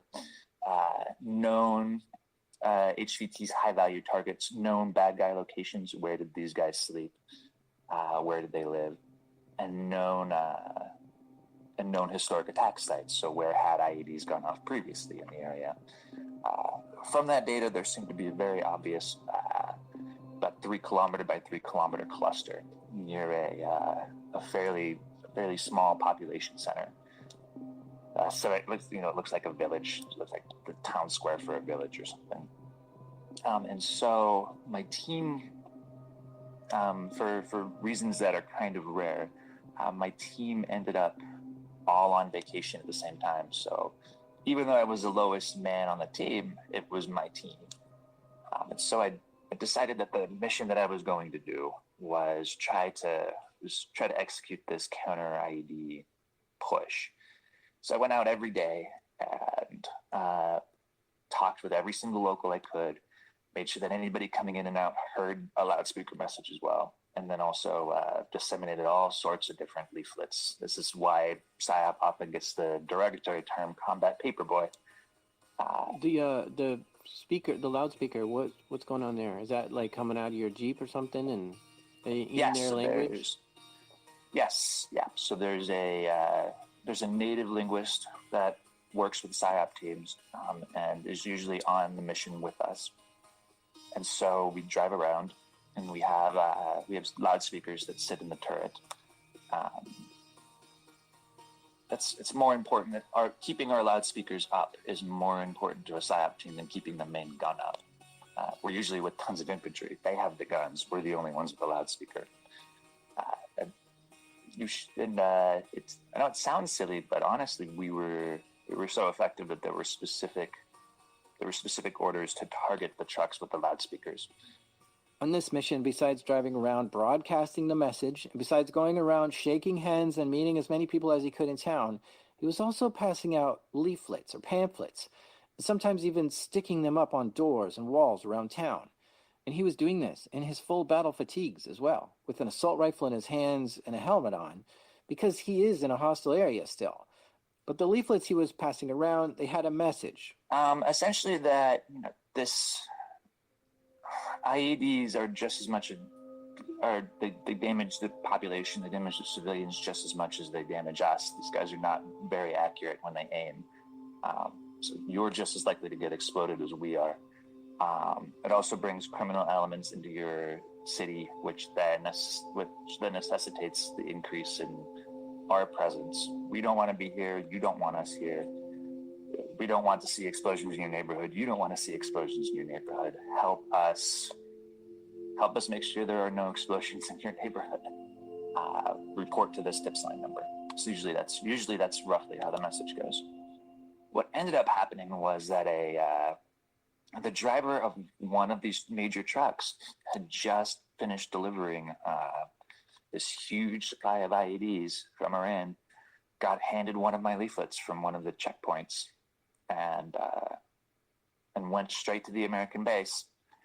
And with a strip map drawn on the back of the leaflet, showed us exactly where the IEDs were. Resulted in the third largest cache in the history of the war. Whoa, interesting. With just a loudspeaker and these leaflets, he was able to take control of a massive weapons cache. What a fascinating way to conduct war. Over 3,000 EFP components. Those have an 80% kill rate, enough to make over 1,000 EFPs. Okay, so in this situation, fine. You've disarmed the enemy of not only the US, but also the local people in the area, and that is a good job. Okay, but PSYOPs isn't always this clear and understood. There's three kinds of PSYOPs. There's white, gray, and black. Yeah, so white PSYOP is truth, right? It's the truth. You can put a face behind it, right? Gotcha. White PSYOPs is just like we heard so far. Honesty type stuff. A clear message with a clear sender and receiver with a clear objective. But then there's gray PSYOPs, which may not always be so clear or truthful. This is a little bit more hidden. To notice it, you might have to squint a little, and still you aren't sure. It's kind of like when you see a viral video of something online that's funny or cool, and you watch the whole thing, and then at the end, there's like a person that has a name brand shirt on, or is holding a drink with like a label clearly visible, and you wonder, wait a minute, was this just some clever ad? Or was this somebody actually making a funny video? It's hard to tell. And then there's black PSYOPs. Black PSYOPs is almost impossible to spot. They pose as legitimate messages from one person to another, but something is wrong about it. Maybe that person didn't actually send the message, or the message isn't factual, but it's so cleverly put together that it's too hard to tell. So for instance, if I invaded a region of the world which has two different enemy factions both fighting with me, what if I could start a war between those two factions? This way they'd waste their energy and resources fighting each other, and I could just kind of wait until they're out of energy and then try to fight them. And Black PSYOPs does stuff like this. It might be posing as the leader of one of the enemies, sending a message to the people to attack the other enemy, but then purposely getting that transmission leaked into the enemy's hands so that they think an attack is coming, and then they attack first. And because PSYOPs teams know this culture so well, and they know the enemy so well, they can craft a message that is indistinguishable from an authentic one. Here, I have an example of a gray or black PSYOP mission. So as I'm looking into this, I'm learning that this isn't new. I'm just not up on how military conducts their affairs. Apparently PSYOPs has been going on for decades, ever since World War I. And there's this one mission in Vietnam called Operation Wandering Soul. And it's just as scary as it sounds. Here, listen to this.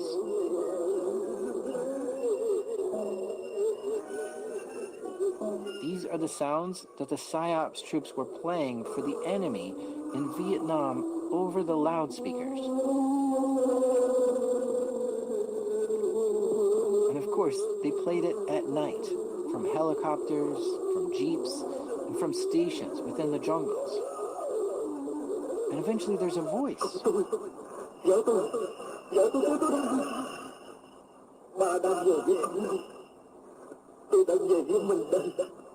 See, the PSYOPs teams learned that in Vietnam, when someone is improperly buried, some Vietnamese people believe their soul wanders forever.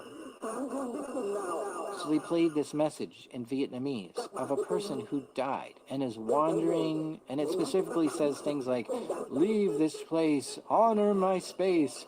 As a wandering soul of this area, go away."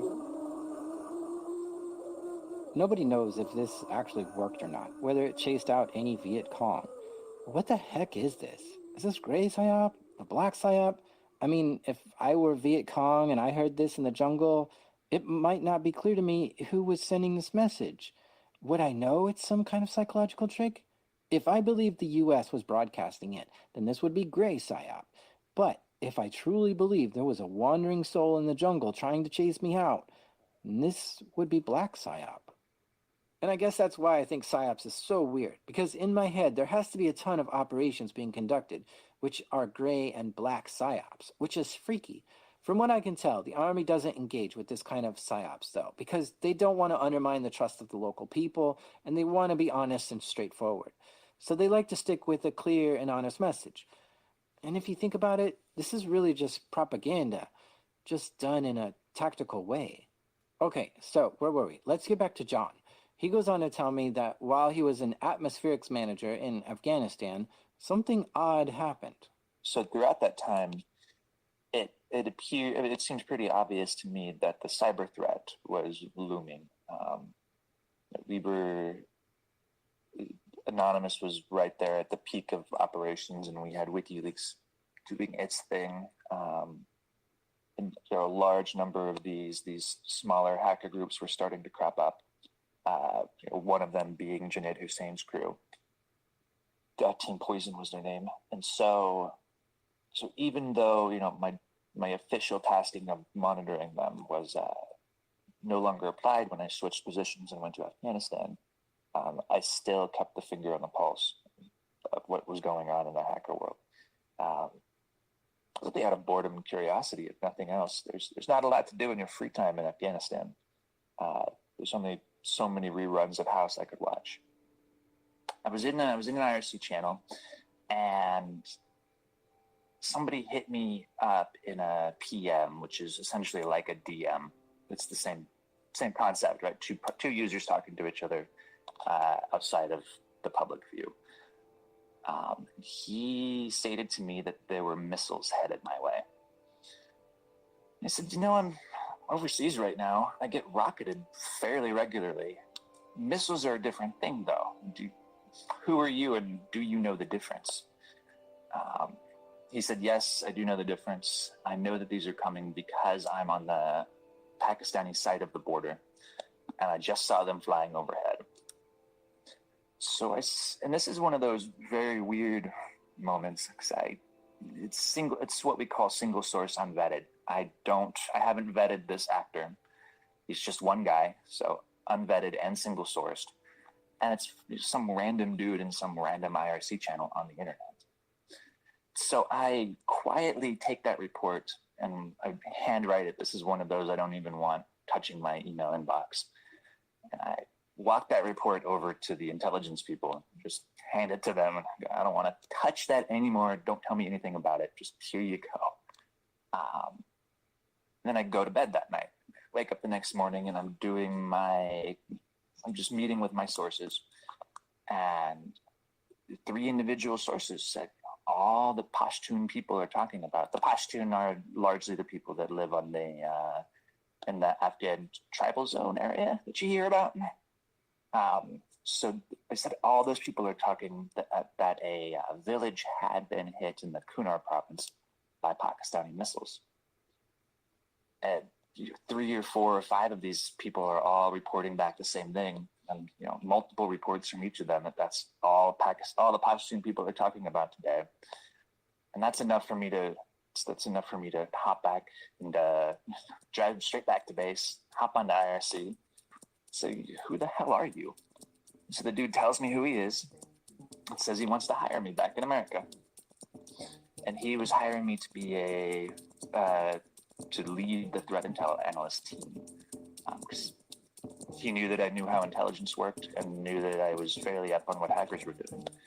So after I finished my 1 year in Afghanistan, I moved to New York City and started work on that. At that point, it was now my job to engage with hackers, identify what was going on every single day, and report that up. Interesting. So John was trained on how to distill what was going on with adversaries in foreign nations. Now he's shifting his focus to listen to the hacker world and report what's happening there to his clients, which were large companies who hired him. It's to get advanced knowledge of what kind of attacks are coming down the pipeline and to mitigate attacks that are ongoing. This is commonly known as threat intelligence. And I can certainly see the parallels here between PSYOPs and threat intelligence. See, most organizations have no clue what cyber attacks are coming down the pipe. They just don't have the network monitoring skills or maturity to do this. And even if they had the knowledge, I'm not sure they'd even know what to do with this advanced warning. But some organizations are larger and more mature and can pay to have a threat intelligence team. And with this, they are getting early warnings on who may be doing an attack and why. So let's hear a story of something that John did while he was there. He had clients and their main website all of a sudden went down for this company. I believe it was a NTP DDoS attack against their primary website, Network Time Protocol. Okay, so typically you're not going to find out who is doing this unless they tell you directly. That's just the nature of cyber attacks. They go unresolved forever. But John's job was to try to have an awareness of what was going on in the hacker world. They put out a request to see if we can identify who's doing it.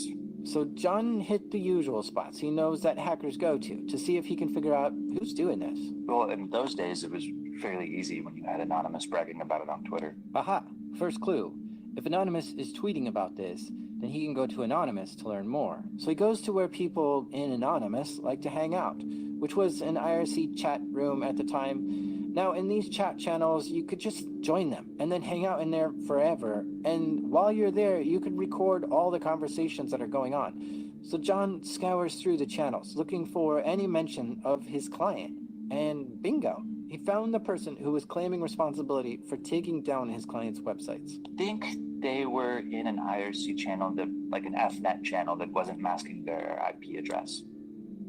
And from there, we were able to get to a specific small city in West Virginia. Now, the more you start to know about someone, the easier it becomes to find them. Combine a username, IP, and a city into Google and see what you get. And from this, John was able to figure out this guy's name and phone number. And with a name and phone number, John calls him up and told him, I've got you dead to rights. You're probably like, I'm hoping that we can stop this before they arrest you. I had a fairly good sense of who was at the SOC over in the defending organization. And we were drinking buddies on the weekend. So it's fairly easy for me to say, hey, I found the dude.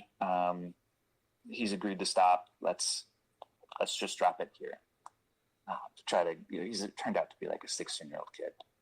So having that discussion, I was hopefully able to keep one dude out of prison, and not destroy somebody's career, and also get everybody the warm and fuzzies that they were no longer getting attacked. And did that kid comply, or what was his response to you on the phone? Yeah, he complied, and he's spoken at several conferences since.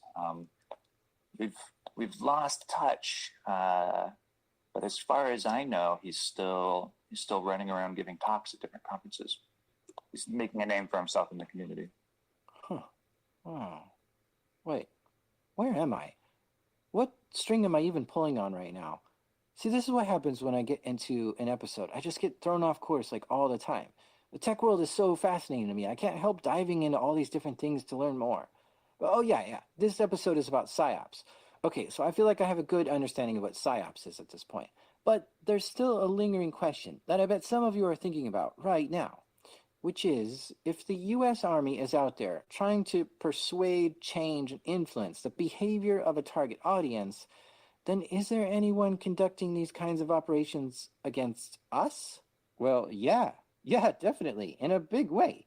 Just listen to this. Someone paid millions of dollars to try to permanently etch these jingles into your brain, to the point that we all have them memorized now. I'm loving it. Like a good neighbor, State Farm is there. Give me a break, give me a break. Take me off a piece of land and get gas. This is obvious, right? The madmen and the ad agencies of the world are using every trick in the book to influence us to buy their products. And we're inundated with this kind of stuff all day long. But now we carry the internet in our pockets and put so much of our life on it. So online ad agencies have found ways to target us by tracking us and watching what we say online and what we buy and what we do and what we search for. And then they give us tailored and custom ads just for us. And the level of sophistication here is unbelievable. I mean, they're even listening to what we're saying through our mics and giving us ads based on what they hear. It's nuts. It's creepy. It's dystopian. And it's psyop. And what's the deal with news today? There's so many channels that don't seem to be reporting honestly or accurately and are broadcasting something to push a certain agenda or propaganda. My dad used to tell me not to play too many video games because it might warp my brain. But is it possible that if he consumes enough slanted or biased mainstream media, that his brain might become the one that gets warped? But actually, that's not the lingering question. I bet what you're really wondering is whether or not Russia has been running psychological operations on people in the US to influence us in the way we vote. They are. There's overwhelming evidence about this at this point. But just to give you one piece of evidence, here's an interview on PBS's Frontline with James Clapper. And James Clapper was the director of national intelligence at the time of the 2016 election. Here's what he said. If you go back to actually the 60s, there is evidence of Russians attempting to interfere with or influence somehow the outcome of our elections. Not very successfully, but given the advent of all the technology now, there's a certain ambient level that we would expect the Russians to engage in anyway. Okay, so there's always been some kind of Russian involvement with our elections. And James Clapper knows this because he's the director of national intelligence. He's been briefed by the NSA and CIA about the history of these matters. In this case, though, as we documented in our intelligence community assessment that we published on the 6th of January, this was the most aggressive and most direct and most assertive campaign that the Russians ever mounted in the history of our elections to interfere and to somehow influence the outcome.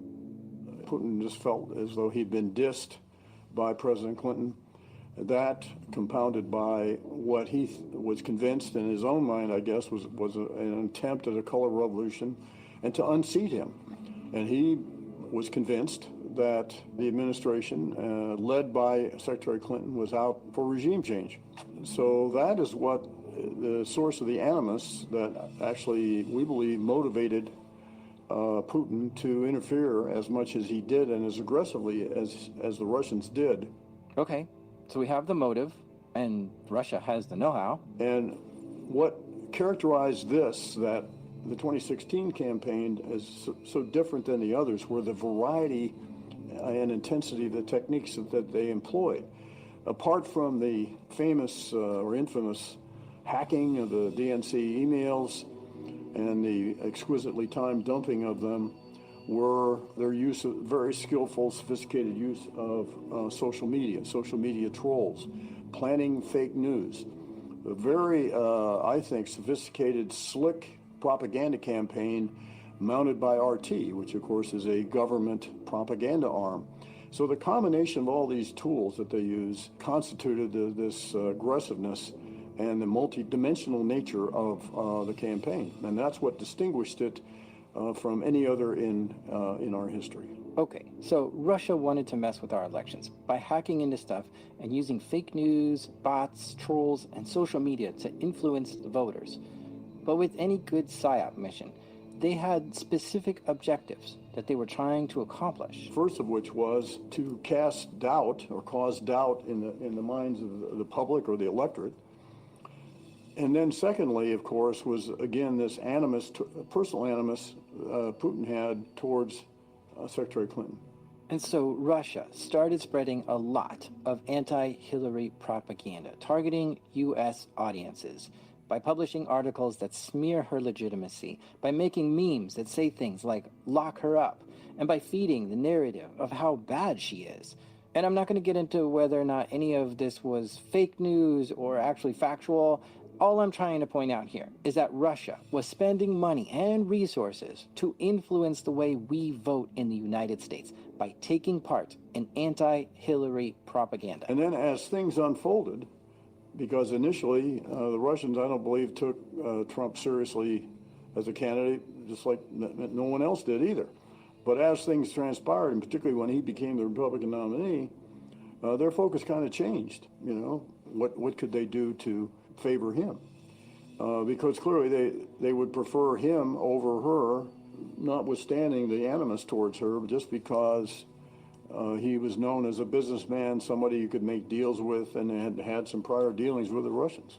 And the thought was that he would go easy, for example, on human rights. So for their, all to say, their objectives, I think, kind of evolved as the campaign unfolded. The director of U.S. intelligence, James Clapper, would be in the position to know this stuff better than anyone. And so it's fascinating to hear him explain how Russia has used PSYOP campaigns against us. And these were all very cleverly done by people in Russia who clearly understood American culture and what influences us. But I think this is a much bigger topic than what I'm willing to get into right now, because there's just so much to it. I mean, we could go into Cambridge Analytica and the DNC hacks and how voting machines are vulnerable and so much more. But actually, there is something more I want to say about this, and that's about memes. I just read a bunch about memetic warfare, and this is where people are taking memes and turning them into weapons.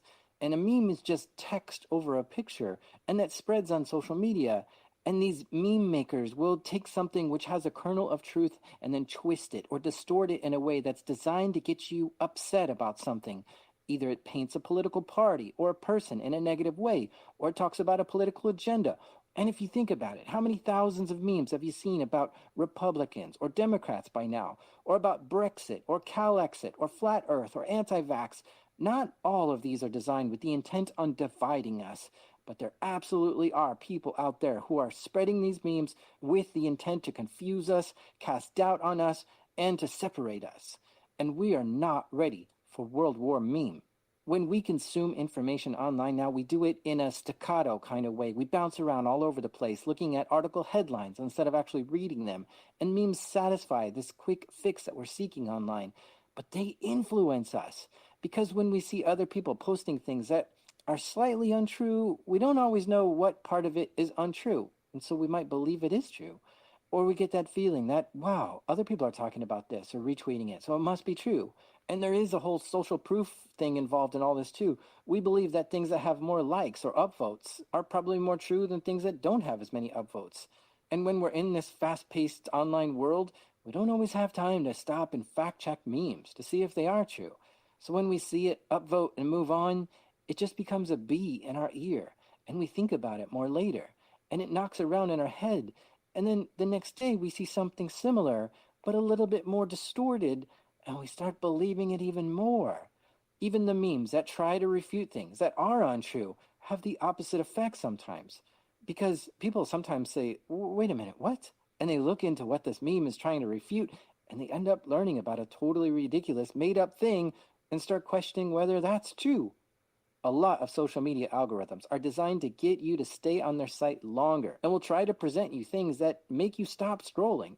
And when you do, the platform notices this and starts looking for more content like that, which ends up getting you surrounded with stuff that's controversial or outrageous to you. So yeah, propaganda machines are learning how to use memes and algorithms to divide us or to get us angry about something. When you combine memes with highly addicting social media that most of us use on an everyday basis, you get an amazingly dangerous tool that can be used to shape opinion in a very subtle way. The internet molds what we see and who we are, and if we use it enough, it changes who we are as a society. But the point is, we're all being targeted by PSYOPs constantly, all day, every day. Whether we watch TV, read the news, or just surf casually on the internet in any capacity, so many companies and organizations are spending millions of dollars to persuade, change, and influence our behavior. And it's particularly hard in the US to stop it, since there's this whole First Amendment free speech thing, If somebody wants to say something, they should be allowed to say it. But what if someone is part of a major propaganda machine with horrible motives and lots of resources to cause havoc in our country? Should they have unchecked free speech rights too? It's really complex. And let me take a minute to talk about algorithms. We're living in a world that history has never seen before, where computers sometimes know more about us than we do.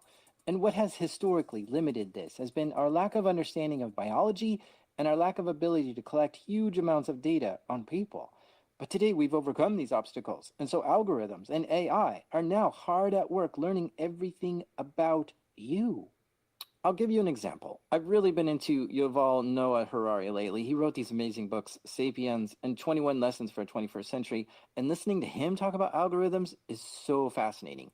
Here's Yuval. I was 21 when I finally realized that I was gay. I mean, it should have been obvious at age, 16, 15. And an algorithm would have realized it very quickly. And you can build algorithms like that today or in a few years. You just need to follow your eye movements. Like you go on the beach, or you look at the computer screen and you see an attractive guy and an attractive girl, and just follow the focus of the eyes. Where do the eyes go and whom do they focus on? It should be very easy. And such an algorithm could have told when I was 15 that I was gay. And the implications are really mind-boggling when an algorithm knows such an important thing about you before you know it about yourself.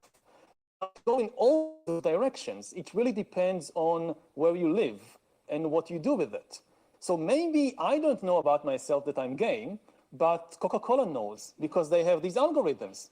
And they want to know that because they need to know which commercials to show me. Let's say Coca-Cola knows that I'm gay, and I even know it about myself, that they know it, and Pepsi doesn't. Coca-Cola will show me a commercial with a shirtless guy drinking Coca-Cola, but Pepsi will make the mistake of showing a girl in a bikini. And next day, without my realizing why, when I go to the supermarket, when I go to the restaurant, I will order Coca-Cola, not Pepsi. I don't know why, but they know. Google and Facebook can just look at your browsing history to determine your gender, political views, sexual preferences, what you've bought recently, what you're thinking about buying next, how many kids you have, and they'll even keep track of their age through the years. They collect all this information because they're selling it to people like ad agencies, and they want to keep you on their site longer. So they'll custom tailor your experience to be the best for you. Netflix is always trying to pick what movie they think I want to watch next. Spotify is looking at my play history and automatically throwing in a song mix that I didn't tell it to play, but it thinks I might like. And why are they doing this? Because companies know these algorithms work, and they know our brains are hackable and can be persuaded to keep using their services for longer periods of time if given the right dose of information. When I was young, I was told to follow my heart and to try to live out my dreams. And this sounds like good advice, but I can't help but think now that my heart and dreams have been influenced and persuaded by nation states, ad agencies, and stuff I've just seen randomly online. And they're probably not my actual dreams. So it's almost dangerous now to tell someone to follow their heart, because their heart might have been hacked, and it's not who they really are. I guess I knew all this was happening for a while now, but what I didn't know is how the US Army was conducting this on foreign nationals. Troops are out there using loudspeakers, handing out leaflets, but it goes beyond that. Sometimes they fly over a town and dump leaflets on the town, or sometimes they fly over a town and broadcast TV or radio signals that can be picked up by anyone in the town. And I also read the US Army knows that their adversaries are spreading propaganda online through forums and Telegram groups, which is a popular chat apps, and Twitter. So if the adversary is on there, US PSYOPs teams must be able and ready to listen and respond to these channels too, which moves PSYOPs to the online world, and that just opens up the playing field in a major way. Also, I learned the military has changed the name of PSYOPs since it has a negative connotation. They now call it MISO, which stands for Military Information Support Operations. Is any of this new, though? Now that I get it and step back to take a look at it, this is just propaganda.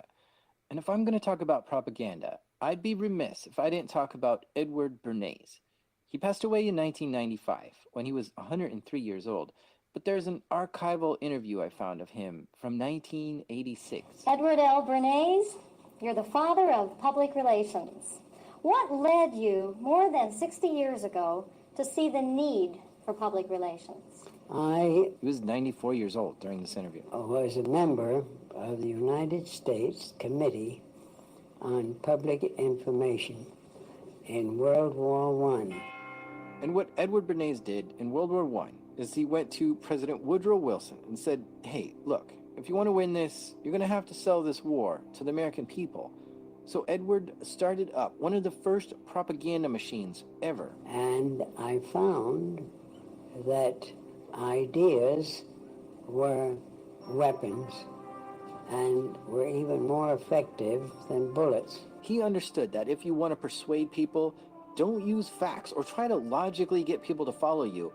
Instead, go for their emotions. Skip the facts and just draw on their instinctual urges and maybe even scare them and get them to act based on fear. So he starts designing these propaganda posters in an attempt to get the American people to get behind World War I and join the fight. One poster is of a Statue of Liberty in tatters, in flames, with bombs falling on it. And another is a picture of the world being gobbled up by the bloody hands of a gorilla who's wearing a German uniform. Facts didn't matter to him. His mission was to persuade people and to get them to bend, to change their hearts and minds. And he was wicked good and very successful. A total of 3 U.S. presidents employed the help of Edward Bernays to get him to influence the people of the United States for whatever political agenda there was at the time. In 1928, he wrote a book titled Propaganda by Edward L. Bernays, which reads like a how-to on persuading people on a major scale. Chapter 1, Organizing Chaos. He was also very clever at changing the names of things to make them sound better. Like, for instance, in 1929, it was taboo for women to smoke cigarettes, but he would pay women to march in the New York Easter Day Parade, smoking cigarettes. And when people asked the ladies, what are you smoking? They said, we're smoking torches of freedom.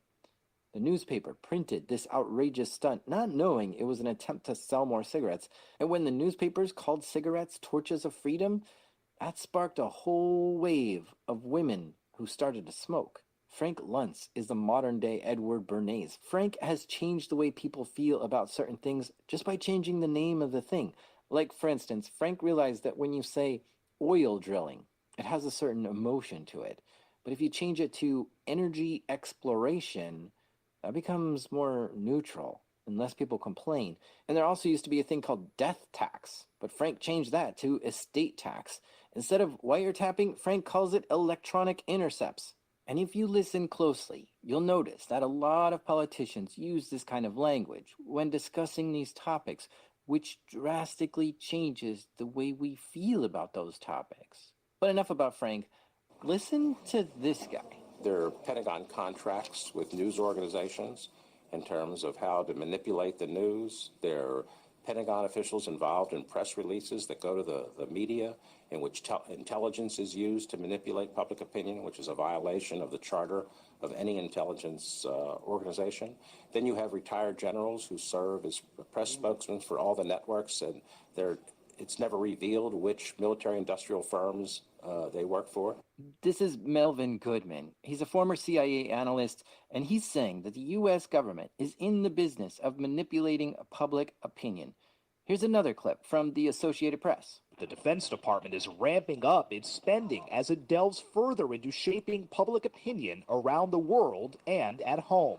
This is a fight for the human terrain, means that being able to influence populations, to support government objectives. It's a fight the Pentagon is taking seriously. In all, it's spending nearly $5 billion, with more than 27,000 people working to get its message out. However, some in Congress are questioning if it's also breaking the law by engaging in domestic propaganda. What What the heck is going on here? The bottom of the story is just falling out. Billions are spent on propaganda? What? The PSYOP soldiers I talked to said they're not allowed to conduct any missions targeting American civilians. But is it illegal for the US government to put out propaganda to change civilian opinion? Let's take a look at history to try to see. The US has engaged with a lot of domestic propaganda over time. World War I, World War II are obvious, of course. I mean, just Google propaganda poster and chances are you're going to see a World War II poster created by the American government targeting American citizens to get them to get behind the war. And then there's also propaganda campaigns to get people behind the Cold War. And also, let's not forget when Nixon said this. America's public enemy number one in the United States is drug abuse. In order to fight and defeat this enemy, it is necessary to wage a new all-out offensive. This started the war on drugs, which has lasted 50 years now, and the US government has funded quite a lot of propaganda around this. This is drugs. This is your brain on drugs.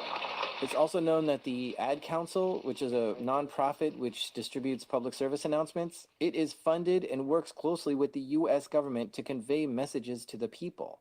I mean, that's shaping public opinion, right? And check this out. See, once you know what to look for, you start seeing it everywhere. So I'm watching Netflix last night, and there's this show called Waco, which goes over the story of David Koresh. And he's hiding out in this building with like 70 other people, but the police and FBI want him to come out because he's dangerous. And I kid you not, this is what the police and the FBI say in the show. So what's your plan then? It's time to apply pressure. Decker wants to start implementing PSYOPs to get them out. You want to psychologically torture them? It's not torture. It's a safe way to push them. This is not an FBI-sanctioned strategy. You do understand that, right? Don't think I haven't thought this through. And so the story goes, the FBI brought in a PSYOP team, and during the night, they would shine searchlights on the compound and play this noise through the loudspeakers. As best I can tell, this was the actual soundtrack played for hours in Waco to try to drive these people out of their compound.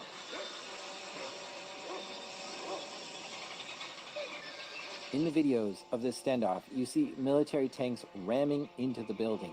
The FBI doesn't have tanks. So if they had to get help from the military for the tanks, I wonder who they got help from to do PSYOP.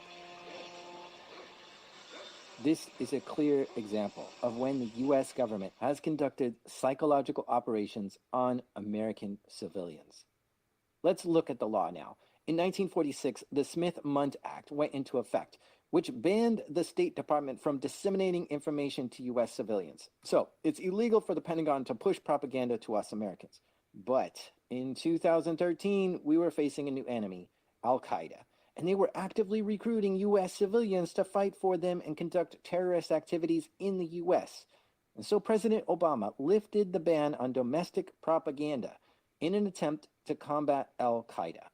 So this allowed the State Department to push propaganda materials to us US citizens now. And this law has not been changed since 2013. So I guess it's legal. And that alone is another rabbit hole. The US government is legally allowed to spend money and resources to try to persuade me to do something, which I guess makes it legal for them to try to craft news stories and alter the messaging on mass media. Ugh. Are things becoming more clear now? Or is it more blurry? I don't know.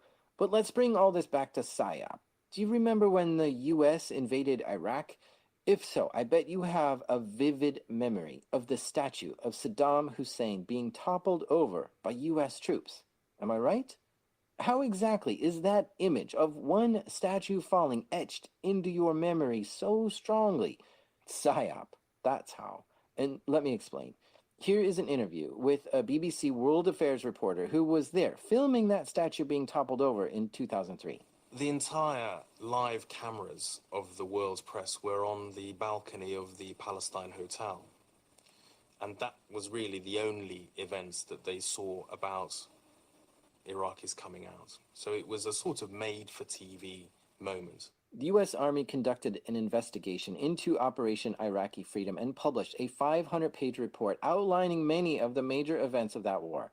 And in here is a story from a PSYOP team who was there when the statue was toppled. And according to the U.S. Army, PSYOP soldiers were present for this and taking part in the toppling of the statue. They saw the media circus that was there. In fact, they even said there was just as many media people as there were Iraqis there that day. And if you look at the footage, you can see tons of people with video cameras in the crowd. The PSYOP team saw the local Iraqis were already beating the statue with sledgehammers, so they jumped into action and started using the loudspeakers to talk to the locals, organize them, and conduct crowd control while the U.S. troops tear down the statue. At one point, the PSYOP team even ran an Iraqi flag up the statue, and then got some local kids to climb on the wrecker, which was bringing down the statue. And eventually, it fell. This was a major PSYOP mission, and the world was tuned in and watching. Because it's not so easy to show that a city has fallen. But you can use symbols like this, which is powerful, because this kind of stuff speaks so much louder than words do. Yeah, I have that memory from watching the news then, but this meant a lot more to the Iraqi people than it did to me. And this PSYOP mission was likely targeting the Iraqi people to bolster support from the locals who disliked Saddam Hussein. But when the world's news cameras all captured it, it had a secondary effect. It gave the impression that the U.S. was winning the war, which stoked emotions in the U.S. people. Either, yay, go us, USA, USA, or you might have looked at this and said, what's wrong with us? Why are we invading and messing with these people? Either way, as an American watching that statue come down, probably would have given you an emotional reaction of some kind. And I guess what I'm hoping for here is that with all this information, now when you see something on TV that's a stunning image or something on social media that's affecting how you feel, stop and double check the source of this message. Is this message trying to provoke an emotion in you, especially a negative emotion like hatred or fear? That's a tactic of propaganda, a PSYOP trick. Don't fall for it. Look behind it and try to see, where is this message coming from? Is it a paid message, like an ad, or from a news outlet that has historically created propaganda? Was it designed to get you to act on fear? Is it giving non-factual information that's trying to rile you up? You've got better eyes now to see through this. Use them wisely. Don't trust any politician that tries to get people to vote based on fear. It's a shady trick designed to manipulate you. Heck, don't even be part of any groups that has fear as a central point to it. Fear is malware in your brain. It affects you negatively and causes you to do things that often aren't good for you. Your antivirus is logic and facts. Don't get infected.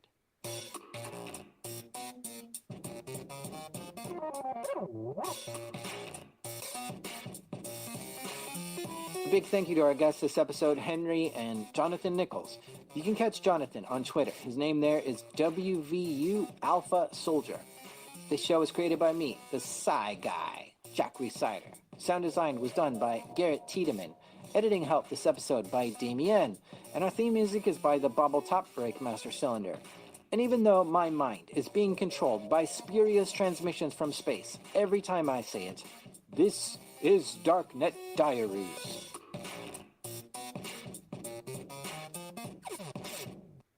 First, we have breaking news out of Henrico, where a group of sheriff's deputies have been arrested in connection to the death of an inmate. Thanks for joining us for the news at 5. I'm Julie Bragg. And I'm Leland Pender. We have team coverage this evening. Our Melissa Hippolyte goes in depth on the timeline of last week's incident. But first, let's head out to our senior reporter, Wayne Koval. He has the latest on these arrests. Wayne? Leland, 7 Henrico County Sheriff's deputies were arrested this morning for their alleged involvement in the death of an inmate that they had transported to Central State Hospital for a mental health issue. All 7 deputies charged with 1 count of second-degree murder in the death of 28-year-old Irvo Otinio.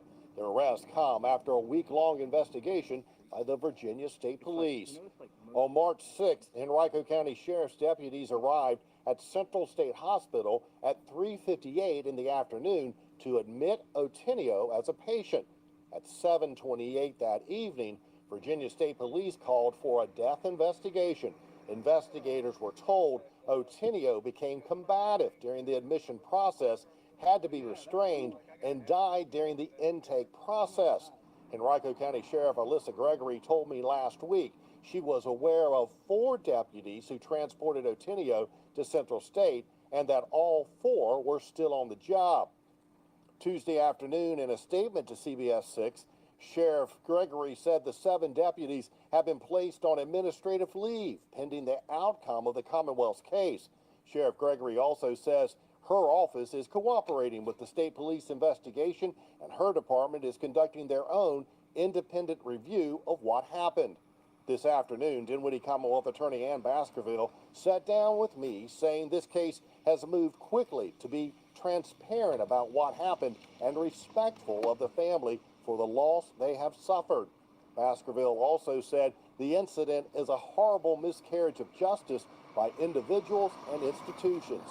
Those arrested are 57-year-old Randy Boyer, 37-year-old Dwayne Bramble, 45-year-old Jermaine Branch, 43-year-old Bradley Diss, 50-year-old Tabitha Levere, 48-year-old Brandon Rogers, and 30-year-old Kyle Sanders. The family of Irvo Otinio met with the Dinwiddie Commonwealth's attorney for about an hour this afternoon, going over everything that has happened. Now, the state medical examiner's office still working to determine the exact cause of death. All 7 deputies are being held without bond. Coming up new at 6, where the charges go next for review. In Henrico County, Wayne Koval, CBS 6 News.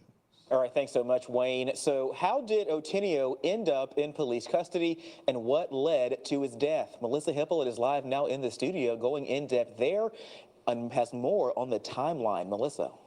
Well, Leland, let me preface this by saying that everything I'm about to tell you comes from Henrico Police, the Henrico Sheriff's Office, Virginia State Police, and the Dinwiddie County Commonwealth's Attorney. Now, on Friday, March 3rd, Henrico Police say they responded to a possible burglary in the Three Chop District and approached a potential suspect, Irvo Otinio. Police say based on their interaction and observation of Otinio, HPD placed him under an emergency custody order. They say members of the county's crisis intervention team were also on the scene. Officers took Otinio to an area hospital for evaluation, and according to Henrico Police, Otinio became physically aggressive toward officers who arrested him and transported him to the Ward Services Unit at Henrico Jail West. He was charged with the following: assault on a law enforcement officer, disorderly conduct in a hospital, and vandalism. Now, fast forward to Monday, March 6th. That's when the Henrico County Sheriff's Office transported Otinio to Central State Hospital due to a mental health crisis to admit him as a patient. They arrived at 3:58 p.m. Henrico Sheriff Alyssa Gregory previously told us it is standard protocol to place an inmate in handcuffs and shackles during a transport. Gregory said that just after arriving at the forensics unit at Central State, something happened, and Dinwiddie County paramedics were called to the scene at 4:30. A state police spokesperson said it was reported that Otinio became combative during intake. He was restrained and later died at the scene. VSP was called to investigate at 7:28 p.m. Now, when we originally spoke with Sheriff Gregory, she said her department went over everything that happened before the deputies left to transport Otinio. Now, here is what she told us on March 6th.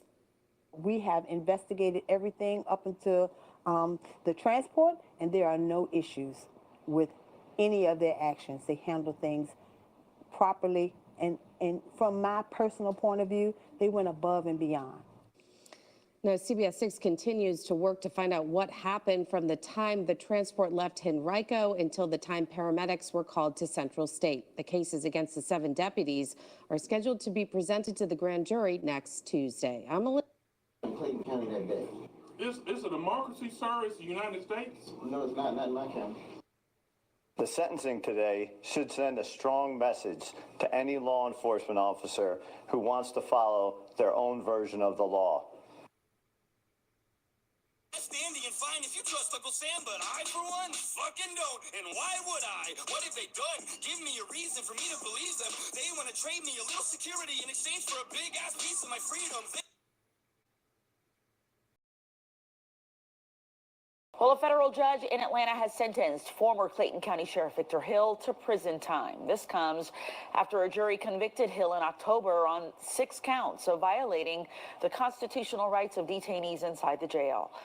Fox 5's Claire Sims has covered this case since the beginning. She is live outside the federal courthouse with reactions of what has been a high-profile case. Claire. Yeah, good afternoon, Christine. I sat next to one of the victims in the courtroom as the judge handed down Hill's sentence, and he cheered, although he later expressed disappointment that the former sheriff never apologized in any way for his actions.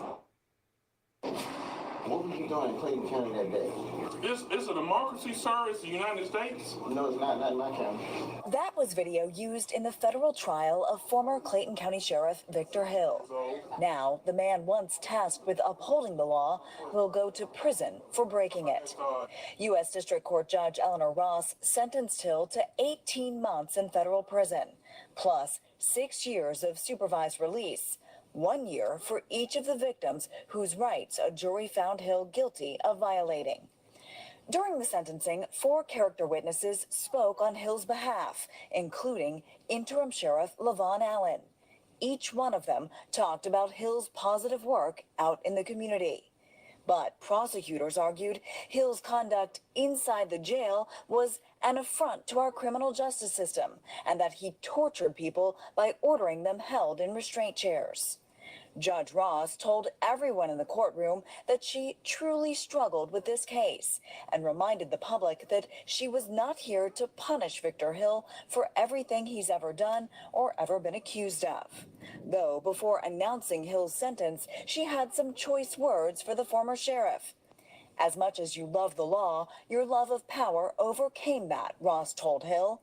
More than once, Judge Ross brought up Hill's arrogance and said she prays he will sit down for a moment and think about everything. In a video statement, Assistant Special Agent in Charge Chris McRae with the FBI Atlanta says everyone pays a price when law enforcement officials abuse their power.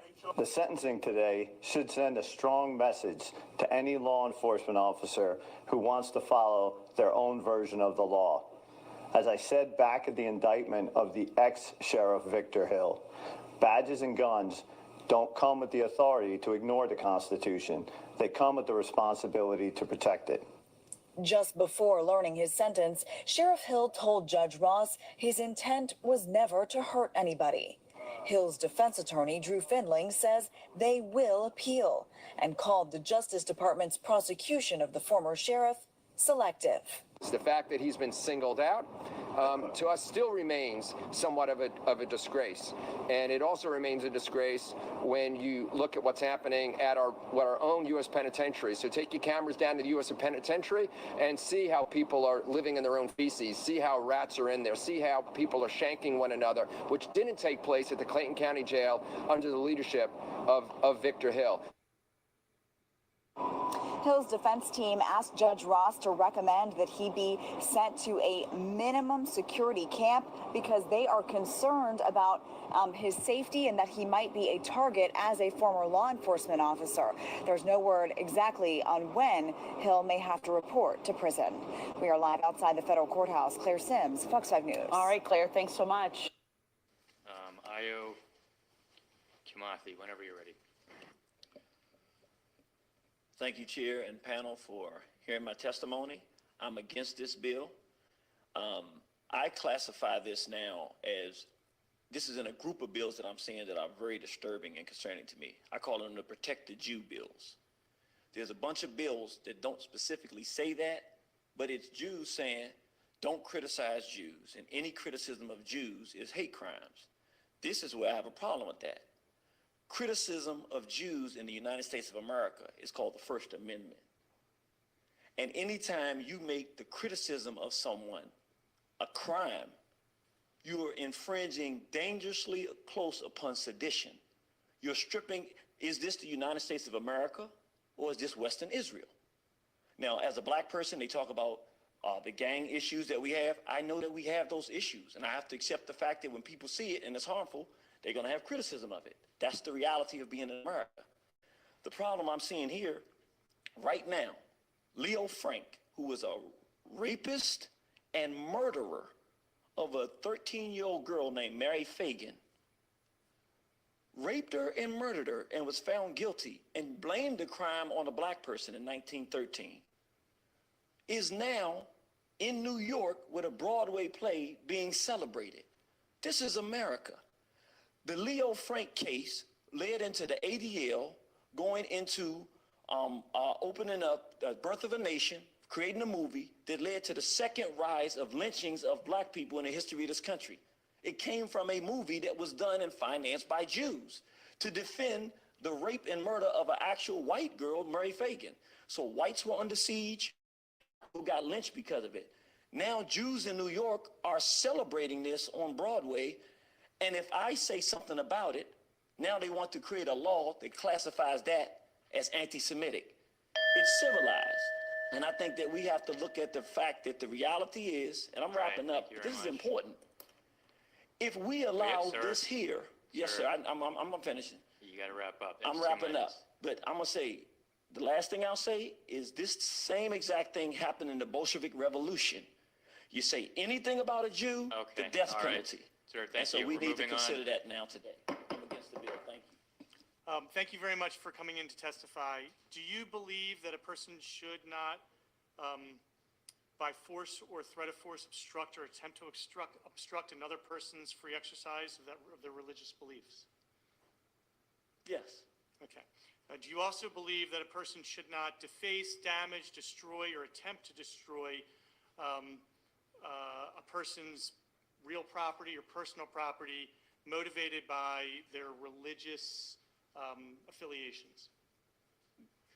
In other words, because somebody is Jewish, that you shouldn't be able to deface or damage their property or threaten them or harm them in any way, simply because they're Jewish. Do you believe that? I don't believe that Jews should be able to make that assessment because they're too sensitive. Let me change the question. Okay. Do you think that you should be able to deface somebody's property or harm somebody or threaten to harm them because they're Catholic? No. Okay. Because they're Muslim? No. Because they're Jewish? I haven't seen Muslims overly sensitive and classifying things that are not racist or abusive as being something racist. Okay. I have seen Jews doing that. I think you answered my question. Okay. So should you be able to commit a crime or attempt to commit a crime or threaten to commit a crime against a person simply because of their gender or their race or their sexual orientation or their whether they are homeless or not? I'm not familiar with anything like that. Should you be able, simply because somebody's homeless, should you be able to threaten to assault them? No, but if a homeless person is on my property, I say, get off my property, my children are around, I should be able to say, get off my property. No, but just because they're homeless and they're walking by, should you be able to threaten them or harm them? Because I don't know anybody would do that, but no, I guess not. Because the person's a woman, should you be able to threaten them or assault them? I don't think you should be assaulting anyone that is not committing a crime or doing harm to you. Okay.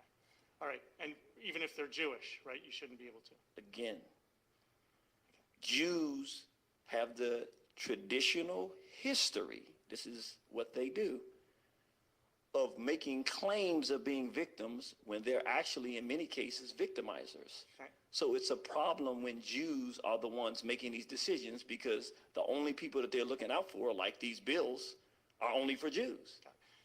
Thank you very much. I think you answered my question. Appreciate it.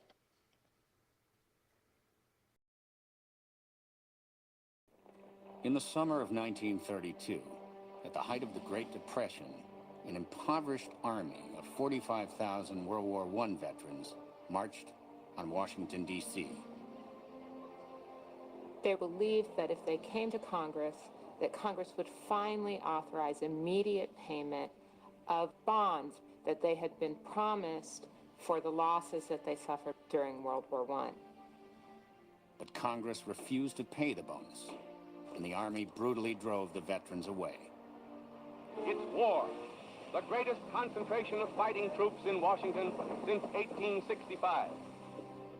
This is the saga of the Bonus Army and a march that changed the nation. Remember my forgotten man. You put a rifle in his hand. Forgotten, help me see, means you're forgetting me like my Major funding for this program was provided by the Disabled American Veterans National Service Foundation. Since World War I, DAV has helped veterans recover from the wounds and scars of war. DAV, building better lives for America's disabled veterans and their families. Additional production support provided by Tawani Foundation, promoting the ideal of the citizen soldier at the Pritzker Military Library, Chicago, Illinois, and by the Humanities Council of Washington, D.C. America was not prepared when it entered World War I in 1917. Fighting the Germans required young American men by the millions, and the only way to get them was through conscription.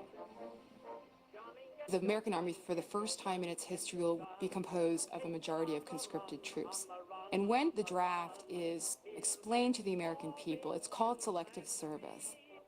Some men were selected to fight, others to work in needed defense industries, or as farmers. So it's a different conception of military service as work, as opposed to just simply a civic duty. The first American troops arrived in France in June of 1917. In just 18 months, nearly 100,000 lost their lives. 200,000 more were wounded or gassed. Also, over there, were hundreds of thousands of African American soldiers. Barred from combat with American units, many fought courageously under the French flag. For the first time, many of these people experienced what it was like to be treated as fully human beings by white people. When the armistice was signed on November 11th, 1918, most of the Americans that had served would never be the same. As the first waves of troops returned from Europe, the nation turned out to honor them with parades. But veterans quickly realized the high price they had paid. Let's say a guy didn't go to war, stayed home, worked in an arms factory. He would probably get maybe 10 times as much as a soldier would. Soldier in combat was getting about $1.25 a day. Soon after the war, veterans began to argue that soldiers should be compensated for the wages they lost while serving their country. They very carefully used the terms adjusted compensation to be clear that what they are asking for is not a bonus. They are asking for back wages that are due to them. It was the detractors who called it a bonus. Finally, in 1924, Congress granted World War I veterans adjusted universal compensation. A law had granted them the bonus, equivalent to $1 to $1.25 a day for every day they served, which in many cases would be $600, $800, $1,000. But there was a catch. They don't get a nickel of the money until 1945, unless they die. That's what they call it, the tombstone bonus. In 1928, Herbert Clark Hoover, a self-made millionaire, was elected president. In his inaugural address, Hoover proclaimed that the future of the country was bright with hope. Just 7 months later, the stock market collapsed, and the country descended into the Great Depression. In America, in 1932, hunger and desperation stalked the land. 25% of workers were unemployed, and many were veterans. One of them was Walter W. Waters, down on his luck in Portland, Oregon. He had been a sergeant in the war, and that's an indication that you were a pretty good soldier. And there were a lot of veterans sitting around trying to find what to do next. Then came a ray of hope. A bill calling for an immediate cash payment of the veterans' bonus was introduced in Congress. Waters became obsessed with it. During this time, I was anxiously watching reports in the newspapers of the progress of bonus legislation.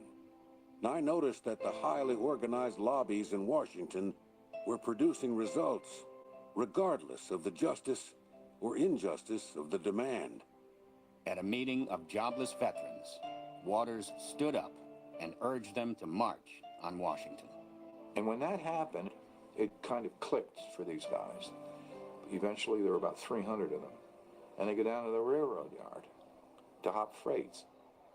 And they go all the way across the country to Washington. Once I built a railroad, I made it run.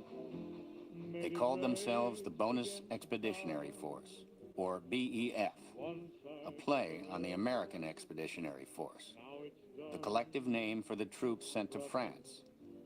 But soon, they were simply known as the Bonus Army. They carried knapsacks, or duffel bags, or bedrolls, with tin cups dangling. They had $30 among them. Meanwhile, word of the BEF was spreading.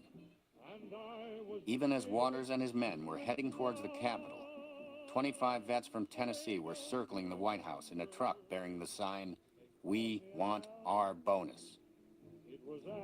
And they start from everywhere. They start from Los Angeles. They start from Las Vegas. They start from Mississippi and Texas. They come from everywhere. Antonio Oliver, a veteran gassed in the Argonne Forest in France, drove from Pennsylvania with his twin sons, Nick and Joe. My dad got word to march on Washington and thump the tub for the bonus that they promised the veterans in 1924. And I think it was approaching dawn when he got there. And my father woke us up and says, "There's the Capitol building." I never forgot that. While streams of bonus marchers headed toward the Capitol, Pelham Glassford, the new D.C. police chief, prepared for their invasion. I had been aware from the first that the BEF was symbolic of the vast army of unemployed. Anything unfortunate that happened might easily precipitate widespread social disorder. Pelham Glassford was a decorated brigadier general during World War I who commanded the loyalty of his men in a very personal way. Glassford was really pleased in many ways that the veterans were coming to Washington. But he knew that the politicians were not sympathetic. Officials were also concerned that a large number of African-American veterans were mixed in with the marchers. And the irony is that going back to the Great War, the African-American troops were segregated from the white troops. Also preparing for the bonus army was a prominent World War I veteran, General Douglas A. MacArthur. The United States Army, through its Military Intelligence Division, remained greatly concerned about the possibility of revolution. The Army developed a plan to defend the United States Capitol in the case of civil insurrection. And they were talking about using tanks, machine guns, gas. By the time the bonus marchers arrived in Washington, the Army was more than ready to deal with them.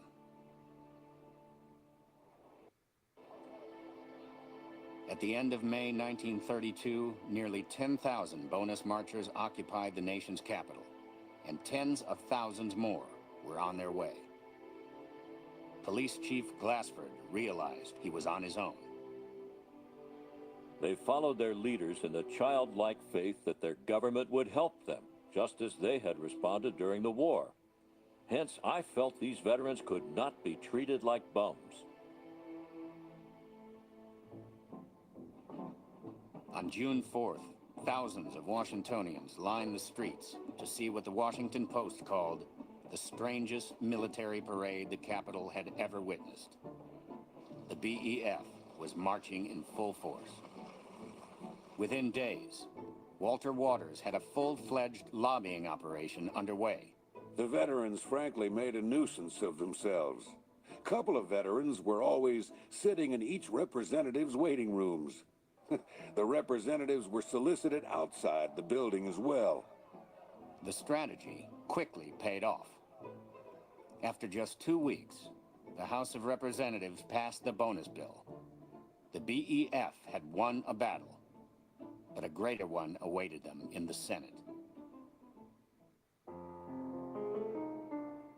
In a remote neighborhood of Washington known as Anacostia, an enormous tent and shack city rose from the mudflats. Here, the threadbare heroes of World War I formed their last great encampment. We just drove in and we were ankle deep in mud. I never saw so much mud in my life. American flags could be seen flying from every possible vantage point. A city was laid out in Anacostia. The streets were named by states. There was a library in the center of it run by the Salvation Army. There was music day and night. There was gospel music, and there was blues music, and there was country music, and popular music. There are people who built beautiful little replicas of suburban homes. There were guys who were buried alive for money.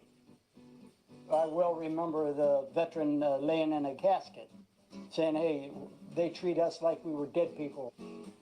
A popular form of entertainment in the camp was boxing. I was the best boxer. I was. We boxed, pass the hat. My dad would get a little irate if we didn't really punch each other out.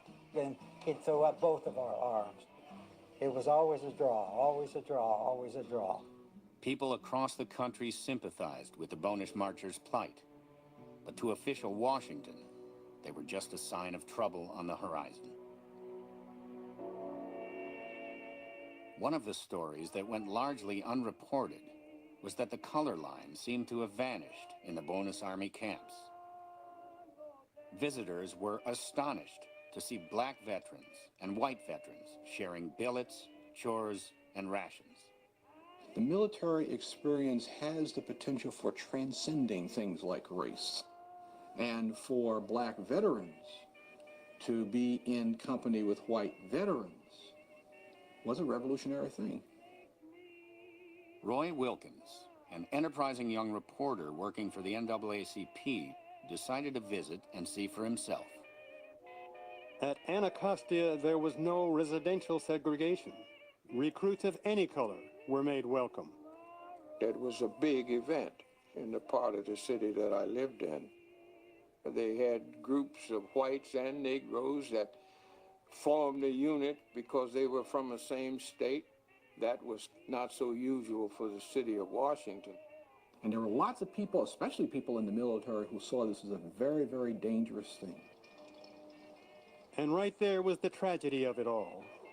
Men can live, eat, play, and work together, be they black or white, just as the BEF demonstrated. On June 17, 1932, thousands of bonus marchers assembled on Capitol Hill to maintain a vigil on the Senate, scheduled to vote on the bonus bill passed by the House. The shouts and songs of the veterans, "The Yanks are starving! The Yanks are starving!" could be heard in the Senate chamber as the heated debate went on. Late in the day, Waters delivered the result to his troops. The Senate overwhelmingly defeated the bonus bill, and the men were extraordinarily disappointed. But fortunately, a newspaper reporter suggested to Waters that he ought to order the men to sing America. And they did.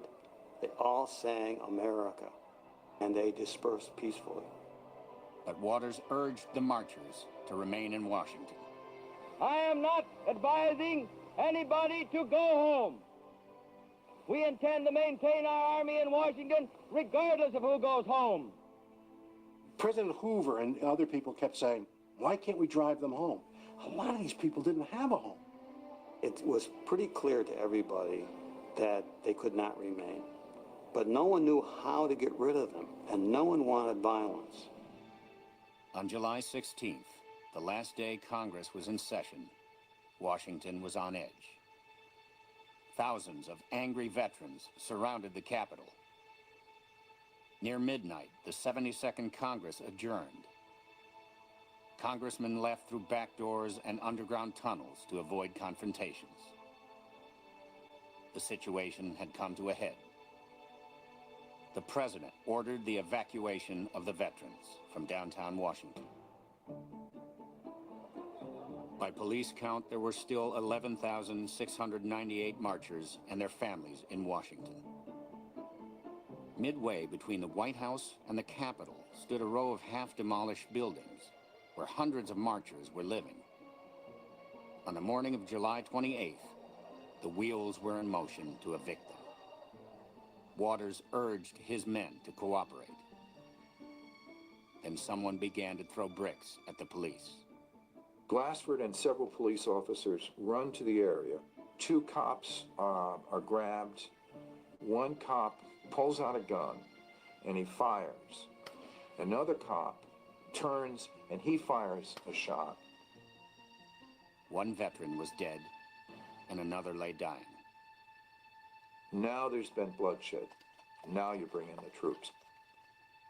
When MacArthur moved his troops to the affected area, he knew exactly what he was going to do, and he adorned himself in his dress uniform along with his major aide, Dwight D. Eisenhower. The force stepped off at 4:30 p.m. More than 200 cavalrymen spread out across Constitution and Pennsylvania avenues. Behind them came 400 infantrymen, followed up by tanks and armored vehicles. I was about 7 years old at the time, and the troops were out on Pennsylvania Avenue. I was scared, and my dad kept saying, nothing's going to happen. The cavalrymen, one of whom is Major Patton, have got their sabers out. The soldiers donned gas masks and, without warning, began hurling gas grenades at the veterans. The troops advanced, some jabbing with bayonets. Tear gas was just burning my face. I was trailing behind my dad, and he kept hollering, come on, boy, come on, boy. Marchers were choking from the gas, just like the battlefields in France. And so they're being forced out of their shacks by smoke bombs and tear gas, hurled by the troops who have been called out by the President of the United States. Chief Glassford stood by helplessly. The veterans did not believe the country for which they had fought would ignore the plight into which the Depression had placed them. Many did not believe that United States troops would take the field against them. By early evening, most of the marchers had been driven across a drawbridge that led to their main camp. The president does not want MacArthur to cross the bridge, and MacArthur disregards the order.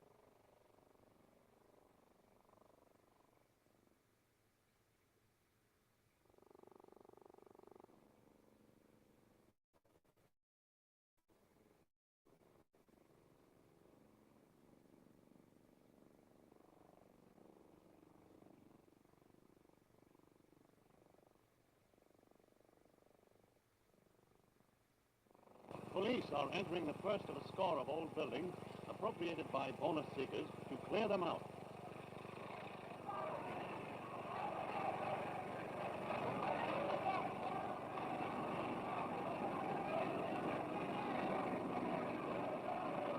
In many of the old old buildings, which are about to be torn down, the eviction proceeded with little trouble.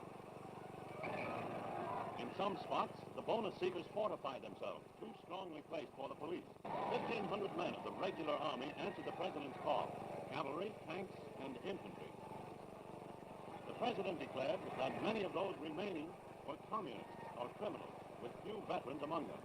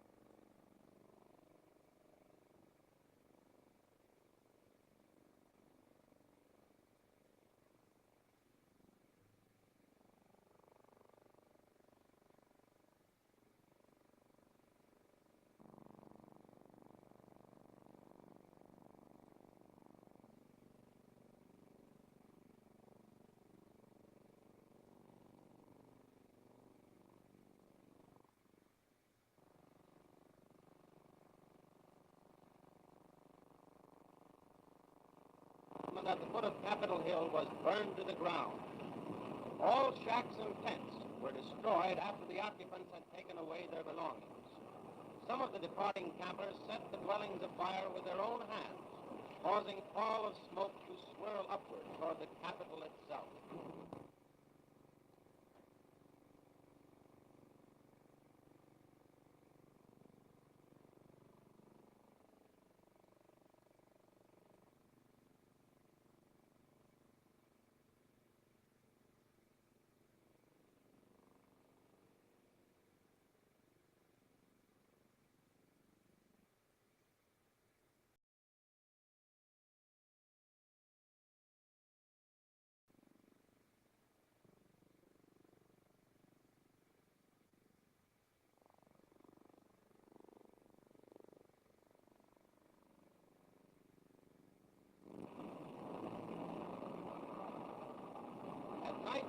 Crossed the line of Costa and cleared Camp Marks, which blazed for hours, a beacon that the fight was over and all was once more quiet along the Potomac. From Washington by the Army, the last of the bonus seekers set out for Johnstown, Pennsylvania, where they have been given refuge.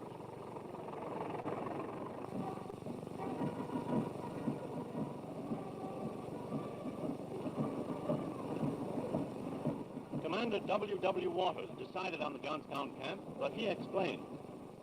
At Johnstown, the 9,000 bonus seekers immediately threw up tents and shacks for themselves and families. The food problem is acute, but donations of groceries and money are keeping the vets in stew and coffee.